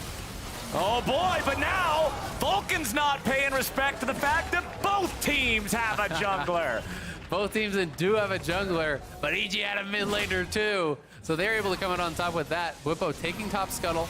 has had some pretty good prio in this matchup. You can see that Bubba's kind of building for that 1v1, grabbed an early null to be able to reduce any chance of an all-in, because that's really all Kennen can do in this matchup is kind of look for that 100-0 play. Blow him up. Once you get towards shield bow, you're not poking this guy out. It's just not realistic unless the Graves really misplays. But Impact on the push will be able to try to harass on these minions, deny as much as he can. EG with a great start here, though. A little unfortunate that Jinx, I think, didn't get the kill on the bot side, but going to JoJo is not bad by any means, and they're threatening the invade. You can see the question mark pings coming out, on the Kennen. They're not sure if he's going to move or not, so Inspired is pretty safe to actually make this invade happen. Nicely done. Roams up. JoJo is here on the push, and EG are getting a lot done, and now you gotta be sweating his TL. Like, is he behind you? Is he going for a wraparound? They're gonna just take the red. Santorin's gonna have to give this up and try to go cross map. We'll see if he wants to try to go immediately for enemy red. But Inspired could potentially actually cross back and defend this because Ryze will be there. Yup. And you mentioned earlier, yeah, it doesn't feel great as the Nocturne to be behind any XP. Yes, he's level 5 compared to the level 6 of Santorin. But when he's got his whole team, it doesn't matter. Core JJ and Santorin now in the enemy jungle. They'll clear out the ward placed down over the wall by Danny. And Santorin will at least be able to trade red for red here. But this game is a story of EG moving first in the first 8 minutes. Absolutely, and they're moving first with, I think, more powerful scaling, to be honest with you. They have the Nocturne who wants to play more forward 6. A Ryze and Jinx is incredibly strong late game. Vulcan, no wards there to speak of, so not going to see the J4 moving out, but is going to look for the Hex Flash play, see if he's perhaps still got something going on, and does at least clear out the Blast Cone. And clearing out that Blast Cone, even though, yes, Jarvan can go over the wall, then he has to spend the Flag Drag to go over the wall, and it gives you time to react to any potential dive that were coming in. So still worthwhile to do that. Bwipo, again, paying a lot of respect here. It's double AP soul laners, and it's a tremendous amount of CC. Oh, yeah. So Mercs are going to be incredibly high value in this game. 100%. So rushes the early Mercs, goes towards the Vamp, and he's just playing here to chill and farm. And we'll see if EG can try to look to punish the bot side. Because I think that's the best spot for them to go right now.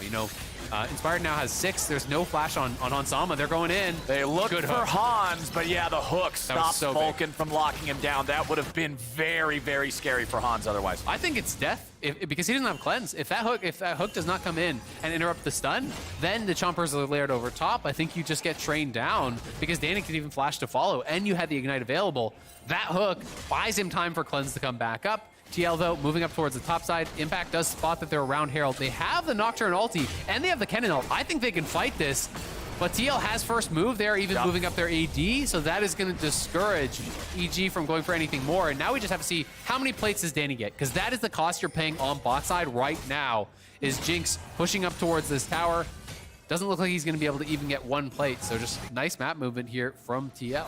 And the thing that I'm going to be looking at, because you talk about Impact being ready to be there, right? Top laners typically don't get to participate much in the overall flow of the game until those teleports become unlocked. Oh, right? they're going to go. But that's going to be a big thing now. I was just about to say the Kennen ultis can change the game, and they set it up for the kill on Bwipo in top. You tell no lies. They're realm warping in, though. Core overextended. He's no flash. He's going to probably go down. Yup, that Nautilus ain't long for this world. Super Mega Death Rocket comes out, but now EG's trying to be careful. They're backing away. They see that Santorin's coming down to the bottom lane, too. Core JJ stays alive. Evil Geniuses playing on the side of caution here. Yeah, they have that 1 ward over in River. It's this ward right here that actually made them retreat because Bjergsen went missing from mid and they saw J4 walk over the ward. So they didn't want to overcommit to the play and get punished. TL do push them back. Will claim a dragon, and Bjergsen got a plate mid, so very nicely done. JoJo will lose that farm. Inspired will be able to pick it up, which is nice. And he has a very early Stridebreaker, so Nocturne is going to be super strong. 3 early kills. So good on him. Stridebreaker is so strong on him.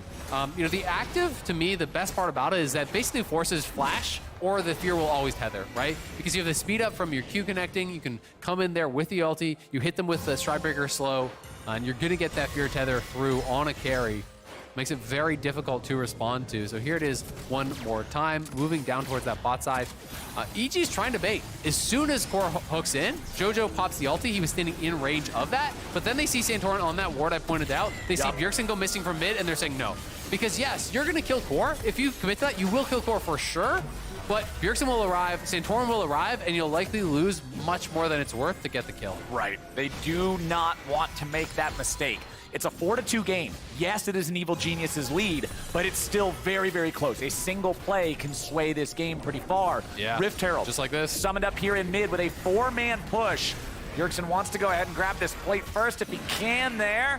Gonna grab it, and then 2 more thanks to the Herald. So mid lane tier 1 on the side of Evil Geniuses nearly collapsed. We're pretty much back to dead even as far as the gold goes. But again, I feel more pressure on the side of TL here potentially to be able to make things happen. But they do have so much playmaking, so neither side I think is anywhere close to like a game 1 where you felt like it was a guaranteed advantage, but they're going in. Alrighty, here's your dive. A lot of damage coming through, and Hans Sama's already gone. Now they're gonna swap the turret aggro over to Inspired, but there's not enough HP to stick around and grab the kill into Core JJ just yet. Santorin making an appearance means Danny can't try to finish off that next kill. So Evil Geniuses walks out, just getting the 1. I mean, this is just turning into like the perfect Nocturne game. These are the games that as a Nocturne player you love, where all you have to do is farm as soon as the ulti's up, ult in, get a kill, all right, back to farming. See you guys in 90 seconds. Exactly, you just keep doing it, rinse and repeat, rinse and repeat. They've been able to pull it off. Now grabbing the CDR boots on top, have been making it look really good, and you saw in that situation there, Hans has to spend the cleanse flash from Vulcan CC, but Inspired arrives, has him slowed up with a Stridebreaker, gets the Fear Tether, so there's not really a lot of damage getting returned out there. Oh yeah, there you go. Okay, I hear you, EG fans. The fans have received orders from headquarters, and now they know what to do. Orders have come in. They know the plan. I love it, man. Evil Geniuses, 500 gold lead, 5-2 in the kills.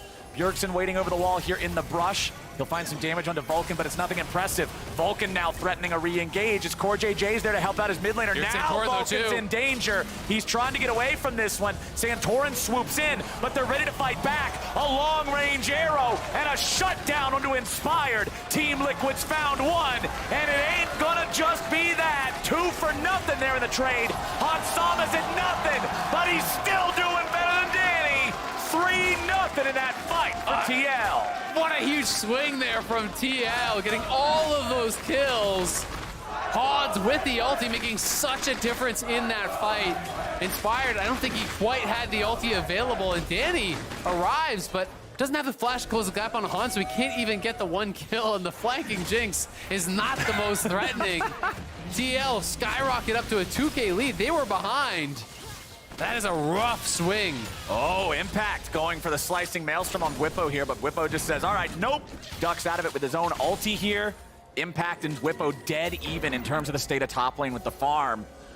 Awesome comeback from TL on this Roccat flip the switch replay. Let's see how they did it. Yeah, we can watch it one more time. There was a ward over the wall there, from TL, so he actually spots Vulcan moving over. He's looking for a little bit of poke, but decides he's gonna go straight on in, because they have Inspired coming over. But the problem here is really, I think, the Ashe. Ashe was kind of the X factor in this situation.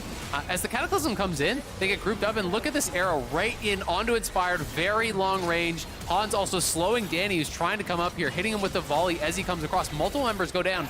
Danny just hard commits to this. Gale Force in, almost has him. That's got to be, what, like 20 HP? It's 30 so little. HP? Barely doesn't get him, but gets CC'd up, even blows the cleanse, goes down as a result. TL now into a good spot in this game. A lot of kills going Bjergsen's way, a lot of kills going Santorin's way. And they're going to be able to battle back in that mid-jungle. A massive, massive swing here. Worth noting that since Team Liquid also got that first Drake, now with this next one spawning here in about 10 seconds, they can put themselves in a really good spot if they go up 2-0 in terms of those neutral objectives. Team Liquid were also the ones securing the first Herald, so they're owning the neutral game here. Absolutely, and when we saw Impact actually commit the ulti on top side, like, you want to trade aggressively. So we're gonna watch this play. Jojo, all right, Core and Bjergsen going in for him. I don't really see a whole lot of ways out of this one. The Dragon's gonna be claimed. Jojo's gonna go down. Team Liquid is just in their momentum now. Yeah, they're looking really good in these last couple minutes, but Whippo even on the top side, because he was trading so heavily, Impact uses the ulti there, but it meant that Impact wouldn't have the ulti up before this fight. On spawn, it still had about 15 seconds of cooldown, and he didn't have TP. So they were never going to look to actually challenge at that Dragon without the cannon ulti. It's not going to happen. Yeah. They will be able to get tower back on the top side, so they're going to close that gold gap a little bit there, climbing back into it. But Whippo trying to trade on this bottom side. We'll see where Inspired's going to go with the next ulti. Buivo's got to be a little bit respectful here down on this bottom side, because he will take a couple tower shots. And if Inspired gets in range, you can ult and solo kill that guy for sure if you know the jungler's not behind him. Super Mega Death Rocket.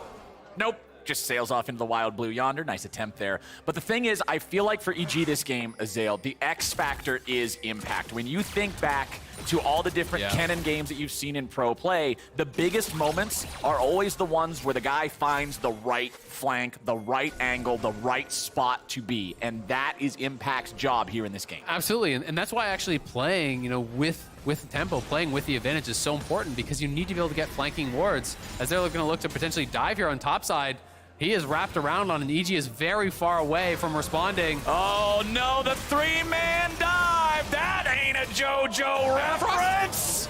Bjergsen goes on a rampage, and now Impact is just up here to watch his turret die. Team Liquid finds their 7th kill of the game. They take the tier 1, bring that gold lead back up to 3K. Yeah, JoJo almost able to outplay a little bit there. As he did get the Everfrost route onto Bjergsen, it looked like potentially that last tower shot could have gone off. Didn't have the timing though. And unfortunately for them, it is the tower down. It is their mid laner down again. JoJo getting picked on here in the side lanes. Dies in bot lane, goes top. And so that wave gets dove there, getting punished very heavily. TL getting aggressive in these last couple minutes, really making use of the Nautilus NJ4. They know that they have so much powerful engage. And really, Inspired, we haven't been able to see an effective ulti ever since that bot lane dive. You know, that was kind of the last one. It's been a good 5 minutes at least. You know, didn't have the ulti up for that skirmish that they lost around mid and hasn't found an angle to do it since. And I mean, you said earlier, it was looking like one of those perfect Nocturne games where you just press R, you're a ballistic missile, you torpedo somebody, flash them a sassy emote, and then go back to farming for the next 90 seconds. Nocturne from behind, you're the one who becomes the exploding torpedo and nothing else blows up with you. It's a gold pinata. You just jump in and you pinata yourself, they pick up your loot and walk away and have a good time. It becomes much more difficult. Does have the level 2 ulti now at level 11. Very important to remember that those range increases mean a lot for Nocturne's ult. Maybe he'll be able to find some more plays with that one. Down here in bottom, Bjergsen playing with confidence here on this Ahri, 4-2-2. He's been a part of every kill except for one. Both of the items he's completed, both have fight-changing actives. He's in a great spot to carry this game. Yeah, he really is. And we've got to see Inspired just continue to play aggressive, continue to find these angles, because it just gets harder later and later into the game as Nocturne to actually go for that. Because you just don't have as much income as solo laners. Cannon minions spawning every wave. The cannons also going up in gold at that point. You really start to get heavily outpaced. You have to play chickens more are still provision. just chickens. Exactly. Your carries are starting to take away your farm. So you've got to be able to try to play aggressive to try to find these ultis. Because TL is just grouping for dragons, and they're trying to play towards Soul. And Nocturne ulti in 5v5 is so much weaker than Nocturne ulti in multi-man plays where you're like a 2v1 or a 3v2 where you can fly in kind of unexpectedly. If TL are grouped as 5 around Dragon, it's tough. I mean, you ult into the backline, very likely you get CC'd and instantly die. Plus they have an exhaust to answer the cannon, which makes cannon so much less effective. You know, that summoner is just incredibly strong against what Impact is playing. And I love the fact that they brought it against it, right? Like, you can't always stop. If Kennen has a teleport and a flash, like, he's going to get into the back line, and Exhaust is just great for making sure that it feels bad even when he succeeds. So 45 seconds on that Drake. 2 Drakes already for Team Liquid to the none on the side of Evil Geniuses. Still that 3,000 gold lead persists. Evil Geniuses walking through the bottom side of the TL jungle, laying down a lot of vision. You can see 2 normal wards, a control ward in there. They want to keep an eye on TL as they approach towards this Drake. They do not want to give Liquid the sole point status for the rest of the game here. Santorin just walking back to the rest of his team here. Doesn't want to stay alone for too long. But TL have mid prio, so now you're going to have to lose the river or potentially lose your 2, right? So they're going to have to be sacking something.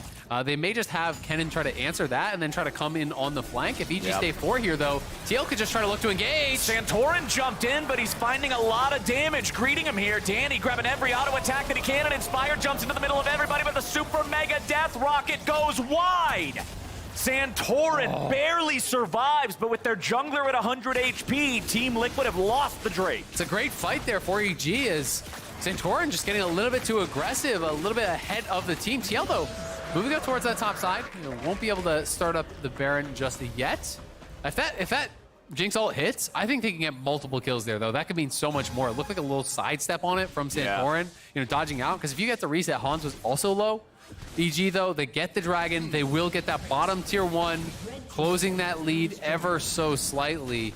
Impact up here on that top side. Hanging out in the brush, sees that he's standing on top of one of those Scryer trinkets, so not going to get any sort of element of surprise on Bwipo here.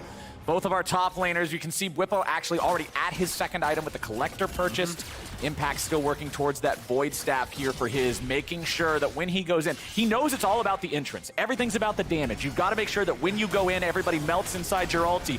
Bwipo's going to get caught out here. He's inside the Evil Genius's jungle, and he's all alone in a 1v4. There's no Baron. way out. Eventually.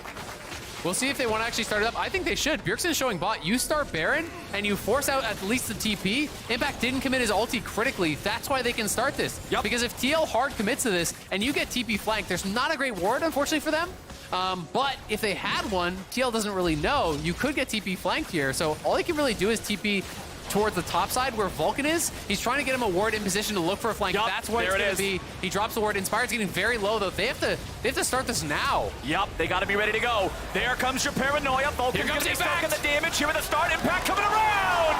Slicing Maelstrom will rend Team Liquid as Evil Geniuses will lose 2 of their own. And Bjergsen responds with a double kill. A beautiful answer from one of the best to ever do it. And Team Liquid shows no fear. EG, it looks like they had that perfect engage, but Inspired was at like 10% from the Baron. He goes in, it's just a one-way trip. The exhaust comes down on Impact. Core did not panic and use it early on anyone else, saved it for Impact there. As a result, Hans Cleanse Flash survives barely, and Danny cannot catch up once more to finish off these kills. It was a pretty well-timed engage. As we see, Vulcan's gonna go up, he's gonna drop the ward, right there in the pit for the TP flank. They don't necessarily have vision of it, but they have to know it's coming. But look over here, look at Inspired. His health is getting so incredibly low. So even though the timing is pretty good on this, the lights get turned out so they don't see him on the ward. He comes in for the wraparound. As Inspired goes forward, look at his health. He's got 250 health. The exhaust is immediate onto the cannon flank, and they can't get the kill, but they do get one down on bot side onto Bwipo. But now it's TL pinging towards Baron, won't be able to start it. That's a triple kill for Impact if Core JJ doesn't have that exhaust. Everybody on TL was so low. I mean, Hans barely survived. If you kill him, you get that reset. The extra resets the move speed for the Jinx. Closing in, get multiple kills. You can turn to Baron potentially. It's game-changing how quick he was, because that wasn't even like, it felt like he exhausted the first tick. It felt like it was instantaneous. Core JJ ready to go on the exhaust, can save the game sometimes. 8-9 overall, still about a 2,500 gold lead for Team Liquid. But Evil Geniuses are not sitting back and letting Liquid run the show. Vulcan goes for the Hex Flash over the wall. They're going after Hans Sama. He's down to a third, but they can't quite kill him. And now Team Liquid ready for the punch back. Bjergsen is godlike as Hans Sama can rejoin the fray. Make it a double, make it a triple. You don't mess with the GOAT, it's Bjergsen, baby. Bjergsen wiping him off the map as TL set the trap and EG take the bait. They wanted to kill Hans there, knew his summoners were down, but he had the team behind him. They're gonna get Baron, and they're gonna pull into an enormous lead here in game number 3. The early game was looking real nice for EG, but ever since those 3 kills in the mid game, it's just been the TL show. Here was the play one more time. Yeah, it's all about the vision play. They never saw Jarvan, so EG say, all right, let's go. As they go in, though, they get eyes on Jarvan. Bjergsen is still in the area. There's an extra man there. The knockup from Santorin catching Danny and Jojo. Both the carries in the knockup, both the carries in the Cataclysm. No flash on Jinx means no way out. Bjergsen flies forward, AoE hitting all of them. On Sama having a lot. He's like, I got you. Like, you got me. You thought you had me. 33% HP. Good job. Yeah. Awesome. Look at the damage done in the team. The top laners weren't there, so a couple of donuts in the top lane. Santorin nearly did as much damage as Bjergsen did. And he's a damn Jarvan. Yep. I mean, he did more than Jojo and Danny did, right? Like, he played that team fight perfectly, getting the multi-man knockup on both the carries, getting them both in the Cataclysm, hitting everyone with every bit of his damage that he could. And now EG really on the back foot. They do still have go buttons, but the question is, can you win the fight when you find the engage? Impact is split pushing top, so I think the answer is just to look for a TP flank potentially. You know, they have a ward deep in bot lane. I can't tell if that's a trinket ward or actually a ward that they could TP on. But for now, he's just going to trade tier 2 top, get a little bit more gold. And he's likely trying to work towards that death cap. And they are going for the deep TP flank, so that ward was available, but it's a counter TP. Yup. They're all going to turn for the Kennen. The teleports are ready to go. Impact just slicing Maelstrom onto his opponent only. Bjergsen staying alive with the stasis. He's trying to deal with Impact, but now the rest of EG are trying to go in. Jojo's going to be taken low as Bjergsen takes Impact out of the picture. Jojo about to die next. Inspire's about to fall. Hansam has been traded, but he's the only one. Team Liquid just won the game. Team Liquid crush through. The perfect response there on the TP flank. Bjergsen with the insta-TP forces the ulti out on one. TL on the march to victory will push themselves to match point. Let's go, Team Liquid, responding powerfully here in game number 3, 17-9, 27.5 minutes in. They move to match point. It's been a really good series. Game 2, Game 3, very competitive between these two teams. Team Liquid really showing their class, though. This one was so much about mid-jungle support for TL. The jungler roaming around with core, him and Santorin getting so much done, and Bjergsen cleaning up in so many of these fights. 10-2-4 on this Ahri. And there were so many little things in this game that could have gone slightly different and been so much better for EG and specifically for Danny. Recall back to bottom lane, the Leona engage, the stun gets interrupted by the hook from Core JJ. That stops a kill from maybe coming through. That super mega death rocket that went a little bit wide and barely missed Nocturne, just singed the hairs off his butt. Hans living with 20 that HP. could have happened. Hans living with 20 HP. The team fight where it looked like it might have been able to work out, but the exhaust onto Impact. That's 4 different moments right there, all just being slightly different, could have been a very different outcome. And that's showing your class on the side of TL, right? That they can execute in those moments. You know, that was not just getting lucky, right? It's Core hitting the perfectly timed hook. It's Core finding the perfect exhaust on the Kennen flank. You know, it's Bjergsen being able to capitalize on these perfect engages that we were finding time and time again from Santorin.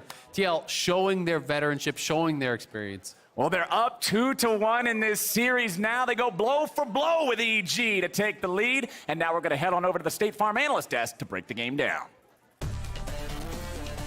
Thank you very much, Captain Flowers. Blow for blow is right. 2-1 now for Team Liquid, but a very close series, as in this one, they had to mount the comeback of all things. But we're going to start, as we have been all series long, in Champion Select, because that's where we've put a major focus, particularly around the junglers. And with Team Liquid electing to go back to red side, we get a different jungle match, a completely different jungle matchup. Yeah, I actually really like the Nocturne pick. I think the Nocturne pick did a lot of work for them early game. They got a lot of picks off of that, and I just think the comp just makes a lot of sense. You know, you have Nocturne going in. They're not going to see the Kennen flank, and then Kennen just gets a huge engage. They've done that a few times this game, and, you know, they couldn't pull it off in the end, but I really like the concept of the comp. Yeah, and here we'll see a bunch of really cool Nocturne highlights. Another thing you did see in EG's draft priorities I want to touch upon really quickly is on blue side, they made sure that Vulcan was on the Leona, so they have a tanky initiator. They also picked the Rise super early, which I think prioritizing Jojo on something where he can affect side lanes and also be pretty tanky in team fights is really good. Yeah, and the one thing we didn't see off this one was hilarious. The level 1. The level 1. The level 1. What a great level 1 that was, though. Yeah, just sitting there menacingly, waiting for the Ahri to come. Suspense. Yes, finally came through, and that's what got Inspired ahead. That first blood that he was able to get off that, and as you saw through the replay, like just being able to solidify the advantage that he had. Yeah, just going off of the level 1, really like how EG pushed their advantage. Like seeing the level 3 dive, I think that was really, really well played, and just put EG in like a really, really good position early game where Bjerg lost 2 waves. He, you know, just died to Inspire and Jojo, and I felt like Jojo just did a lot early game. He was, I just see him keep porting bot. And I think it's really important when we were talking about, like, okay, what are win cons for EG as a team? Inspired getting involved with his lanes, better side lane control, which we did see, I thought, especially in game 2. And then, you know, Inspired on something, again, where he's helping get everyone ahead and also having these set plays that JoJo can play into. So here's the thing, though, right? We're pleased with the comp conceptually. Yeah. Good. We're happy with how Yeah. the game Yeah. started. Sounds like EG won. Brilliant Yeah, level right? 1. Exactly. Yeah, the way we've been 2-1 talking EG. about him, it's like it's a 2-1 EG scoreline. So Raz, Yeah. what went wrong? How did it end up falling apart for them What after? did go wrong? They won the game, right? no, All this right, fight. Spica, what went wrong? Yeah, I think the biggest problem for EG just throughout the series is side laning. We saw that JoJo Pion just got caught twice in the bot lane, I believe, and just gave a lot of just early game tempo and lead and just allowed Bjerg to just pop off, always have agency. And I feel like this happens a lot. It happens a decent amount in like game 2, I believe, and game 3 he died twice this game. So you know, I think that's something that needs to be fixed, and it's losing them games. Something that Raz brought up initially when we were talking about EG and scrims to stage and how aggressive people think they are versus how aggressive they are in game and trying to go for some of these plays. In that team fight previously, you saw like they want to go for a fight, but they're not necessarily set up for it, or they don't have enough vision to know what the man advantage is, and so people end up going in one by one and dying, and it doesn't work out. Yeah, this one just turned into a bit of a stat check, thinking that they could get the Ashe and be able to back away there. So at this point, TL is going to be able to solidify the win off this one. I like the creativity by the end. I mean, they tried. They had the ward when they, I think it was like the game-ending fight in the bottom side of the trying map. to TP bot, but we had the double TP from each top laner. Exactly. So Bjergsen handled it perfectly to be able to stuff that one, just be able to match it when the wave was literally just on the top of the ward. But yes, they had a lead, Evil Geniuses. That one fight where they ended up taking it knowing how Nocturne was strong anyways and that he could always join the fight, but Ashe wasn't going to, or at least Danny wasn't going to be involved. He was actually coming in from a flank, but if he was going to join the fight, he was going to be really late. So then just picking and choosing which fight is best for you and which fight isn't is going to be what's important for Evil Geniuses. They've kind of stumbled throughout the split when it came to that. And Team Liquid is the type of team that actually won games this split based off of taking chances off of teams. Like there was one game where they should have lost to IMT. IMT made that one big failure, and then they just instantly got back into the game. So they're hunters. They look for those type of picks and then get right back into the game. A mark of a good team, right? Who can find their opening rather in a losing situation and ultimately come back. So TL mount the comeback this time around. Speak, I'm going to ask you the tough question, but as a player yourself, if you step off that stage in EG's shoes, where again, you feel like you played a lot of the game right, and you maybe felt like you had a solid composition, how much are you actually talking about changing? And again, they have side selections, so where, you know, back to Red. Is Red going to continue to be favored? What are you thinking? Yeah, I mean, I feel like it's not really a draft issue. I feel like it's just execution and communication issue. So I don't think EG needs to change too much. Run it back. You know, what I like to see is just to just involve Impact more, because I feel like he's had a vantage position in like all 3 games. You know, game 1 he's playing the Nard, he's winning. Game 2 Graves, he did super well. In this game he had a lot of agency as well, but they were not really fighting with him. I felt like the Kennen Nocturne combo should be something that's super destructive, right? You know, you don't see the Kennen, you Nocturne OT, you just wipe everyone. I would just like to see them play around his timings more, you know, helping up, you know, just helping him move around the map, and I feel like that would just help him a lot. And the most important thing, going back to what Spica said earlier about just like dying on sides. There was that one play that we already saw, Ryze was on side lane, and he sees Santorin clearing out his vision, like in his jungle, basically on red side. So like you have the vision, you know that they have first push mid, just playing respectfully in those moments, right? You don't have to put yourself in a bad position and then try to outplay. I think that's something that they rely a lot in some of their earlier games, but especially in this series, it is an issue of just playing better. Well, game number 4, EG with side select. They will hop back over to Red. It is the 100% win rate side in this series at the very least, so they're going to index. Game 5? Hey, follow the stats, you know? There it is. That's what I say, 100% is guaranteed. But I do wonder, because I think most of us are in agreement here, where I don't want to see a ton change. Even if you're flipping sides, I do want to see kind of a similar-looking draft out of EG, just played a little cleaner. Yeah, I mean, I think this comes down to execution. One thing I am glad for is that outside of game 1, I feel like EG have drafted themselves a lot more opportunities and a lot more ease of execution. So that's something that's really good and I want to see continue. And then it just comes down to that actual execution in game. Yeah, Raz, I'm also happy. I know the series isn't over yet, but I'm also happy that 3 games in, we are actually getting, I think, an EG that's living up to the hype that was around them. The hype, you know, that we weren't necessarily creating that, but that players themselves and talking about them. I'm like, oh, this is that threat that they're talking about when they say the 1 and 4 seeds are maybe closer than people thought. They saw something we didn't, of course. I'm predicting the 3-0. So, I'm taking back my words. They're playing really, really well, actually. And I mean, I feel like TL just needs to play better early game. Like game 2 and game 3, they're just playing super poor. They're just not respecting timings, and you know, EG's making a lot of good plays as well. So I feel like if you know EG plays the early game well, just fix some making mistakes, they can definitely take TL. It's the opposite problems, right? Yeah. For Team Liquid, man, they're comfortable once we get past 20 minutes, even in the deficit. And then for the side of EG, they're like, yeah, we can build a lead, no problem. But then what do we do with all this money? Yeah. I don't know. Throw ourselves up. Buy NFTs. That's the ticket. No, but it's so funny because yes, this coming into this series, for sure, I thought that this was going to be a lot more of a one-sided affair. I walked in the weekend so confident 3-0 today. That's what I thought. I think we all were in the same place. We all did. Not Emily. Emily's smarter. Emily is smarter than us. Let's say you update your prediction. What would it be? Oh my God, 3-2. 3-2? Yeah, already rolled Silver 3-2 straight. TL. Still. Still TL. Yeah. Still TL. I will say this, even as someone that made the 3-1 prediction, EG are playing a lot better than I thought. Because Better than your 3-1. Yeah, so I thought that one game, the way that 3-1 series can go is they can either be like super, super close, almost like a 3-2 in your mind, or they can be like a 3 of these games were not close, and then we made like an incredible draft error in the one game we lost, which is actually what I thought this series was going to be. So these teams have been a lot more evenly matched than I thought, and you can see EG improving and at least trying to go through the thought process of, you know, side lane control and side lane pressure, even though they have still made a lot of mistakes there. There are very few sounds that are sweeter than silver scraping, so I'm hoping we get to that 5th and final game. I disagree. I want 5 games, and I disagree with that statement. All right. Well, as long as we get to 5 games, we'll both be happy. We'll see whether or not Evil Geniuses will rise to the occasion or fall to the lower bracket in game number 4 right after this.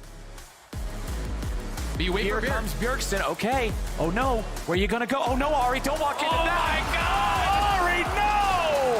Team Liquid's found one, and it ain't going to just be that. 2 for nothing there in the trade.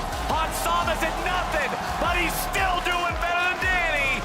They're going after Hansama. He's down to a 3rd, but they can't quite kill him. And now Team Liquid ready for the punch back.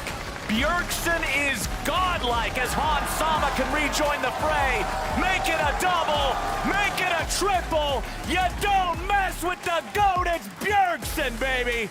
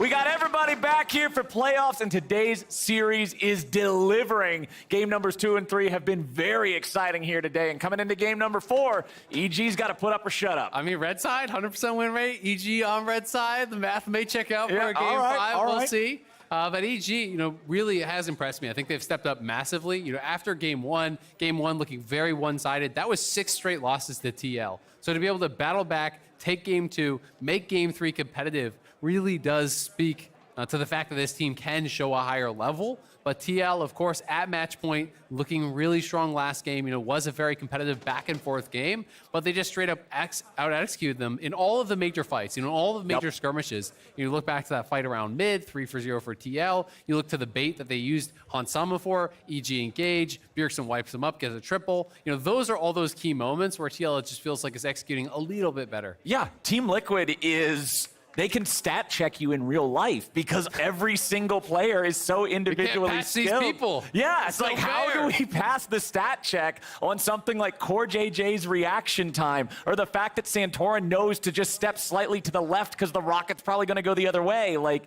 these guys know how to play some really good League of Legends, and it forces their opponents to play at the absolute pinnacle of their own potential or just get rolled over. I love it. I mean, the players always have some banter in the chat before the games, and Inspired saying, playoff Bjergsen, I thought it was a meme, but but it's not, right? Like he's showing up big time. Bjergsen has always had that reputation of being so clutch in the big games, in the big moments, showing up when it counted time and time again for TSM. He's wearing some different colors this year, though, on Team Liquid and doing them proud so far here in round 1, trying to secure their spot in Houston at those finals. All right, well, this is going to be our 4th game in a row where Team Liquid says no Zeri. They do not want to give this to Danny under any circumstance. They will also ban the Lee Sin away from Inspired. Yes, the Nocturne had a successful early game last time, but then completely failed to do much after that triple kill for nothing there in that skirmish around mid lane. Back on the other side, EG will continue to keep Volibear away from Santorin. Jinx is banned out. Ahri is banned out. Nautilus is available, as you just said. That Viego that Santorin piloted so well in the first couple of games also going to be there. Yep, so Viego was what TL first picked last time around on blue, but they did lose that game. And they obviously are banning out Lee now this time, so there are some changes. Nautilus is available if they want to go towards that. Did work out really well for TL last time around. I think it makes sense as a first pick. Core was deathless. He was what, like 0-0-14 or something like that? Yeah, on the something pick. ridiculous. Had a really Core JJ strong number. performance. Exactly. Him and Santorin were involved in basically every single kill throughout the game. That duo was incredibly powerful, and TL could go back towards it once more if they were to choose that option. There is the possibility of, again, going towards a Jarvan here in 2-3 for TL. Xayah has become pretty high priority. Want a little bit more time to think about it, though, so they are going to grab Leona. Of course, they don't have to pick Leona until 3, but this just tells me they're not sure what they want to go for next, and they're just buying themselves some time. Like, all right, we know we want Leona. What else do we want? Give yourself more time on the clock to continue discussing it. It's going to be Ryze. Okay. Yep. Well, the Ryze picked up for JoJo. It was very, very successful in game number 2. Game number 3 sort of just showed how Ryze feels so much worse when you're not playing from that position of strength, though. They just picked on him over and over. Absolutely. I mean, they did a great job collapsing on him. A lot of that was because everyone could engage, basically, right? Yeah. They're able to find, so many picks on that side lane, onto the Ryze. Now you kind of have to decide, do you want to go Xayah? Because there could be the MF answer, which is perhaps what both teams are a little bit worried about. Jarvan does get locked in, so it is going to be that run back on the duo. I think no reason to mix that up for TL. It works so well for them. Santorin had an incredible game. Yep. With Ahri off the table, though, it's back to Victor. Same pick as he did last time on blue. And it could be pressure towards mid again, because we saw Ryze plus the Lee Sin in that game, forcing out the early flash, trying to keep Bjergsen somewhat contained. Ooh, okay. This is a little bit surprising. Yeah. So Ezreal to me just says you basically just want to roam, right? And you're also looking to be able to answer heavy dive because Jinx really did struggle. Like, Jinx had a pretty good early stage of the game, got to a good amount of items, but Danny couldn't really do much because he was getting picked on, by the J4. In multiple fights, he's just locked in the Cataclysm, ends up going down. So he does have a more defensive pick now. He can play it a lot more safely. And if you're kind of over-indexing on that hard engage and Ezreal can kite you out, things can look rough at times. But paying some respect to the power of that TL bot lane. Banning out the Kalista is not something we see very often. No. But Ezreal, really weak early laning phase, generally speaking, unless you're pairing it with like a Karma or something to have an overwhelming amount of poke, excuse me. So Leona Ezreal could be kind of exploited by an aggressive lane like that. Kalista, which will get banned out, and we'll see if they want to do another ban over towards it to target the Xayah, which has become higher priority, or the MF. Which it seems like the two picks that people are kind of leaning towards once Jinx and Zeri are gone. Well, we've got the MF banned away. The ban from TL is the Viego. They've got their own jungler, so they feel fine targeting the jungle pool and knocking Inspired down another tier or two. Let's see if that last one's going to continue that trend or if they want to focus somewhere else. Both sides already have supports. Both sides already have mids. And the Tryndamere banned away from Impact. Okay, so this is one of the more aggressive picks that Impact will go towards. He's also pretty down to play Gwen, but you don't always want to go towards double AP solo lanes. That can be a little bit dicey at times. So banning out one of those physical damage split push options that he does like to go towards. We'll see what the fourth pick is going to be here. Xin, again, you mentioned this played, last game. Exactly, it's his most played throughout the year, so this is a big time comfort, but they are going to pivot away, so it's actually going to be Impact blocking his Graves. I don't believe that it is going to be jungle, so I do think this is blinding your top. Of course, there is a chance that you could actually flex this. On 12.6, Graves not bad in the jungle as far as solo queue goes. We just haven't really been seeing it in competitive. Right. So there is that tiny chance of it, but I do think he's locking in top, and they're trying to see, all right, what kind of composition is TL building before they lock jungle? So to me, that says, all right, Inspired has multiple picks that he's trying to decide between, right? Maybe he's considering the Nocturne again, and he wants to see if they have a low mobility backline before he actually locks it in. Maybe he's considering the Xin if it's going to be more about skirmishing and team fighting. Obviously, would have a few different options. Otherwise, there's no point in actually blinding your top because you can get put in pretty difficult situations. Okay, what's it going to be here? All right, the Gangplank. Okay. Locked in for Bwipo and Team Liquid. This is one of his best picks, I think, historically. He's always been very good on the GP. Brought it out 2 games this split, did win them both. And it's a really good cross map for actually setting up. So you can kind of just play it defensively, and you look to just drop the GP ulti as Ashe is engaging with the Jarvan, with the Nautilus, setting that up for them, being that kind of 4.5 man. So they actually are flexing this. This is going to be very interesting. I think it's going to be Lucian top, potentially. Yeah, it should be Lucian top. Graves flex to the jungle. Or it could Lucian be, mid, Rise top. But I think Rise top is pretty exploitable. In that long lane, you can get punished very hard against Jarvan. I think they're going to change it. I think they are going to flex it before it gets locked in. 20 seconds is when you can no longer trade. So we'll find out. Lucian traditionally considered one of those counter picks up into the Gangplank. So I would be pretty surprised by this, but we'll find out. Still haven't traded it. So 20 seconds. That's it. That's the mark you got to look for. Right. Okay. Lucian mid, Rise top for Evil Geniuses. I have no idea when the last time Rise top was even played. Maybe someone can get us that info, but it has been so long.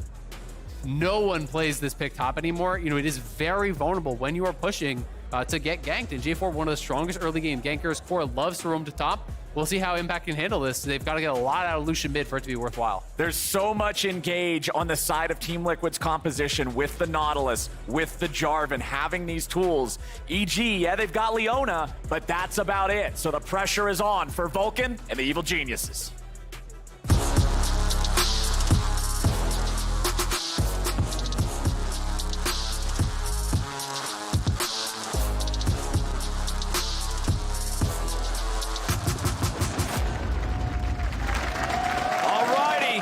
This is a moment of truth here for Evil Geniuses. They can either take us to Silver Scrapes or they will fall 3-1 to Team Liquid. If you've seen what I'm seeing, 10 men up towards top. Earth start! Because you are playing a range versus melee matchup top, the ward and the brush is so important. So Impact is going to play try. The rest are wrapping around, but they don't spot each other.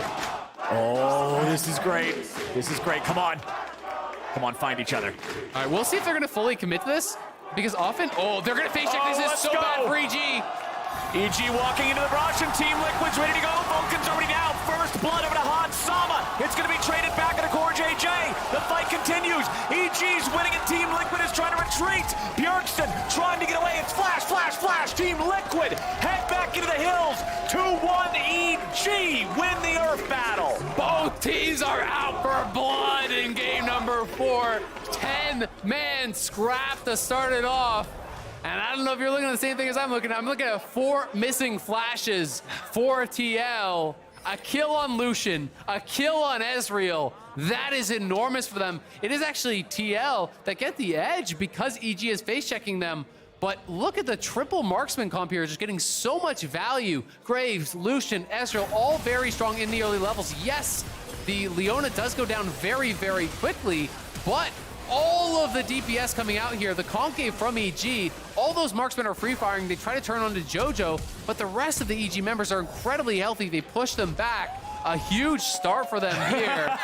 They're loving it. All smiles coming out from Vulcan. You're fine to take that trade any day of the week. Oh, absolutely. And they actually late swap. So this is something we didn't actually expect. So it's actually the players are playing the champions we expected, but they're lane swapping. Like, excuse me, I should say the lanes are correct. Holy moly, look at this. Impact is mid lane. Santorin's having to run away from Inspired. No flash, you gotta get out. Yeah, the important thing, you mentioned all of the 4 flashes on the side of Team Liquid. Everybody except Whippo, it's gone. Everybody on EG still has them. Yeah, so I mean, I expected it to be mid-rise. I was talking about how, we're maybe gonna see a dive here. This is risky. I was talking about how we never see top lane rise, right? Because Impact was playing it. The Impact's just playing mid lane. This is one of those things you actually see in Champions Queue quite a bit if you've been watching the streams, as people playing more of these different roles, playing Phil at times. So it is JoJo playing Lucian top. It is that Lucian versus GP matchup that I expected. Just not the player I thought was going to be piloting it. But I actually really like this because JoJo is that super lane dominant guy. You have to crush these lanes. They're going to go for the dive on Bwimpo. This is critical. They're already looking for him. JoJo's going to tank the turret aggro here at the start. Piercing light. He dashes out of the turret. They'll get the kill. They'll get out alive. That is massive for EG. You put the young gun here, the lane dominant mid laner, roll swap him up to the top. JoJo has the best laning phase of any mid laner in the league. Has been really dominant. Will lose blue buff on bot side for this, but well worth it. Bwimpo, 8 CS, 2 deaths here in 3 minutes. It's a rough start for him. And his only buy is a control ward, where you come back, JoJo is gonna have the call on top, so gonna be out to a much stronger start.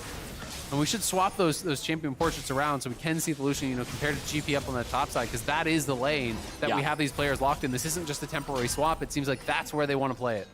This strategy from Evil Geniuses. We talked about after game 1, wanting to see them swap it up, wanting to make sure that they weren't just going to try to ram their heads into the same wall over and over and over again against Team Liquid. And here in this do or die game, man, EG's playing fast and loose, and I'm loving it. They absolutely are. And this is a comp that you have to have confidence to play, because if you're going to play triple marksman against a team with this much engage, triple marksman versus Nautilus, Ashe, J4, the follow-up there from Victor Laser, from GPLT, like if you get caught in a multi-man engage, it is incredibly threatening. Yep. And it's also, a very different style of composition where you don't all just want to necessarily pile in. You kind of want to play the fights more slowly and kite back, but they're going to go aggressive on this bottom side. Han Sama forced to back up a little bit. Danny's down to 200 HP. Core's in trouble. They're putting the damage into Core. No flash because of level 1.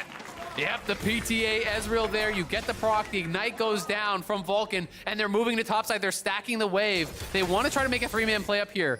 I don't think they have eyes on Santorin, but Santorin will be retreating back. He will get spotted as he actually goes back into his own jungle. We'll see if Inspired can secure this. Has Smite, no Smite on Santorin, so it should be Graves' camp.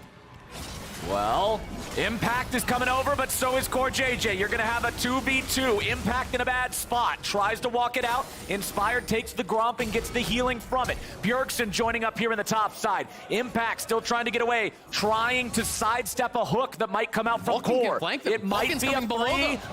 JoJo gets hooked. Core JJ goes in, but now he's going to be in some trouble. Vulcan comes up. Flash. Zenith Blade. Locked down into Core JJ, and the kill goes over to Impact. Vulcan can kill you bot lane. Vulcan can kill you in the top lane. EG are everywhere in this game number 4 here, trying to push TL to the brink, trying to push them to that 5th game.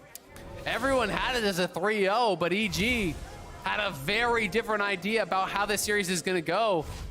And how do they actually get GP out of the situation? Because he has been struggling here, getting pressured very, very heavily.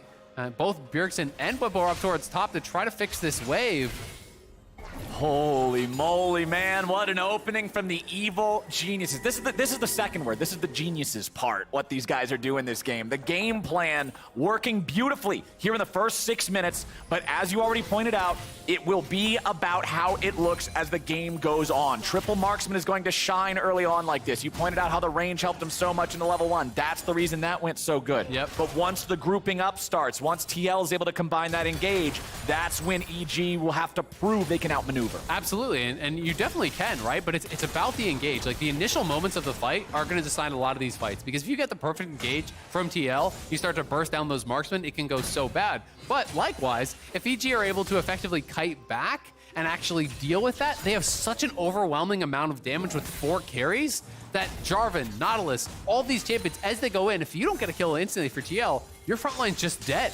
Yup, they will be turned into Swiss cheese, my friend, from all of those bullets, as Bwipo walks into the brush, but he picks the wrong brush, and that means the recall will not be interrupted there from JoJo. Impact back here in mid lane, still shoving those waves forward. Important to note, flashes are back and ready to go for a lot of Team Liquid here. Santorin does not have his. Vulcan needs to try to get away from this. Danny returning some nice damage there. CoreJJ with a flash away, but now the Bwipo ulti coming down is bad news for Vulcan. He knows there's no way out. He'll try to bring Core with him, but Hans Sama picks up the second kill of the game for TL. Yeah, good punish. Go towards the bot side, use the GP ulti. A lot of damage here on Impact as Bjergsen getting a good trade. Won't be able to take him down, but they knew Vulcan had no flash because Vulcan uses flash topside to actually help kill CoreJJ. Yeah. So it's a good punish on that. The Ashe ulti was used, the GP ulti was used. Jarvan shows up, they get the kill. Danny kiting this out, will survive, of course, but it does mean he is now flashless, and he was giving up some of that farm. So EG getting pushed back on this bottom side. Realm Warp play, though, they're looking for Hans. Hans has flash, And he has cleanse, he has Santorin right next to him coming down here. Danny's still pretty low, down to a quarter. Danny goes forward. It'll be a 1-for-1. But now Vulcan's ready to join up and see if they can pick up Santorin as well. Impact tries to be careful. He knows he only has 100 HP. A Dragon Strike will kill him, so he has to walk away. Exactly, not worth the risk there. Plus, Core is going to be out on the map, and Core would be coming. Does arrive there. JoJo, again, just trying to push this up. His early tabbies for Bwipo. His job is to survive, and honestly, tabbies just have insane value against a triple marksman team here. You got to give credit to Bwipo. He's kept up in the farm, despite he got dove very early on. Cross-map ulti, if this actually connects onto JoJo, you can kill him as GP. Oh my God, that was so close. That is, oh, now Bwipo's in trouble! Okay, all right, it's he can all flash good. for it, potentially. No, the Q doesn't actually hit. If he hits that pass-through Q, he flashes on him and you die. Yep. That was really, really close on both sides. Oh, No my shot. No shot. Both marksmen looking for the snipe on top side, and both top laners not even sweating as the ultis tickle the back of them. The amount of cross-map in this game as well. You've got Ezreal ultis flying out. You've got Ryze with a semi-cross-map with Realm Warp. You've got the Gangplank ult, the Ashe ult. There's so much random crap that could show up out of nowhere. Man, what a game we're getting. Yeah, absolutely. Really, really exciting one so far. Chemtank already done. Very interesting. So Chemtank Jarvan, haven't seen that in, I don't know, a long time. It feels like it's almost always bruiser items here for J4. Yeah, Gore almost always Drinker, Gore Drinker, and usually Gore Drinker into tank.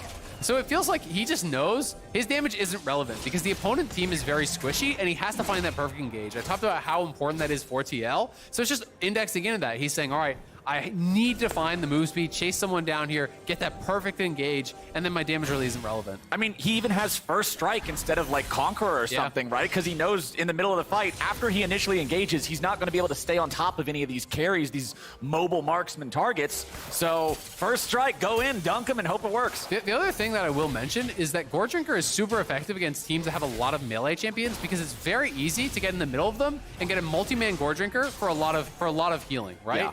Against a team that is essentially 4 range, you're not reliably going to be able to get a multi-man Gore Drinker, and then tank builds will just make you more tanky as a result.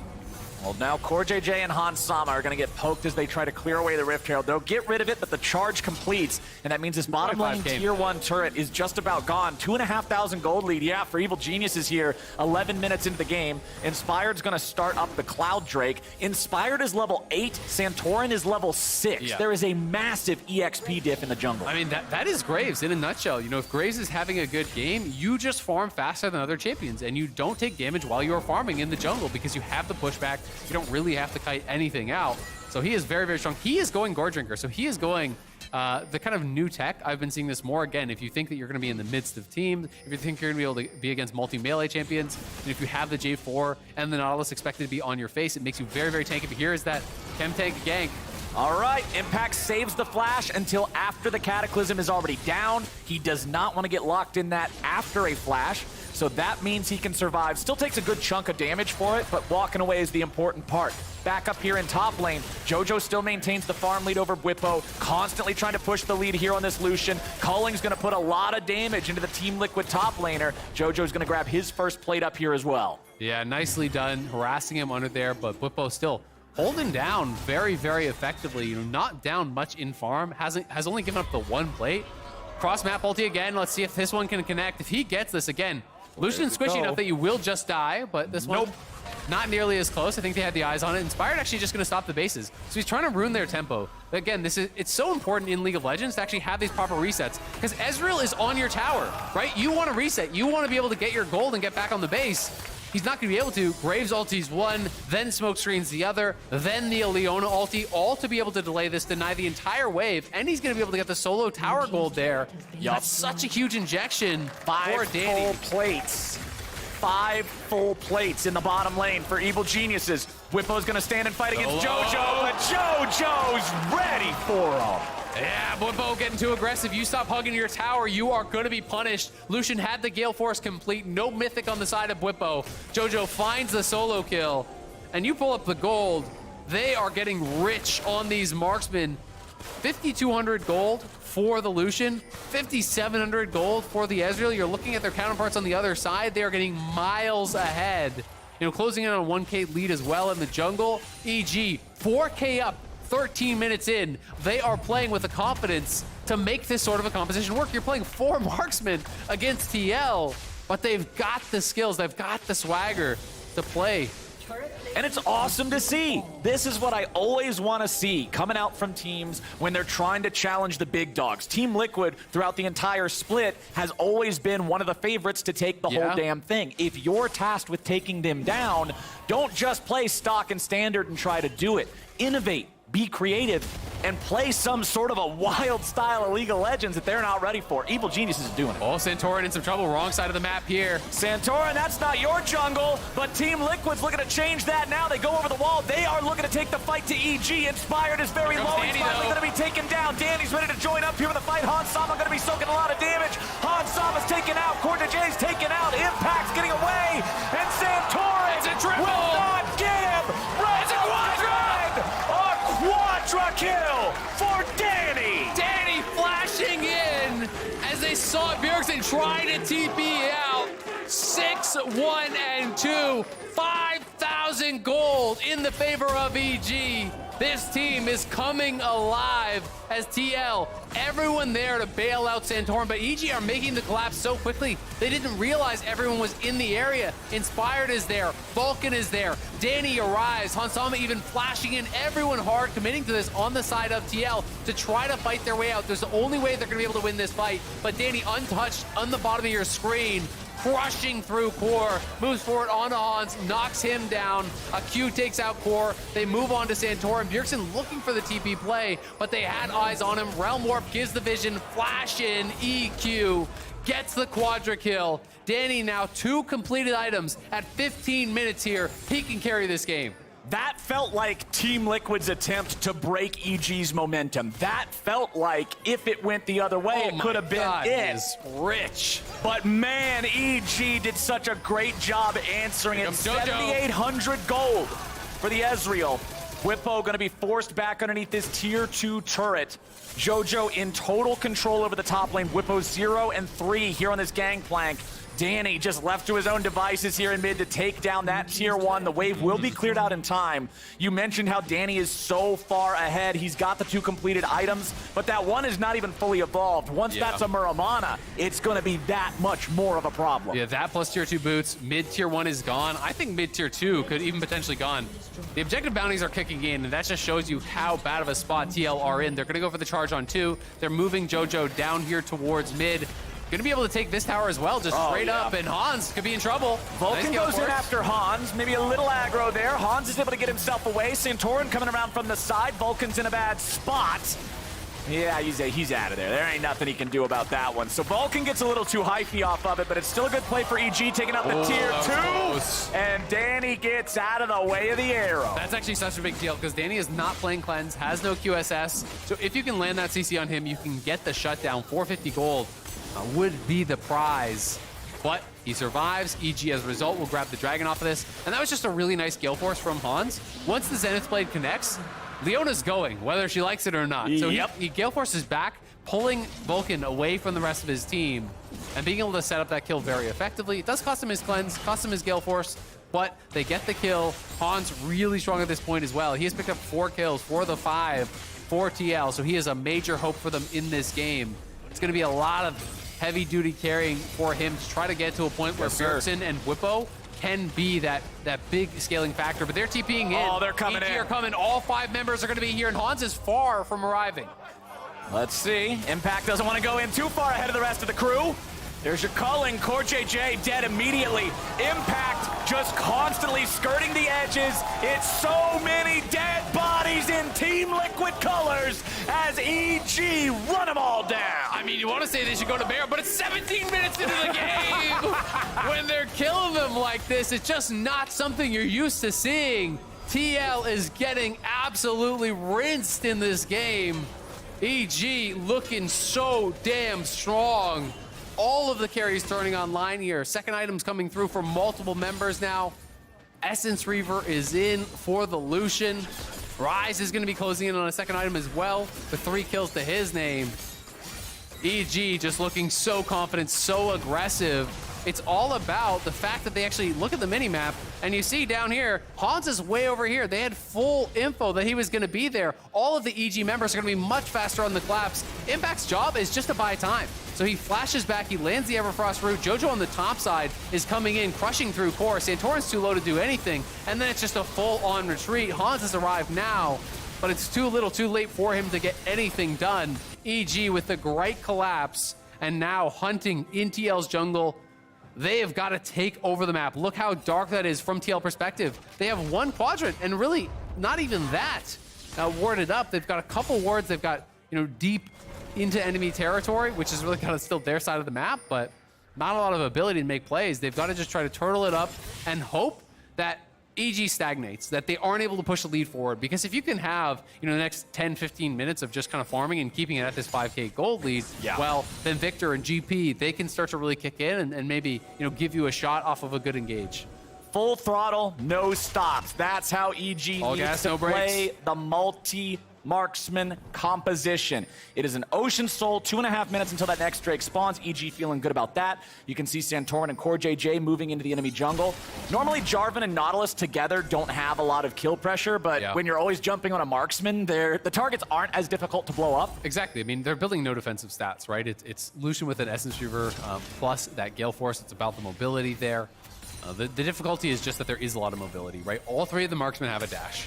We have Gale Force on the Lucian as well. It's a Gore Drinker on the Graves, who's probably like the most easy to catch, but that makes him relatively tanky, even going in towards the Black Cleaver. So, he has the armor shred for all of these marksmen. It's going to be really, really strong.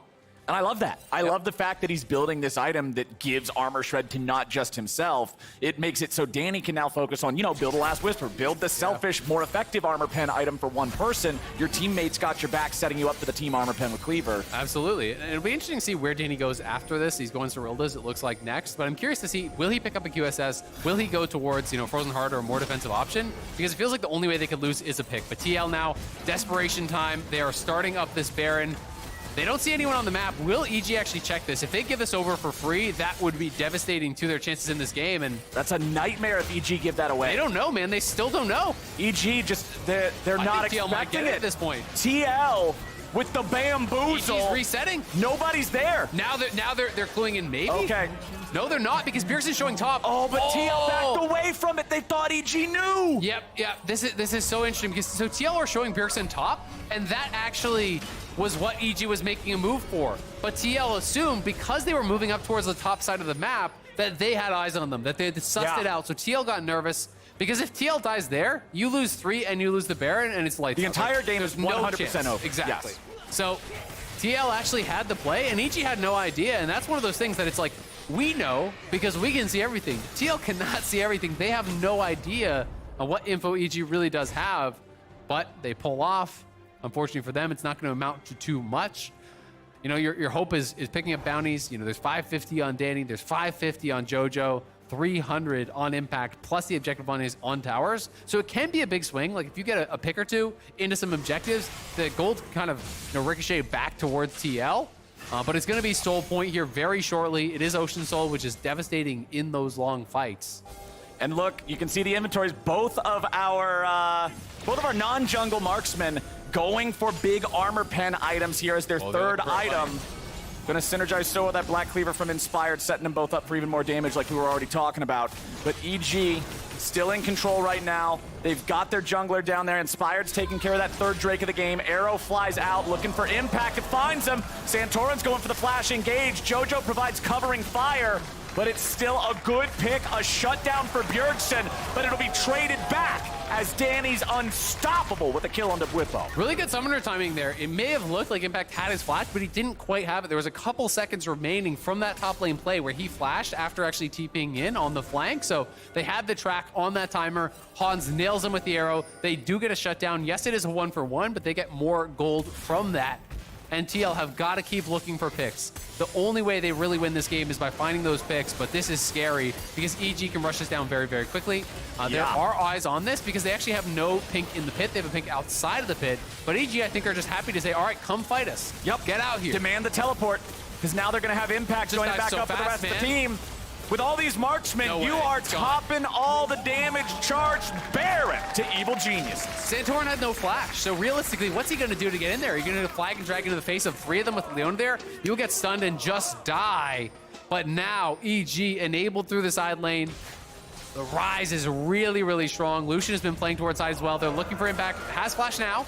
Flash is ready, would have to wait. Okay, there we go. Flash is away from the EQ. Looking to return plenty of damage onto Santorin. Impact surviving as long as he can, but Team Liquid get the kill. JoJo, nice dash away from the arrow. Having a flash out now as they continue the chase. Calling coming out. It forces them back. There's Team Liquid, you better be careful, boys. Core JJ's already down. Bjergsen and Hans on the run. Bjergsen knows he's dead. JoJo goes unstoppable. Vulcan's not done yet. Still looking for more. Still looking for Hans. Still looking for a Zenith Blade. Inspired continues charging forward, getting the stacks in the Black Cleaver. Ults himself closer to his opponent, forces the flash out of the Ash. Now, Whippo, Hans, Santorin, the only ones alive as EG's Baron push lights up. Yeah, they're going to keep pushing here with Victor down. That is the majority of your safe wave clear. Whippo is going to try to land some of these barrels, but honestly, against Triple Marksman, it's very difficult to actually pull off those barrel chains. They can snipe down those barrels very, very easily. They get the top tier 2. They're pushing in mid here, trying to set up a push in multiple waves. 10,000 now is the gold lead for EG. Everything in their favor, looking to force a pivotal game 5 here to upset TL, our first place team from the regular season.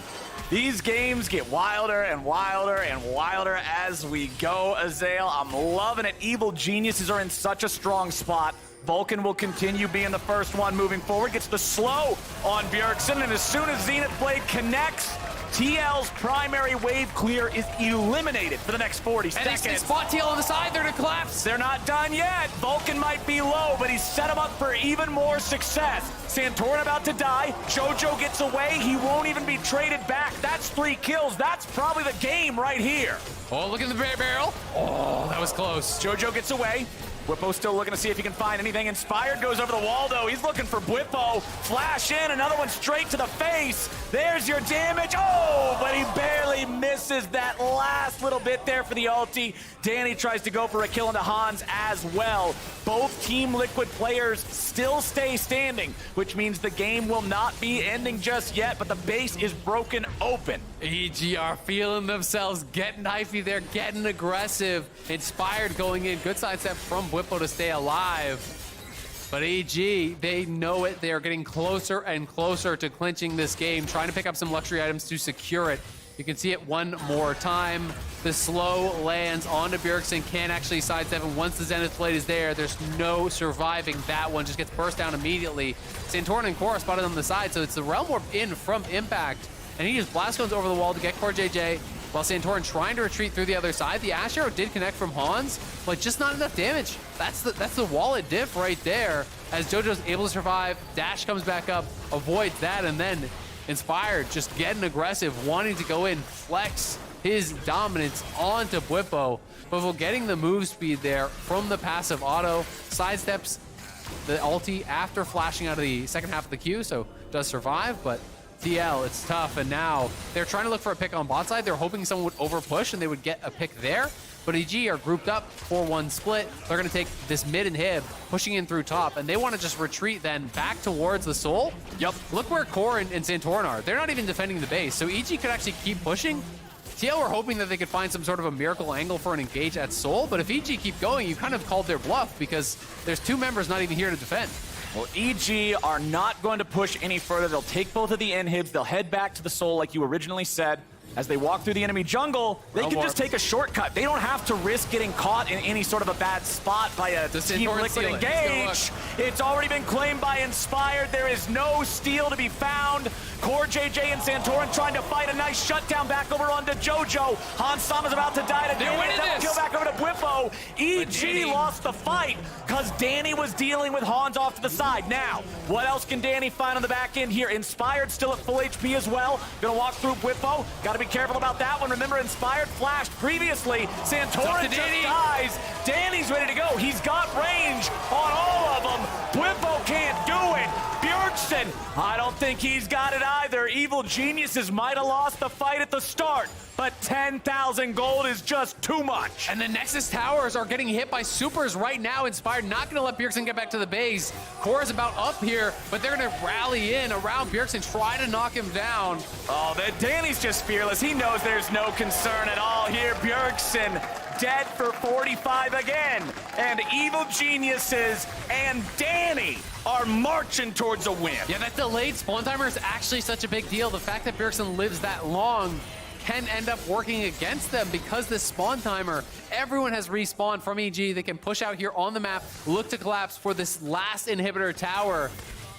See if they can get that before Bjergsen's up. They have, a wave after this one still to try to do it.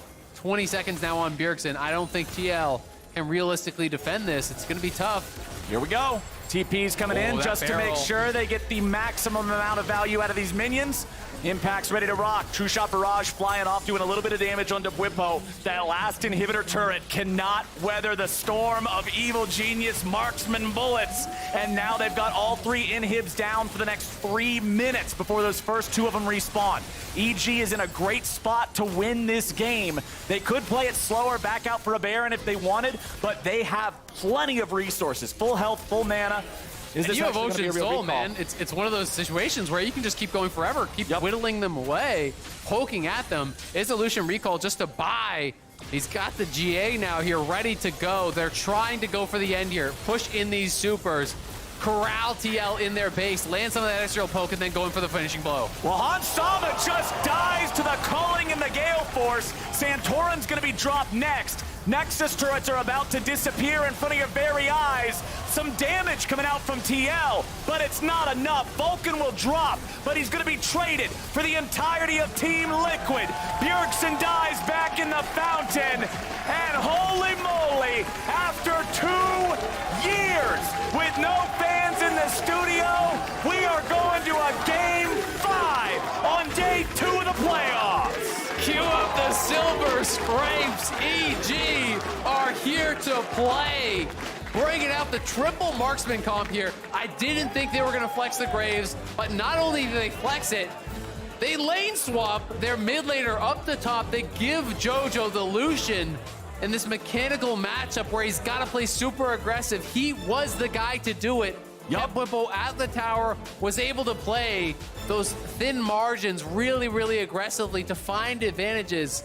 And on the other side of the map, I mean, Impact looked right at home in mid lane. There was nothing going wrong for him on the rise in mid against Bjergsen.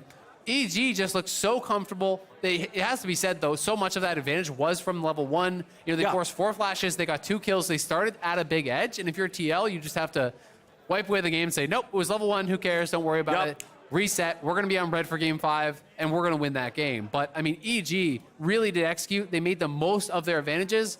And Danny, 16-1-8.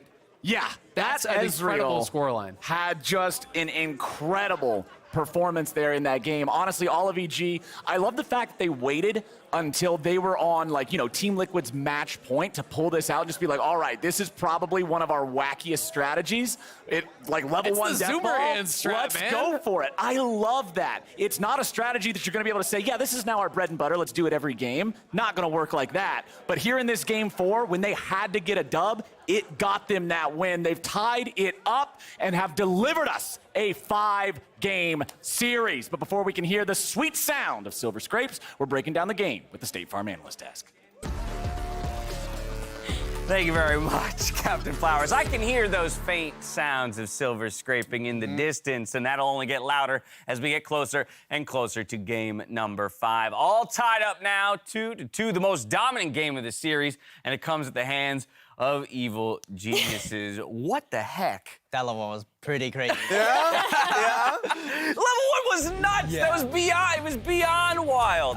It looked like TL was the team that I thought was going to come out. win. Exactly. It looked really good for TL for a second, but then I just look at EG's champions like Ezreal, Graves, even Ryze is pretty decent level 1, and yeah, it just heavily favors EG. It's funny when they flew one of the tweets in there talking about Scrim Evil Geniuses coming, like, being welcomed into the LCS. I didn't expect kind of like that level 1 Scrim coming in. So that was fun. I thought, yeah, as you kind of said, at first I was like, okay, this is looking good for Team Liquid. They kind of instantly blew up the first target, right? But no, not even just the fact that they got the kill back as an answer, but the 4 flashes instantly, instantly into like secured kills across the map. Pretty rough there from Team Liquid. And this team composition with, again, triple marksman, going into this series off camera, we were just chatting about drafts, right? And like drafting in general. And I was like, oh yeah, like drafts lately, we haven't seen a lot of like crazy, you know, lane swaps or champion swaps between multiple lanes just because of the way the game has been playing out. And so this triple marksman comp from EG, it still is kind of risky.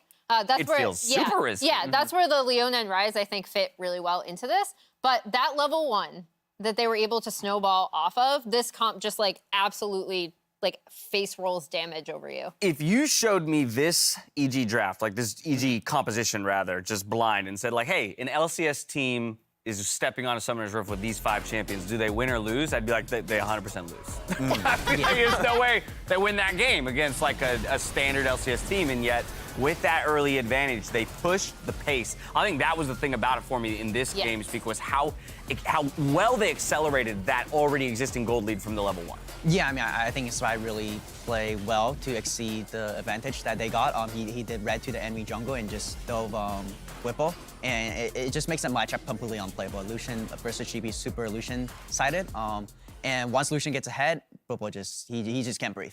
And how about that? The lane swap, role swap, you know, too as well, right? Taking your most aggressive laner and saying, yes, get up there against the GP. And that is what I really liked seeing from EG, because we were talking about like, oh, maybe they're not as comfortable with like JoJo on certain champions as others. Like he might be comfortable playing it, but the way the team executes the composition changes. This made the most of Impact stability. This Ryze is something he played previously as a top laner. It's been a long time, but like still something he's gonna be comfortable with. And then making the most of how impactful JoJo is in lane and how much he loves to bully his laning opponent. each person had their moment in the spotlight in this one. It was Danny who was picking up most of the kills, but Impact doing work as well. I like the call out about the stability that he provides. Again, that's that kind of veteran aspect that you're looking for when you look at a world champion who in, hype moments can always kind of be the anchor for the team. Big TP play here. Yeah, the casters called this one up. This is the fact that they had vision of Hans being so far away from the fight in general. So the TP play being called out, just slowing them down as they know they have a long way back home. So just really smart. I mean, Evil Geniuses have been a really smart team when it comes to TP. We saw that in a losing play that they made when they're desperate trying to come back into the last one in the previous game. And then we see it in a winning play here for Evil Geniuses. So like when they have an advantage, they will blow that door open. And so this is something Team Liquid, as you can see, when they're that far behind, they are taking risky calls. This one technically worked for them at the very beginning. Danny was out here blowing up Hans on one side, so you got a triple kill on the Gangplank on the other, but then Danny joined the fight. Yeah, I mean, I think Inspire played this fight super well as well. He baited the CC, and then just used stopwatch to bait in Centaur and, turn the fight. So I think it's just well played by both parties. Without a doubt. I mean, Danny, in a playoff series, for his best game to be his fourth game, right, going into Game 5, that's where I start to wonder if all of those TL predictions go out the window and people start looking at this EG squad with momentum squarely in their favor. Like, I mean, obviously winnable fifth game, but you almost want to say, like, run that back. Yeah, I remember the last time Danny had a pop-off game for it, it was the Tristana game. Yep. So it didn't go so well last time for Game 5, but, I think EG's looking great right now. Yeah, and I mean, kind of walking right back into it. Coming into the series, we talked about just overall drafting questions and if they're able to counterpick and punish any lane, like the solo lanes for sure, but specifically top lane.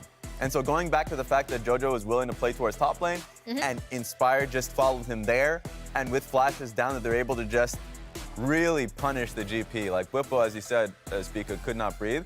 Suddenly, you're going to Game 5, and all those drafting questions in my mind are out the window. If they're willing to do this, if they practice this, and obviously they were successful at it, it is looking good for the Geniuses. Yeah, I don't want to be in the position of either coach right now, trying to figure out what to draft here in game number 5. That said, red side, win rate, blah, blah, blah, blah, blah, blah, blah.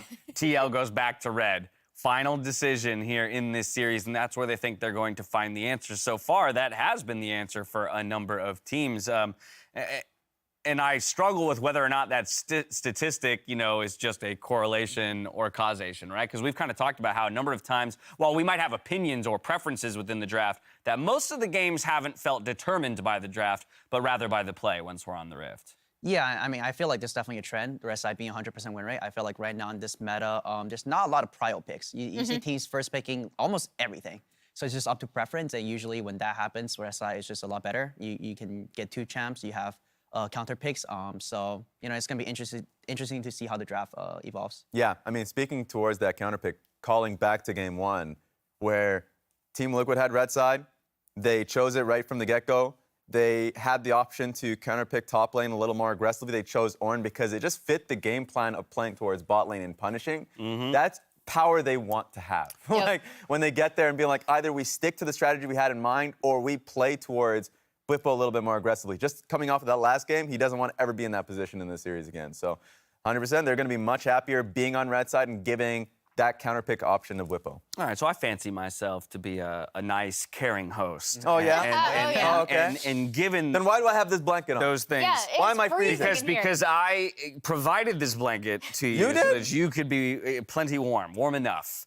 I don't think the producers out there would agree with you. I don't hear anyone disagreeing, is all I'm saying. Okay. Here's what I would like to do for all of you. I'd like to give you that opportunity to flip and flop on over to the EG side of things in your predictions. So, Raz, you called the 3-0 for Team Liquid. We are so far from that. I'm going to flip-flop. Are you? To a 3-2 Team Liquid win. So much. Hey, I don't even want to let you do that. I want to make you stay wrong. What about you, Speaker? Do you think EG's got it, or is the 100% red side going to hold true? I'm believing the red side win. Okay, so we're sticking with TL here. Emily, you were the closest on the 3-1 to begin with. You can't all pick the same thing. I wish I could see draft.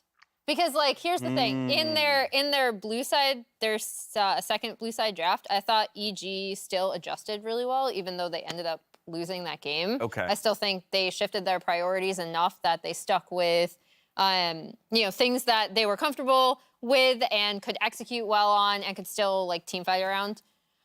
I still want to give it to TL just because I think they make fewer mistakes, but I would flip on draft maybe. Okay, all right. Well, I'll check back in with you after draft. Maybe we tweet it out if you know want what's worse than being wrong once on predictions? Twice? Being wrong twice. Yeah, absolutely. Yeah, I'm ready for it. Good luck, my friend. All right, that's enough out of us. Only one game left to play in this series between Team Liquid and Evil Geniuses to figure out who will move on to face 100 Thieves in the upper bracket. Let's go ahead and kick off that Silver Scrapes. Enjoy, my friends. Sure. Choking. Yeah, I think they're top 80 choking so much. I can feel that. Danny's ready to join up here with the fight. Han Sama going to be soaking a lot of damage. Han Sama's taken out. Corner J's taken out. Impact's getting away. And Sam Torres will not get him. It's a quadra kill.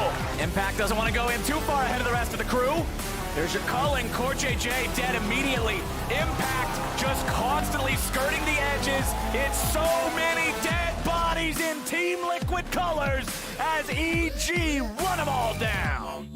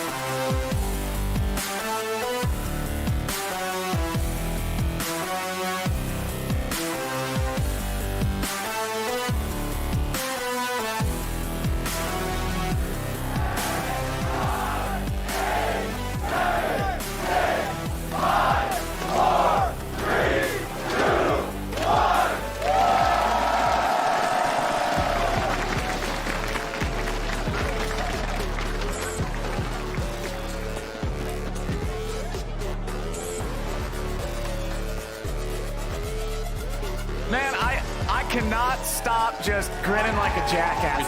This is the most fun I have had in LCS in the beautiful last day. couple of years. I have missed this so much. The energy here in the LCS studio as they're chucking the swag out into the audience. They brought in a wagon full of stuff, and we're just throwing it out into the audience. People love free stuff. Everybody loves free stuff, and everybody loves Game 5. I am so glad that both teams brought it here today and have gone the distance in this series. Yeah, the energy in here is electric.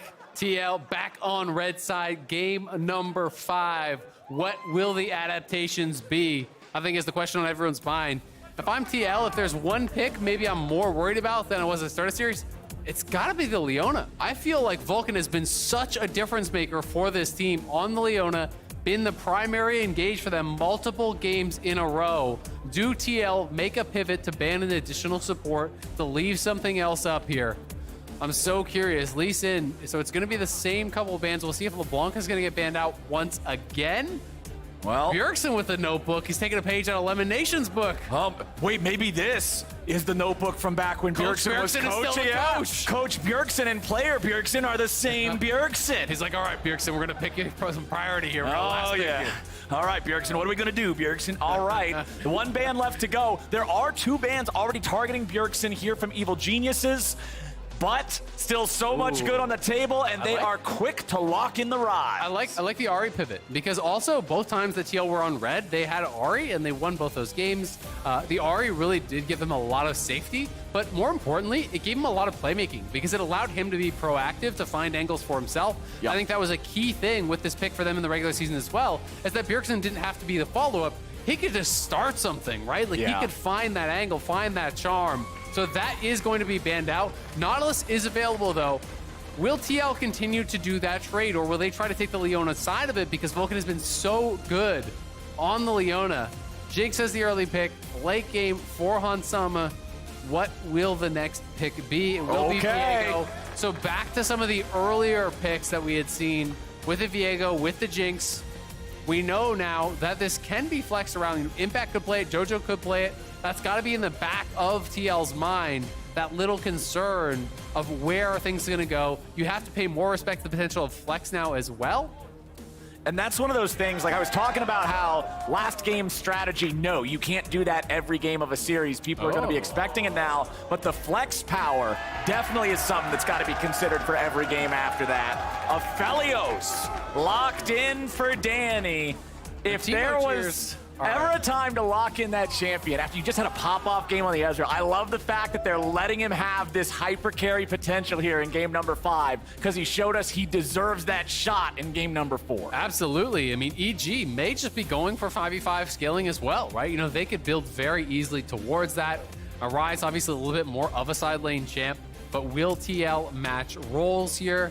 You know, will they try to go towards a support or mid, or are they going to go a little bit of a different direction? This is throwback to, I believe, the first game. Tom Kench support coming in for a core to be able to protect that Jinx. It worked out very well for them in that game number 1. They're completely dominating. It was that Hail of Blades Ignite Tom Kench, if you can remember all of those hours ago. So TL kind of throwing back towards that, but EG now have the potential to throw even more bans towards Bjergsen if they want. Of course, they are going to be the recipient of more jungle bans, as they have been, you know, kind of pushed down the tier list quite a lot here. Diana going to get banned out. Will they ban out the something like the Xin, or are they going to go towards, you know, even a Graves as potential banning that away from Impact and or Inspired? It will be interesting to see if TL kind of changes how they are seeing this jungle tier list. Remember that the last time that Inspired had both Lee Sin and Diana banned away from him, he went to the Nocturne. And despite a good early game, it did not work out. No. So I'm curious how EG is going to adapt, what they're going to pick for him in the second half here. And I actually really like the Ornn ban in this case, because TL doesn't really have any primary engage. Yeah, theoretically, Tom Kench can dive in, but it's That's, like, yeah, and you Q-Max first, your range is so low on it, it's very delayed, it's not that threatening, so I do think that they're going to want some sort of primary engage, and now it's going to have to come, you know, from top or mid, you know, and generally speaking, none of the mid laners in the meta are primary engage, so that kind of puts the onus on both to be that. With the Ornn banned out, will TL have another top lane pick that can be that facilitator, that can be that primary engage? Or are they just going to kind of give it up and say, all right, well, we are not going to play with that. We're going to play, you know, more of a low engage style, go back to something like the GP 5th. Will be interesting to see which pick they want to show here. I'm expecting it to be mid, maybe something just scaling like the Orianna even. Right. But you know, with Victor banned out, with a lot of the picks that he has been showing banned out, Veigar would be interesting. Oh, would match you want a to lot talk of about scaling? Yeah. And also really, really strong, you know, having that cage against mid-range champions like the Ryze can be very, very difficult for Ryze to actually deal with this. Right. Especially if you're going to go Predator. The ganks are actually pretty powerful. You call in Viego, you just Predator up, you put the cage around him. Basically, Ryze has the flash or he dies, right? You know, it can be very difficult to actually answer this. So now expected jungle pick here. But of course, they are going to be going, you know, both top and jungle. It's blind. Will it be the Renekton? Looks like it's going to be locked. Am I allowed to say I hate this? You are. I hate this. It's, he's fallen so far from grace. The pick himself, Renekton. this champion does not inspire faith in me. Well, maybe the 75% win rate on the pick for Impact this split would inspire a little bit more faith. 3-1 on the pick. Oh, baby, it's Nidalee for Inspired. Nidalee, return from the dead. We have not seen this pick in so long. This is the throwback, and now I like the Renekton a lot more because you've got to be pretty careful. Tank makes so much sense in this situation. If you go carry into Nidalee plus Renekton, you are asking to die. This is a lot of pressure onto Inspired.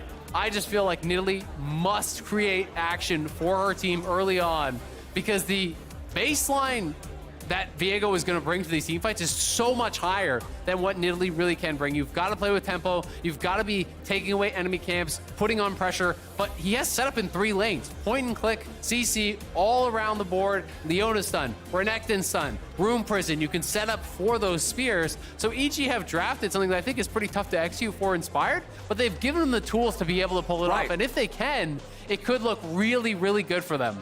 But you look on TL's side, this is like ultimate front to back 5v5 safety with Tahm Kench, massive front line with the Sion, scaling as much as you could ever want with Veigar and Jinx. Infinite stacking for Veigar, infinite stacking for Sion, main character of Arcane for Jinx. These guys are going the distance if this game goes long. And for Evil Geniuses, they put all their chips on the Inspired Nidalee.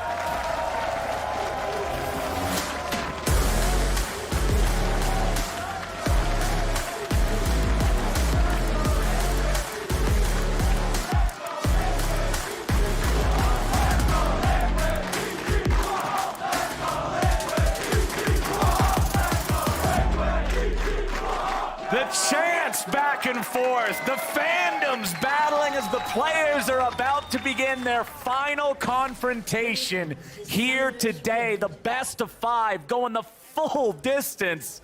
Evil Geniuses or Team Liquid, only one can win. And man, the compositions for this one are going to be fun. Yeah, this is going to be really, really interesting. And already seeing Ruby Crystal start here from Whippo. I'm not going to say we're going to see it for sure or anything, but you know, a lot of times when people don't do D-Shield start, they look for some cheeky plays. You can even do execute plays to enemy buff and try to steal one away. That is extremely high risk, so I doubt we will see it, but just interesting to see that adaptation, going for the extra potion, plus the Ruby Crystal start, you know, just trying to rush towards maximum HP, look to survive. Sion does have a very good leash with the charged up Q here for Santorin. Nidalee going to be starting on bot side, clearing up towards top as expected. You've got to be clearing towards Renekton, see what you can do. So a lot of it is going to be about the setup there for Impact. You know, can he really have that wave in a perfect spot to try to pull off some sort of a gank? Can they actually deny XP from Whippo and then have Ryze move top and pull off a 3-man dive? Like, you need to do this kind of stuff to really put Sion into the dirt. Because Sion is a champion that just doesn't need a lot of gold to be functional, right? No, like, he gets so much just from the Sulfur and his passive, stacking up all that health. Yep. Very scary very quickly. It is absolutely. But nice ward there from TL, actually on Tribrush. It's kind of being blocked by Renekton, so they have eyes on Impact. So, going to see that he's going around. We'll have full info on Santorin's clear, of course. And those clears are mirrored too. Both of our junglers starting off on the red, not skipping their Krug camps, going for the full clears, and they'll end up on opposite sides of the map as we already get some violence in the 2v2 here bottom. Auto attacks being traded back and forth by all 4 players. Worth noting, it is not Hail of Blades, it is Guardian, so more standard here for core, more defensive setup against the Aphelios and this Leona. So not feeling like they can really exploit that. You know, I think that was kind of a Yuumi adaptation. Yeah, exactly. That it's like Yuumi can't really scrap in the same way. Obviously, when you are attached, you are not able to get those auto attacks out, so can be a lot of value. We'll see how Bjergsen can hold on in this mid lane, as JoJo will have the push early for sure. Veigar needs some time, needs some levels before he can really start stacking up that AP effectively, getting enough damage to actually be able to kind of compete against the push. But this is what they got to do, right? You got to push through multiple lanes, you got to move around the map, and you've got to threaten this top lane dive. So he's going to try to slow stack this wave. He's only going to be last hitting. He's not shoving because he probably wants to threaten a potential dive. I'm not sure that they're actually going to have the right timing to do this unless Inspired rushes right up here. Because this might be moving a little bit too fast, but we'll see if he has the timing. If the next wave comes in, they could try to dive on this next wave with it fully stacked. Whippo, though, Dematerializer, very interesting. So he took down the cannon, so it will slow this a little bit. And it's going to be a 6-game clear for Inspired, but very low on health. We'll see if he wants to actually smite Scuttle, then move top, or what the answer is going to be, because these stacked waves are always really scary as a tank. Well, he'll just kill the Gromp normally, so he gets the heal from that, but still keep the smite ready to go. Team Liquid, they got Santorin down here. So they're going to go. Vulcan standing on top of the Chomper is going to be chain CC'd, but it's 1 for 1 as Santorin can't escape the turret. But critically, Jinx gets the kill, and Leona gets the return kill. So first blood onto Jinx with an already pretty big CS advantage. Danny and Vulcan were struggling in that bot lane. All 3 pots are gone off Danny. He's down 13 CS, and now your opponent got that first blood. Hansam is going to be massively ahead. Yes, this will put Santorin down in the 1v1 because Inspired has just been power farming and could even potentially try to invade towards the blue. Like, they saw there's no blue on Santorin, so he is going to move up here. We'll see if they can actually get this pressure down. Vulcan on the roam as well. Okay, Santorin recognizes these guys are after him. He wants to get away from this. Vulcan showing up is the lockdown that Inspired would need to guarantee that kill. Jinx is coming too. All right. Gets hard. Yeah, this is, obviously a level 3, you don't have the ability to just burn down that blue buff and get away with it. So Team Liquid can get there in time. They can reinforce Santorin's position, make sure that doesn't get stolen away. I like the attempt from EG, but Team Liquid had the answer. Yep. At the very least, they do get double scuttle, so that's something nice for them. Bjergsen, early tier. You can say he's paying some respect over to the Nidalee plus Rise combo as well. Early Null Magic Mantle is very smart. That lane ward is big for Whippo, spots him. But they may just try to dive this in his face anyway. Yeah, they're positioning to try to go for it. We'll see if they can actually get it. Okay, JoJo's gonna tank up the turret here first. Oh, they messed it up. Nope. Impact needed to tank, I'm pretty sure. I think there was a bit of a miscommunication. They're waiting for Inspired now, but they're gonna get him. Nicely done there. Evil Geniuses, the solo laners coming together to take Whippo out. Yep, nicely done. Whippo had not been back to base whatsoever, so he was just on that Ruby Crystal, right? So he is gonna go down. Hasn't spent his TP though. So yes, he dies, but he will be able to TP back, get this experience, and he's about to be 6. So even if you kill him again, as long as you get to 6 before dying again, you're kind of in that spot where just it's like ult back. Exactly, you just ult back. It's like a pseudo TP. You use your passive to collect the farm. So Whippo is chilling, but that was a needed kill for EG, and they do get it. So the question that I want to pose to you here, Mr. Azael, is yes, EG has a slight lead here early on in the game, but with Renekton and Nidalee, these are not champions that scale well. As a matter of fact, I would go so far as to say they fall off a cliff. How far ahead does Evil Geniuses need to be? How good does this early game have to look for them to feel confident heading into the later stages? I mean, I think it's a bit of a tough question to answer because they do have some scaling of their own with the Aphelios, with Rise. They can play through sides. They can look to try to use that and flanking later. But I would say you want to be at least a couple neutral objectives up or a couple thousand gold up when you're hitting around 15-20 minutes. All right, that's what we're going to keep our eyes on then at those checkpoints. EG shoving up the wave here in bottom. Vulcan's going to take the chance to start his recall nice and early. Is Core JJ going to see him? Nope, he gets back in time. So now Danny's got to back all the way away because Core JJ will not let him recall effectively. Absolutely not. But Danny hasn't been able to find a time to base. He's actually just, not had the tempo to do so because they've been perma pushed in. He hasn't wanted to give up the wave.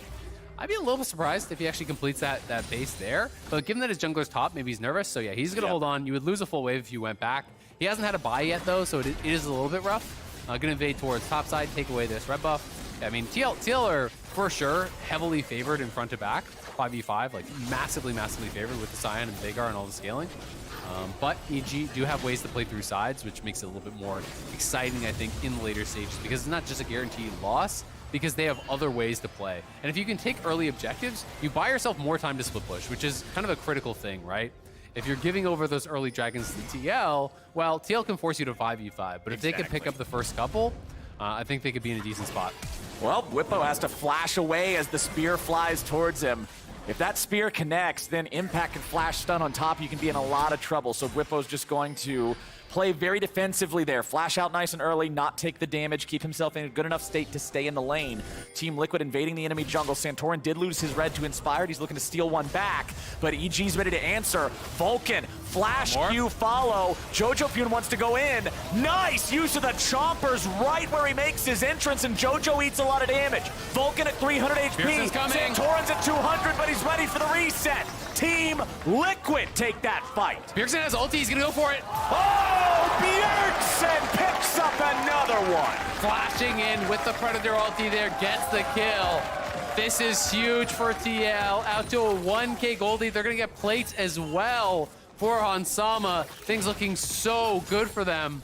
Jojo has been moving around the map, but he's down 20 CS off the back of that. Bot lane, down a good 15 CS. They're gonna lose the first dragon as well. It's a disaster in the early game for EG.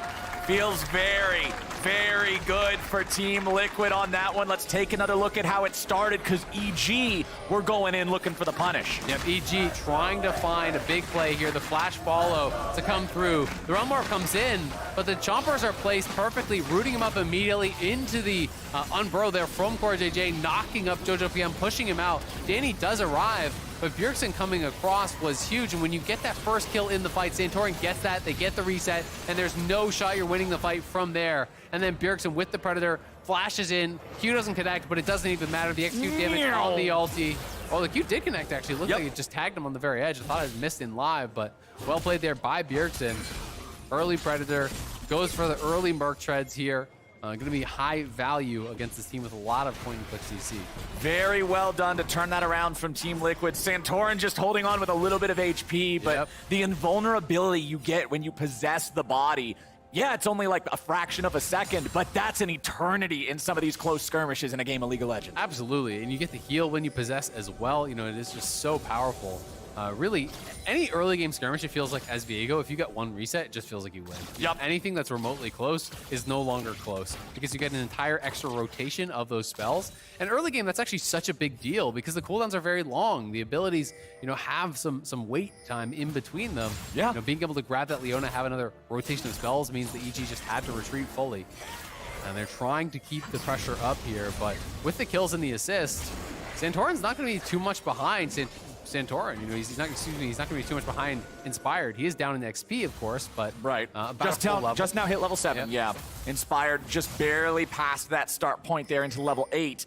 But the thing is, it's Nidalee into Viego. Yeah. Nidalee 0-0-0 at 10 minutes into the game. You do not draft this champion for an inactive early game. We've got to see Inspired start participating in these fights. And it's 100 gold lead. Like, who cares? You know, it's nothing for the Nidalee over the Viego because of the kills, because of the assists, so you have the experience to your name. But Danny's getting put down so much, and that is the real biggest problem here for EG as TL grouping up here, looking to punish. TL thinking about the dive, EG thinking about the counter punch. Support for support, 1-for-1. Hansama gets tagged with a spear, but Inspired already used the flash, so he can't catch up with the distance in time. Flash out from Hans to avoid a follow-up, and it'll stay 1-for-1. 1-for-1. Critically, they do protect Danny from losing even more there. It is the TP as well off Jojo, though. TL being proactive, Impact on the top side, just trying to knock down this Herald. They know they need that early injection of gold, prioritizing these Heralds, trying to get something rolling for themselves. But it's another kill over to Viego, who's now going to be actually up in gold at this point. And it is very concerning when you're comparing the itemization from the bot lane. The early Kraken Slayer is already done. Now Jojo, no flash, you're dead. Jojo, gobble, gobble, gobble, gobble, gobble. Core JJ just spits him out underneath the turret. They give the kill over to whoever wants it, and Hans is ready to pick it up. Yeah, Hans already has his mythic, already has his tier 2 boots, just got another kill on top.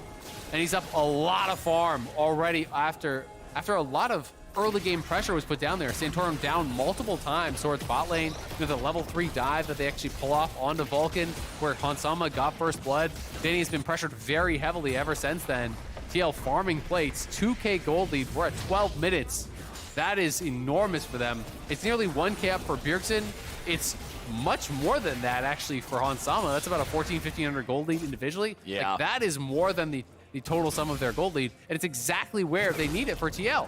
Impact, just barely gets away from that dive out of Core JJ. Bjergsen here on the Veigar as well, 1-0-1. That Predator, that playmaking that you were telling us about there back in Champion Select is going to continue to be a thorn in the side of Evil Geniuses as we move forward. 12.5 minutes into the game, 90 seconds remain on turret plates. A 2,000 gold deficit for the Renekton Nidalee composition is incredibly concerning for EG. Yeah, I mean, EG have got to do something and pretty fast, I think, to really kind of flip this game around.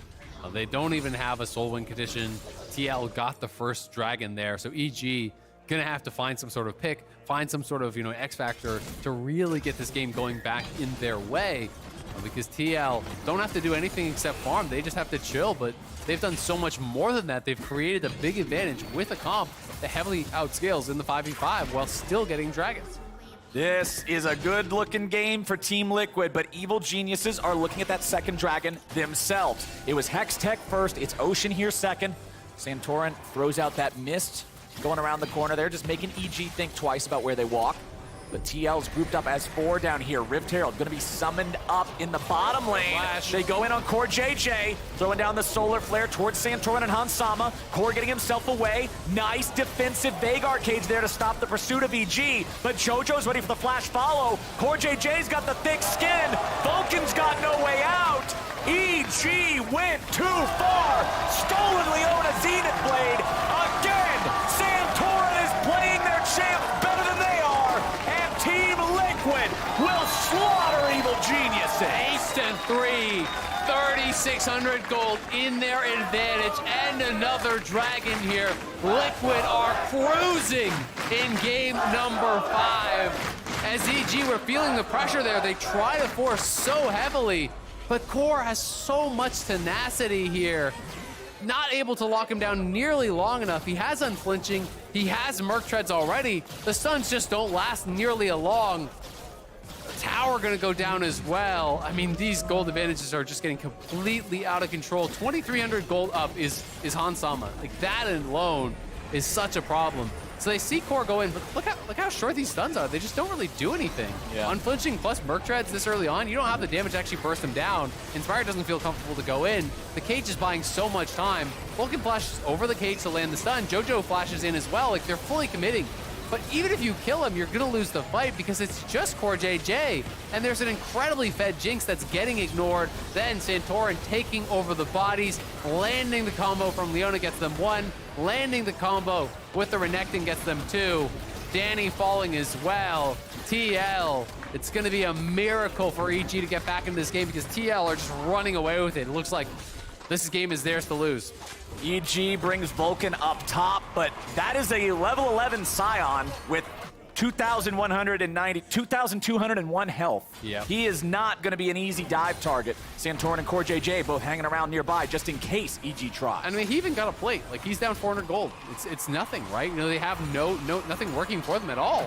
They're not even really ahead in experience anymore very much as far as the jungle matchup.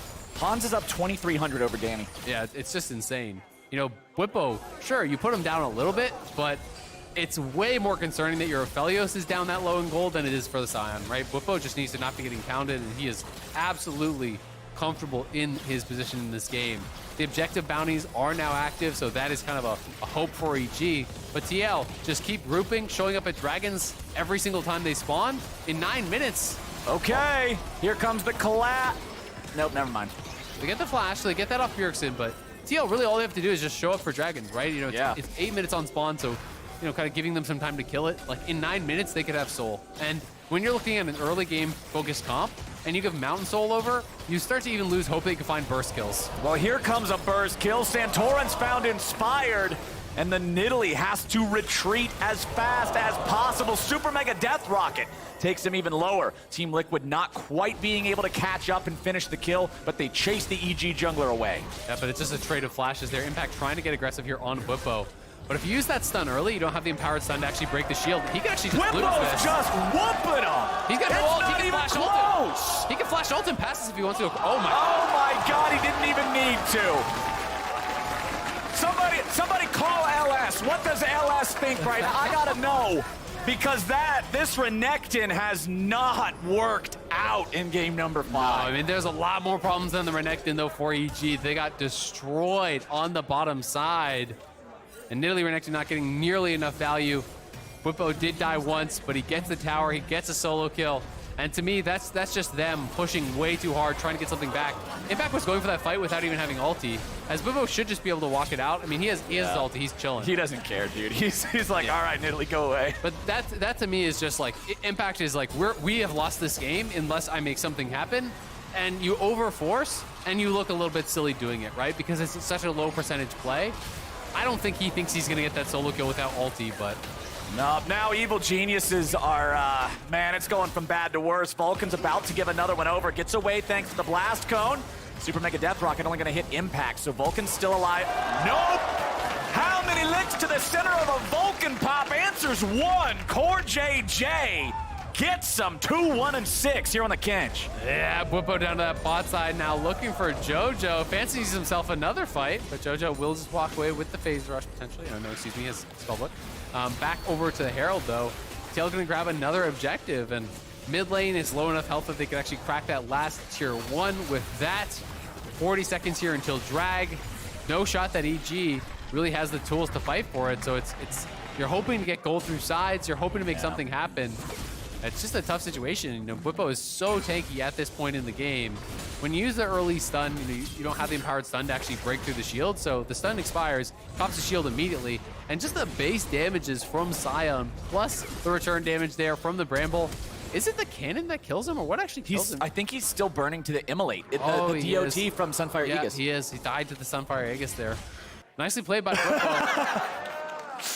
Yeah, Bwipo really does. Every time something happens around Bwipo, just go full screen on the player cam. If y'all are ever having a bad day, just watch Bwipo react to top lane 1v1. Bwipo reacting to things. That'd be a good TV show. I'd watch that. I could watch that all day. Always entertaining. And Team Liquid, 6,000 gold up. Soul point at 19 minutes. Short of somebody unplugging their computers, I don't know how Team Liquid loses this one. Yep. They have had an incredible performance here in Game 5. Yeah, they've just been absolutely dominant. Game 1, Game 5 were all TL all the time. The middle of this series, very competitive. EG trying to make something happen, but when you're fishing for Kench, it's just not going to work, man. They didn't bring the right bait. I don't know. Kench ain't biting today unless he's biting your head off. 2, 1, and 6 still here for the support on Team Liquid.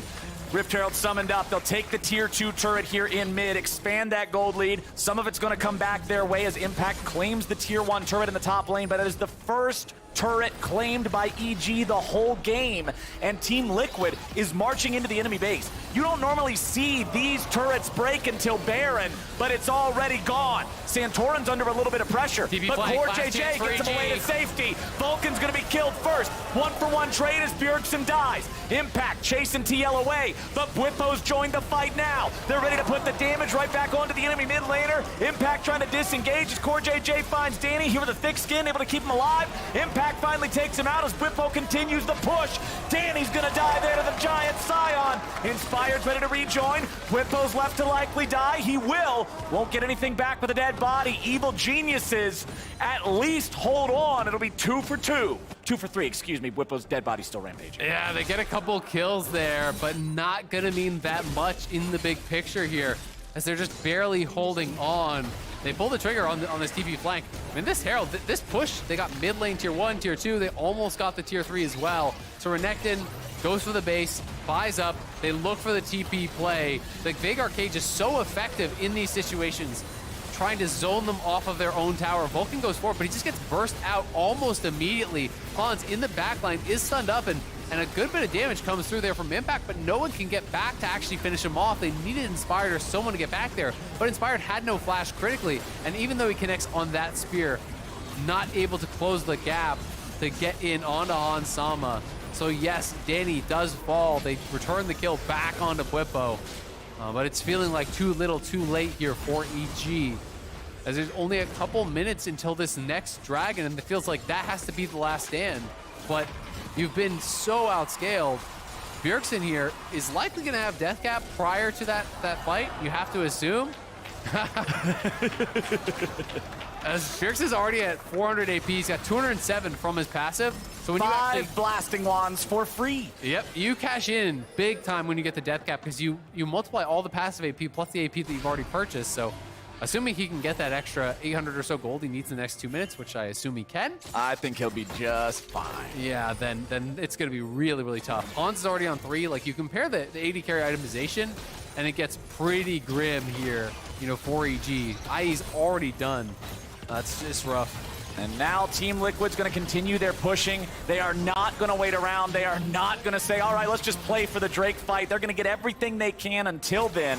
That is their 7th turret taken this game. All tier 1s, all tier 2s, and the mid lane tier 3 are off the board. And JoJo will only now acquire the 2nd turret of the game for EG. Get a bounty, something nice for them. But TL, you know, came into this year building this roster for championship success, right? They want to get back to their winning ways, taking down titles left, right, and center. You know, bringing back Bjergsen to play with Core JJ, one of the only players he wanted to come back and play with. Bringing in Bwipo, bringing in Hans Sama. They all do seem to be really working very well. It's a cohesive unit. And coming into playoffs, they were the heavy favorites after Cloud9 had dropped some games, you know, down to the later weeks. It was about TL. People are looking at them as a big favorite. But we have seen through these first 2 LCS playoff games much more than just C9 and TL can compete. Yeah. EG pushing TL to 5, 100 Thieves obviously stomping Cloud9. Oh, we yeah. know there are a lot of teams that they're going to have to watch out for. And it's been really exciting to watch this TL roster coming together. We'll see if they can close this one out and move on for that matchup against 100 Thieves, which I think is going to be a lot harder to predict than people would have expected. Well, Team Liquid has 25 seconds until that Drake appears, until that soul spawns. Bwipo's going in. He's in the middle of everybody, but he don't even care. Leona ulti comes down. Team Liquid waiting for their moment. Bwipo has to flash away. Evil geniuses. They almost kill him, but almost is not enough. He has his teleport to be able to rejoin the fight, but he needs to be able to recall. Inspired with a spear onto Hans, tries to get a little bit more. The recall. Rocket Belt stops recall. That's going to be important. Means Bwipo cannot heal and return to the battle yet. EG may have just stopped Soul. But TL are going to Baron. They're actually going to try to force them off of this. Will EG leave one person on Dragon? No. EG even pulls off. They're going to go 5-man back towards Baron here. If you could get a kill at Baron, you know, Ace TL, take Baron, maybe that's a way back in, but it's going to be so hard to find it. TL turning. I love the call from TL. Make EG come to them again. If at first you don't succeed, run it right on back. Impact tries to get away. However, another good cage from Bjergsen just makes these fights impossible to navigate for the geniuses. Really smart stuff there from TL, forcing EG off the Dragon. And now the Dragon could be there. So we'll see if they actually feel like they have the health to do it. They're going back into the pit. I mean, I think he blast coned in. I saw the little animation. Yeah, they were just right back onto the Baron. Inspired is coming over here, so they are leaving a couple people to take down the Dragon on the other side, but I don't think Inspired can get in. This is just gone, and TL gonna grab the Baron here for themselves. No way. Oh, that was way too close. If that's still Soul, that's an FF. I was gonna say, yeah, I was about to say, if that steals it, /FF. I know you're not supposed to do it in pro games, but we every make rule has its exceptions. exceptions. Yeah, there's sometimes, man, sometimes. Team Liquid misses out on the Mountain Soul, but it's A-okay when you can trade it away for a Baron. Considering the enemy base is already broken open there in the mid lane, Team Liquid, if they want a death ball down mid and say, all right, come stop us, it's totally within the realm of reality to do that for them. Yeah, absolutely. They're going to be pushing out sides. It looks like they want to play 1-4, you know, move between mid and bot, you know, control the enemy jungle here, deny vision. You can see Vulcan's trying to fight for some wards to try to keep eyes on TL's movements. Bwipo, though, going to be pushing this out. Nothing that Impact can really get done there, as Bwipo even going towards Titanic Hydra, so he's actually going a more aggressive build. You know, this is a build where you get so much bonus HP. The splash off Titanic is actually really, really powerful for Sion. It's one of those things that really sometimes people underestimate your damage, and it can be quite surprising. And Bwipo is not afraid to jump into the middle and just make sure he's damaging everybody. So he doesn't care if he dies. This is the last fight for EG. They're going to go for a flank here from Impact, but if TL spot him, they still haven't seen him. So he actually could get into the pixel brush and then surprise them potentially. This is their last chance. Can they get it? There it is! Vulcan's decided to go in, and Impact's coming around from behind. Vulcan's gonna be taken low. Impact finally makes his way into the melee, and Impact kills Bjergsen. Evil Geniuses have already lost their bottom lane, but they've killed multiple players from Team Liquid. Santorin tries to get away. Can he get the reset? Not quite. Inspired's taken low, but he won't die. Whippo can't get him. Inspired's hopping away. Triple kill back over to Impact. EG holds on. Impact with the deep flank. They're avoiding Vision was so intelligent. Really, really well played. The engage comes through from EG. They're just not getting the kills where they need them, though. They need Danny to be relevant here. He's so far behind Hansama, who's closer to 4 items than Danny is to 3. But it's a big play here. Impact backing off and just played so intelligently around Vision, kind of anticipating where it would be. He waits and he waits and he waits, and then he's anticipating that the ward, actually he saw it get placed, in that brush there. So he just hugs the very bottom, waiting for the minions to go past. You can see where the minions are based on the mirroring on the minimap. So he knows that it's a safe path, hugs the bottom the whole way through. They have no idea that he's there, and then surprise, in comes Impact into the middle of the team. Multi-man Q, multi-man Gore Drinker. The Devourer was there from Core on Hans, but everyone from EG is on top of you. There's no escape. Hans goes down. They pick up a lot of bounties, so they do get some much-needed gold for their team, but none of it is on Danny, and he is really hurting in this game. Evil Geniuses somehow hold on with that awesome play from Impact. It's still a very tall order to come out of this game with a win. But honestly, it was a tall order to survive that push from Team Liquid. Absolutely. I mean, they're getting a little bit of hope off of that. If TL wins that fight, the game ends, the Nexus explodes. If EG win that fight, they get another chance to try to pull off another miracle. And that's what it's really going to take, is multiple 1-fights in a row. Can Impact find that sort of an angle again?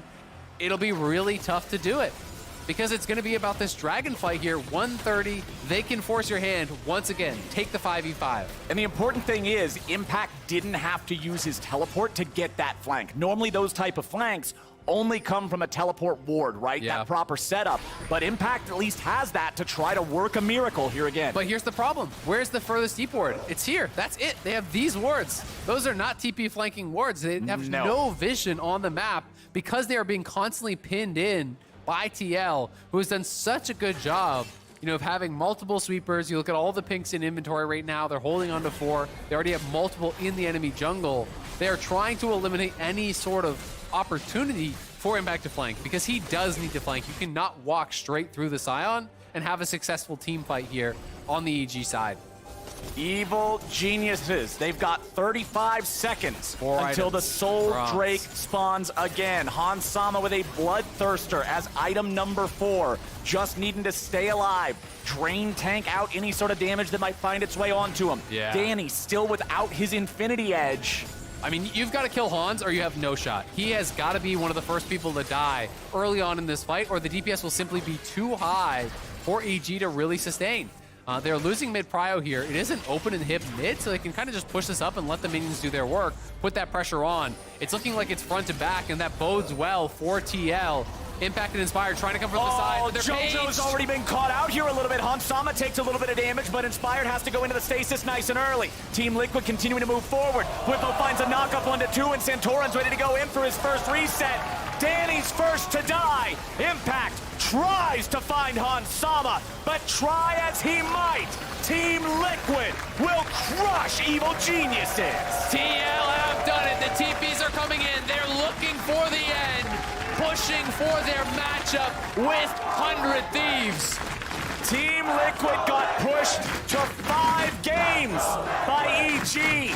Game number 4 was absolute chaos against the Marksman comp, but in game number 5, TL reigns supreme. They'll get the ace. The last kill goes over to Bjergsen. Danny respawns in a moment, but a moment is a bit too long. Nexus turret's gone. Team Liquid takes the win and moves on in the winner's bracket. What an incredible series we were treated to today. TL do clinch it, but EG pushed them to the brink. So much more competitive than people had thought coming into it. TL, though, showing their class in the final game here, drafting for the late game 5v5, withstanding the early push, withstanding the early pressure from this Renekton Nidalee. They got what they needed to get done. Onsama created massive advantages with the pressure that Santorum was bringing down there, with the pressure that Bjergsen was bringing down there. Their cross-map play was so good. And rightfully taking their bow. Very well-played series here from TL. They drafted all that scaling. Just at the end of Champion Select, you knew there was a clock ticking down against Evil Geniuses. And Team Liquid, they had that thing wound up and ready to go. The Han Sama Jinx damage, so overwhelming. And I do have to give credit to EG, fighting back in that bottom lane fight, the flank from Impact, surviving when you're down that much gold against a comp that scales that much better. That in its own right was impressive and says a lot to me about their communication, their macro play, their planning, their teamwork. But unfortunately, one moment, as you mentioned, is not enough to turn the game. You'd have to do it multiple times, and TL's not the team to give you multiple openings. Absolutely, and if there's anything to look at, I think EG are going to look back to game number 1, where they drafted no engage, they got absolutely ran over. TL just completely blasted them in game number 1, and from there, they prioritized engage in every single game, and the games became much more competitive. EG showed that they can compete with some of these top teams, but can't get that game number 1 back. Red Tide ends with a 100% win rate in the series. EG, though, showing that they can compete, and I think that the lower bracket is going to have to watch out for this team because they're much more competitive than expected. And now, I mean, the playoff bracket becomes so interesting. You know, EG showing a really competitive series. We know they can be strong. C9 obviously got blasted by 100 Thieves, but they have shown the ability to play at the top of the standings. TL and 100 Thieves, they're looking like favorites, but it's hard to tell who to actually favor, because EG showed up so much more than Cloud9, you know? It's really, really interesting to kind of compare and think about how everyone's perspectives, I think, have shifted so much. Yeah, like in the lower bracket, Cloud9 going up against Golden Guardians. If you're going Golden Guardians, you're actually feeling pretty good right now. You're like, okay, these guys got whooped. We got this. Over for FlyQuest, you're like, wait a second, the good guys versus the bad guys. This ain't looking so good for the good guys right about now. But up in the top bracket, man, Team Liquid and 100 Thieves, that's one is going to be a series. I cannot wait for that. Team Liquid have just... The quality of play from each of these guys individually is always such at a high level. They're just such a treat to watch. They absolutely are. So much talent on this entire squad. They take the series 3-2. That was so fun. If you didn't like that series, you don't like League of Legends. We'll be talking pro to pro with Core JJ a little later on. But for now, let's join the Tigress on stage with Bjergsen for our Verizon post-game interview.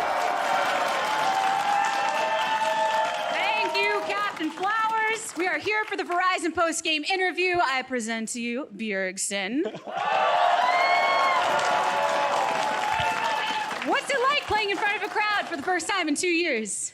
Oh, it's definitely very different than our usual experience here. I mean, just seeing all these people, so many people in TL merch, the energy every time I'm walking on stage, people are screaming my name. It feels amazing. Thank you, guys. I'm sure you can feel that energy, so exhilarating from head to toe. That whole series was pretty insane, though. How did you think it was going to go compared to what we saw?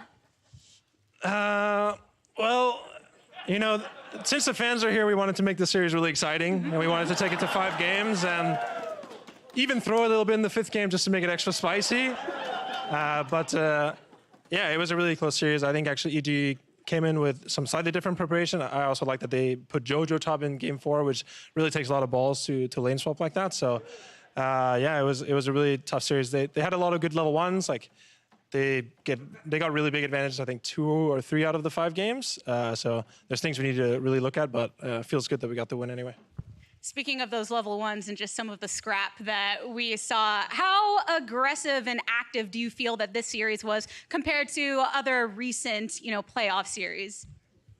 I felt like EG, they were hunting me a lot. They were killing me at level 1, ganking me. I think they were doing a lot of good stuff, honestly, and I think they really exposed some of our weaknesses as a team. So EG came out really aggressive in every single game, good level 1s in every single game, and we really need to look at that and learn from it. Yeah. God. The last time times I've talked to you, it is always after some game where you get focused down at level 1, that's for sure. A lot of pressure there. A lot of the casters and analysts were talking about the mid-jungle duo being so important within this matchup. Did you feel that was the case through and through? I think, yeah, both. I mean, they were targeting top a lot, and some of the games we managed to get our bot lane really ahead. I mean, you see some games our bot lane just pops off and gets really ahead. I think the mid-jungle mattered more so in terms of translating that pressure onto the side lane. And they were translating it to top and getting a lot of leads there. And I think we had more of the comps that want to go into team fighting and buying a little bit of time. Yeah. Yeah, you mentioned bot side popping off there. I mean, Hansama had a great game. We saw Santorin earlier. Just a lot of what we expect from Team Liquid, multiple strong members. When it comes to the profile of Team Liquid and what we've seen in playoffs, how do you feel that diversity is playing through when you're going against lane swaps and, you know, all eggs in the Nidalee basket, even in Game 5? I think we definitely need to adapt a little bit, and I think they kind of knew exactly what we wanted to do, whereas they actually changed up a little bit of what they had been playing.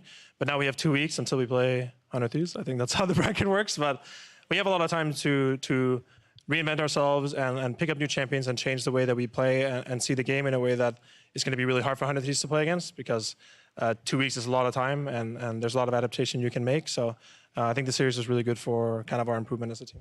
Speaking a bit more on that 100 Thieves front, we've heard from Santorin and Hansama in different interviews about the fact that that's the team that was looking good towards the end. That's the one that people kind of have their eyes on as that rising, you know, in this later stage. What about you? How much do you fear what they bring to the table?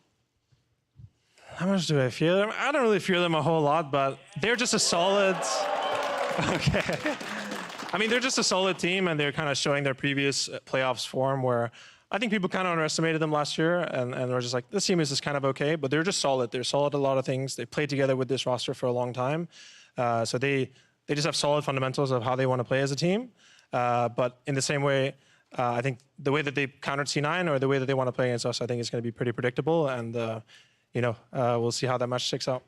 Yeah, I know a lot of people are looking forward to it. There's so many Team Liquid fans that were loud throughout the entirety of this series, many calling your name specifically. You're no stranger to that, but now your opportunity to speak directly to them. What do you have to say? I'm not really a man of too many words, but it just feels amazing to have you guys back. I think we've all been missing it. We've all been talking about it. We were talking about it before we came here, that today's going to be different with you guys, with the fans here. I think it makes all the difference. I think it means some players play a little bit worse and some players play a little bit better, and that's what makes these games so exciting. And yeah, just thank you guys all for showing up. It was amazing. Thank you to the fans. Thank you to Bjergsen for the interview. What a series that we witnessed today. Oh my goodness, there is more for us to cover. We will also be hearing from Santorin and Gilhoto in Bud Light League Lounge later, and Core JJ soon enough. But for now, let's head on over to the analyst desk. Thank you, guys. Thank you so much, the Tigress. She's right. We're basically doing the whole world tour of TL players with Bjergsen just now, Yep. Core JJ in a bit, Santorin, Gilhoto joining myself and the Tigress a bit later in the Bud Light League Lounge. So well said, though, by Bjergsen in terms of, I think, what it means to have fans here. Something hits different about League of Legends when it's played in front of a live crowd, when those fans are here along for the ride. And what a treat of a best-of-5 for all of those who are in the stands today, and what a treat to be able to win that first best-of-5 back as a player for Bjergsen in front of a crowd. Yeah, while EG, it felt like they were going against the current with the fans all on, like, basically with the TL chants happening. Yeah, it felt like TL and, Bjergsen more specifically kind of rode that current. It's the energy that kind of gives you life, and also it can be a little dangerous. I was going to say, speaking, he did mention how, I jokingly, we brought it to 5 games for the fans, give them a long one. We even threw a little bit here in game number 5 to make it interesting. Early kill going over to a Renekton pick definitely looks scary. Yeah, I mean, I just want to talk about this play. As usually as a Renekton Nidalee comp, you get outscaled really, really fast, so you want to make early game plays. But I felt like actually TL responded super well to that previous play where they just pick Sion, you just get all the creeps, and Jojo Pyong also lost 2 waves in mid, so it's actually like a, just positive or even for TL. I thought, you go for it. Actually. I was gonna say, I think, when you have this composition, you absolutely have to go for plays like that. But your execution, so, I'm not gonna be anti-Renekton again today. Maybe, but with a composition like this, like it gives you such a narrow window of opportunity to take over the game before TL just outscales you completely and you cannot win. What do you got against Crocodiles, huh? Yeah. I'll let you think about that as we head on over to High and Core JJ. High standing by for a little pro session with Victorious support. Hello, everyone. I have Core JJ with us here today. It's been quite a long day for you, huh? Yeah. A lot of different games. Some were fun, some were tilting for some people, I'm sure. But so I have about 5 different clips here that I'm going to play for you here. Sure. My very first clip is going to be from game 1 where you guys get Baron. And basically what I want to know is what makes you guys decide to do this Baron? Like, you commit to it pretty hard. Obviously, like, you find... Here, I'll just bring it back so people can see. Yeah. So you guys hit the Blast Plant, you see that Lee Sin shows. Do you guys just know you do that much damage to be able to clear in time? Or, like, what's going on in your head here? So, basically what we were talking about is, like, now we have enough Baron damage, and then we don't take any damage, like Odin is too tanky. And then we were like actually looking for Baron vision, and then let's see if we can get Baron. And then we just saw the Legion basing. It triggered us to start Baron, because we were sure we can get a Baron before they came back. Got it. So you wanted to try, see, like you path over there and see if he backs. If he does, you go for the Baron if he does. Yeah. Because you guys know you have enough damage. Yeah. Okay, cool. That's awesome, actually, because it's a pretty risky play, obviously, if they come over faster, but this fast decisiveness is a really strong point for your team. So this second clip I hear actually is, it's actually not from your point of view. The camera's messed up, don't worry about that. I don't know if you guys saw how you got killed at level 1 here, but you guys walked past a ward right there. Like you'll see right here, there's a ward, and you guys walk past that. So I'm just showing the enemy team, EG point of view. They're sitting in this bush for like a full minute. Yeah. So throughout the 5 games, there's been a ton of different level 1s. How are you guys deciding how to do these level 1s? Is it something in Champion Select, or you load in the game like, hey, this is what we're doing? So this is like more like we react to how they play. So they invade like a little bit top side, and then because they show top side, we try to get some information on enemy left side, like here. And then I was actually thinking about, I think I might, I feel like this is bait. Oh. There will be one. I mean, everybody on our team felt maybe there was a ward before they actually invade top side.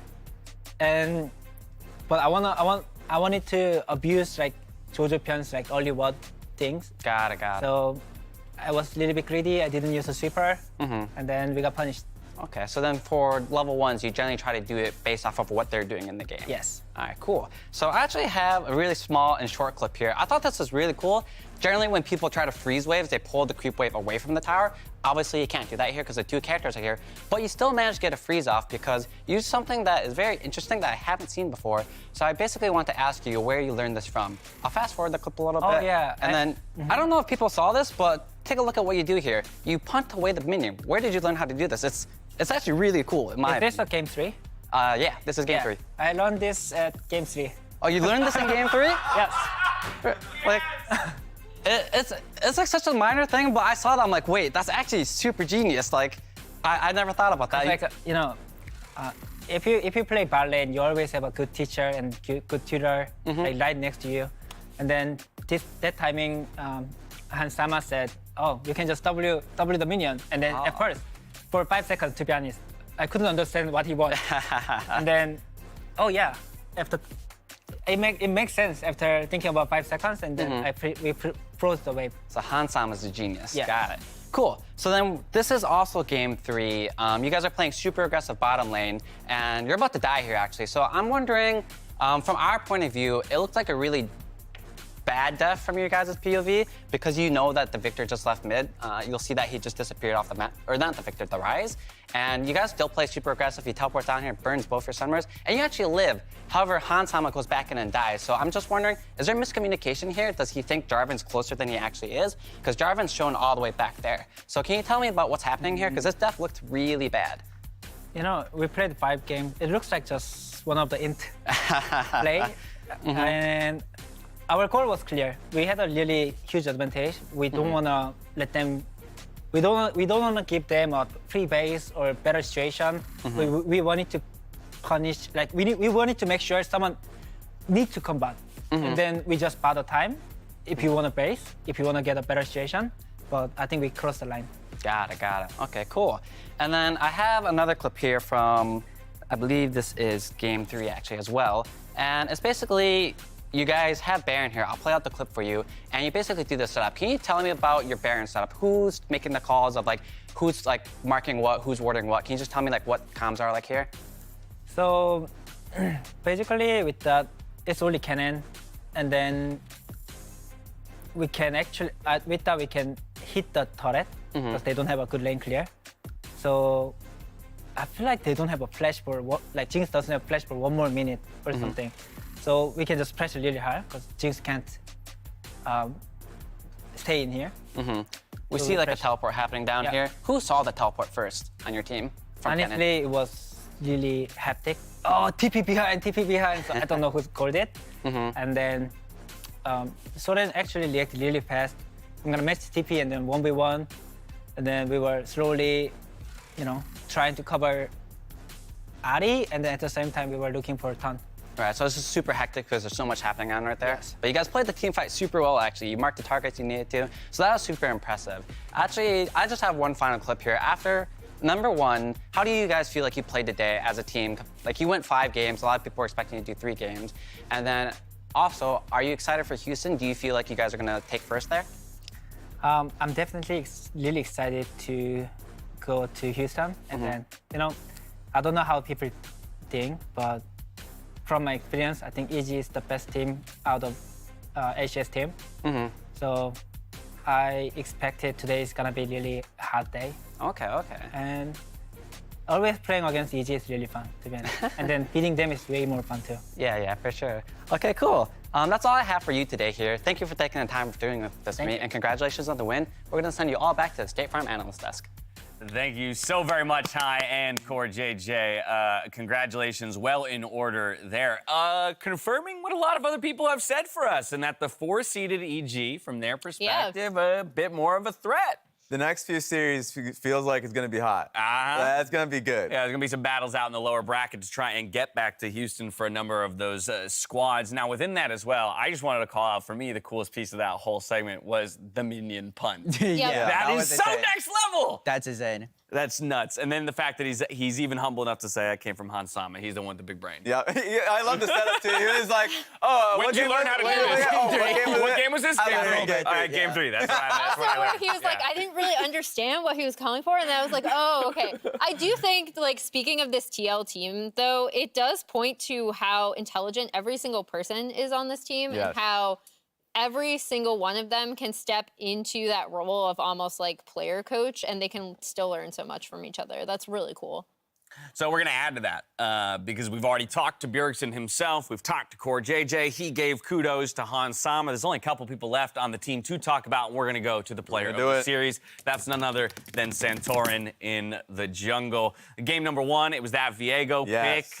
Then from there, it felt like the jungle matchups were kind of really thrown into chaos as compared to yesterday's series, where we had a lot of different looks from both guys out there. So Santorin had a lot to overcome. Yes, he did. I thought that this was just going to be like a really fiery jungle matchup between both of these guys.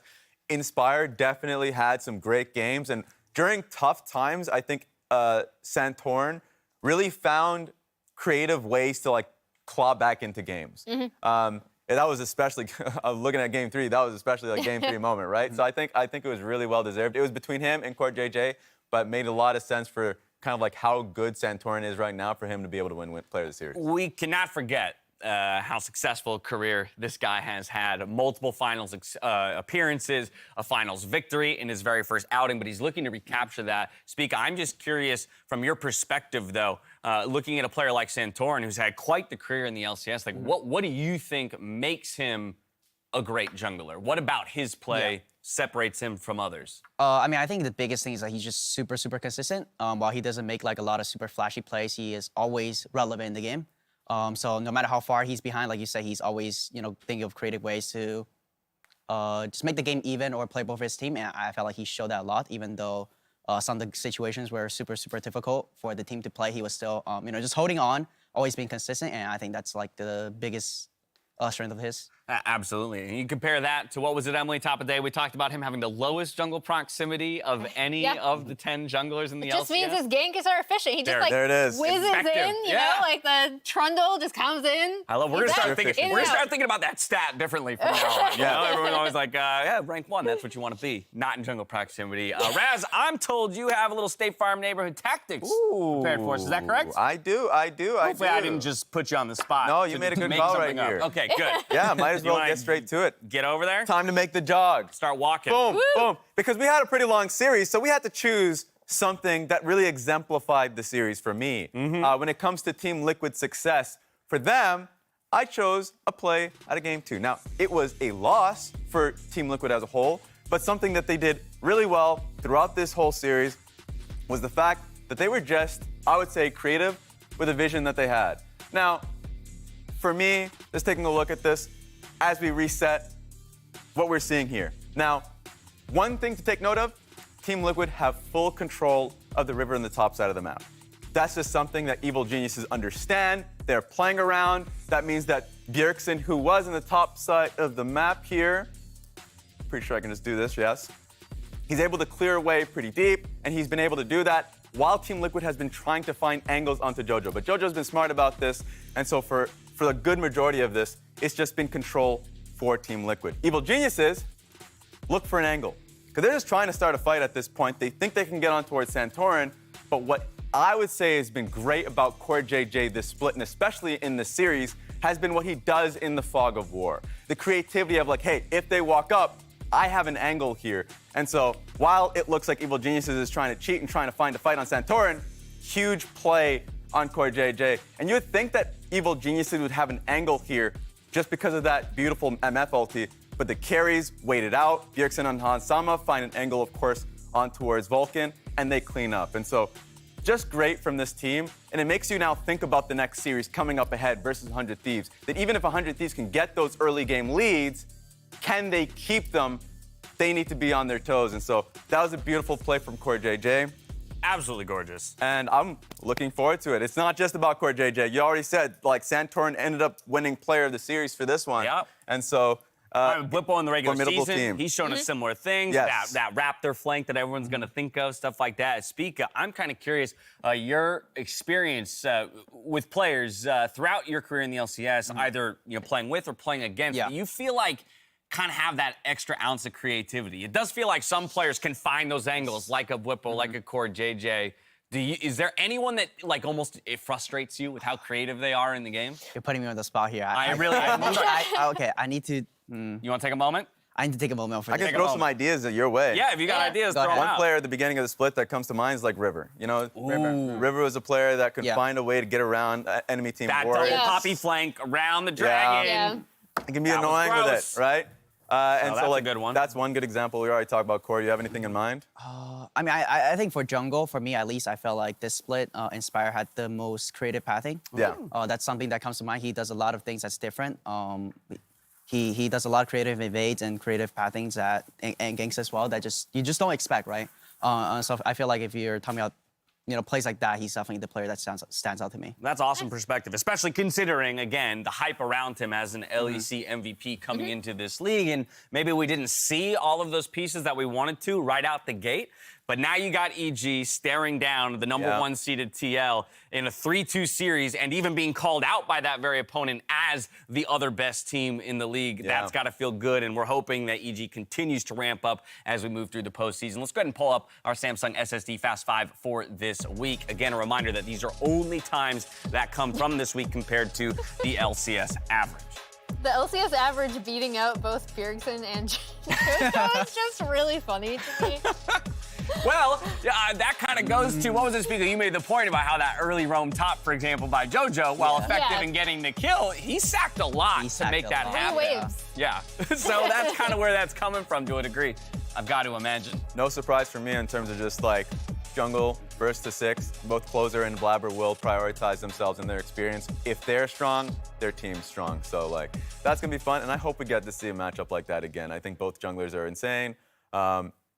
we have a lot of damn good junglers in the LCS now. We got a lot of damn good junglers in the LCS. Yeah. Do you feel like this is like the most stacked jungle year? For Yeah, I you, mean, I felt like LCS in terms of just strength by role, I felt like jungle is definitely the strongest. Okay. You know, you could just say the jungle ranking, I feel like compared to other roles are just way tighter compared to like, you know, top mid. AD support, I felt like, you know, it's definitely a good thing. You know, always there's a lot of competition, so it forces you to get better as well. Absolutely. So, you know, it's just really exciting. You hear that, Santorin? Junglers are the best. He's out there. Don't let that go to your head, right? Don't let that go to your head. We'll talk to you in just a moment. All right, let's get the bracket up on the screens. Remind everybody what it looks like here in the LCS postseason. It's Team Liquid with a 3-2 victory over Evil Geniuses to move on to face 100 Thieves, who swept Cloud9 just yesterday. Cloud9 falling down to face Golden Guardians next week, along with Evil Geniuses versus FlyQuest. And out of the two teams that got bumped down to the losers bracket, EG is looking incredibly formidable.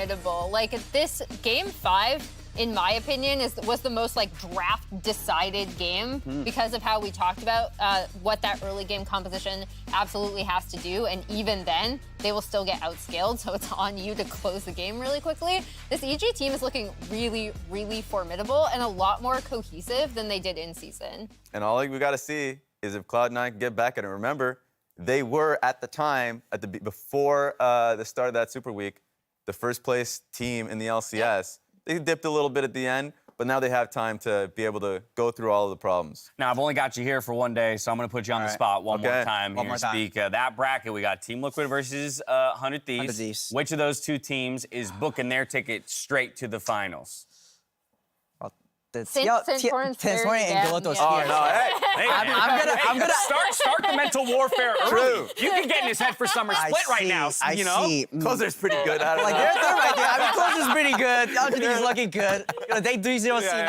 TL to get to 5 games. See? You know, in my honest opinion, this is a hard one. It is a hard one. I'm gonna go with TL. I'm gonna go with TL. Okay, if you're going TL there, does 100 Thieves then run the lower bracket and re-meet them for the finals, or is it going to be that I EG feel like or I Cloud9? feel like 100 Thieves. You think it's 100? Again, yeah. Okay, I mean, there you go. I like then we that get a little idea. teaser with that winners bracket final before we get to the grand final in Houston. Now, with their win today, we'll be seeing Team Liquid alongside 100 Thieves and one yet to be determined team in Houston for our spring finals weekend. Those dates are April 23rd and the 24th. Those tickets can be found on Ticketmaster, or you can head over to lulesports.com for more info. Make sure you go snap them up, because things sell out quickly. I want to take one final moment to invite you all to join us in the Bud Light League Lounge with myself, La Tigress, and we'll be teaming up with Santorin and Gohoto for some beer pong. Catch that on twitch.tv/BudLight right after the highlights, or you can go ahead and stay on this channel and wait for the raid. Spica, you're a boss. Thank you so much, my friend. There you go. From everything, man. I apologize on behalf of Mark I had a good time. for being a big old jerk face to you. that was earlier, rough, man. Yeah. You weathered that storm well. I'm proud of you. All right, that's it for us here on this first weekend of postseason play. Thank you so much for joining us. On behalf of myself, the casters, the entire remote broadcast crew, thank you for watching. We'll catch you next week for more LCS playoffs. Until then, stay healthy, stay safe, and be good to each other. Good night. Close. One day. Not You're really. gonna get it. You're gonna get it. What are you trying to hit? She's trying to hit the camera every time. Yeah. Take a big ol' whiff. It smells like fans are back, my friend. God, man, it is so good. The energy in the building is just unreal. The rest of TL just able to keep EG at bay. Santorin looking to reset. He's playing a collie better than JoJo was. Triple kill over to Santorin. Impact can't do a thing. More. And TL take the Baron and mop him up. All right, let's rock and roll. Game number 2. Here start. Ooh. 3-pot. Whippo just having a good time up here against Impact. He's gonna get him. Impact gets first blooded 2 minutes and 26 seconds into the game. Fight them, I need KD. Kill them, Alcer. Protégé, yes, Wash. Kill them, whip as well. We gotta get the mad guys. Enjoy the fans when they cheer, by the way. Enjoy the fans when they cheer for us. Just have a good time. GG. Nice. Good shit. Nice, guys. Game number 1 was a beatdown. Game number 2 was EG. All right, they're sitting up straight in the chair now. They're going after Hansama. He's down to a third, but they can't quite kill him. And now Team Liquid ready for the punch back. Bjergsen is godlike as Hansama can rejoin the fray. Make it a double. Make it a triple. You don't mess with the GOAT. It's Bjergsen, baby. I mean, Hans is like, actually choking. But... Yeah, I think they're top 80 choking so much. I can feel it. Danny's ready to join up here with the fight. Hans Sama going to be soaking a lot of damage. Hans Sama's taken out. Corda J's taken out. Impact's getting away. And Santorin will not get him. It's a quadra kill. People love free stuff. Everybody loves free stuff, and everybody loves Game 5. I am so glad that both teams brought it here today and have gone the distance in this series. Team Liquid continuing to move forward. Whippo finds a knock-up 1-2, and Santorin's ready to go in for his first reset. Danny's first to die. Impact tries to find Hans Sama, but try as he might, Team Liquid will crush Evil Geniuses.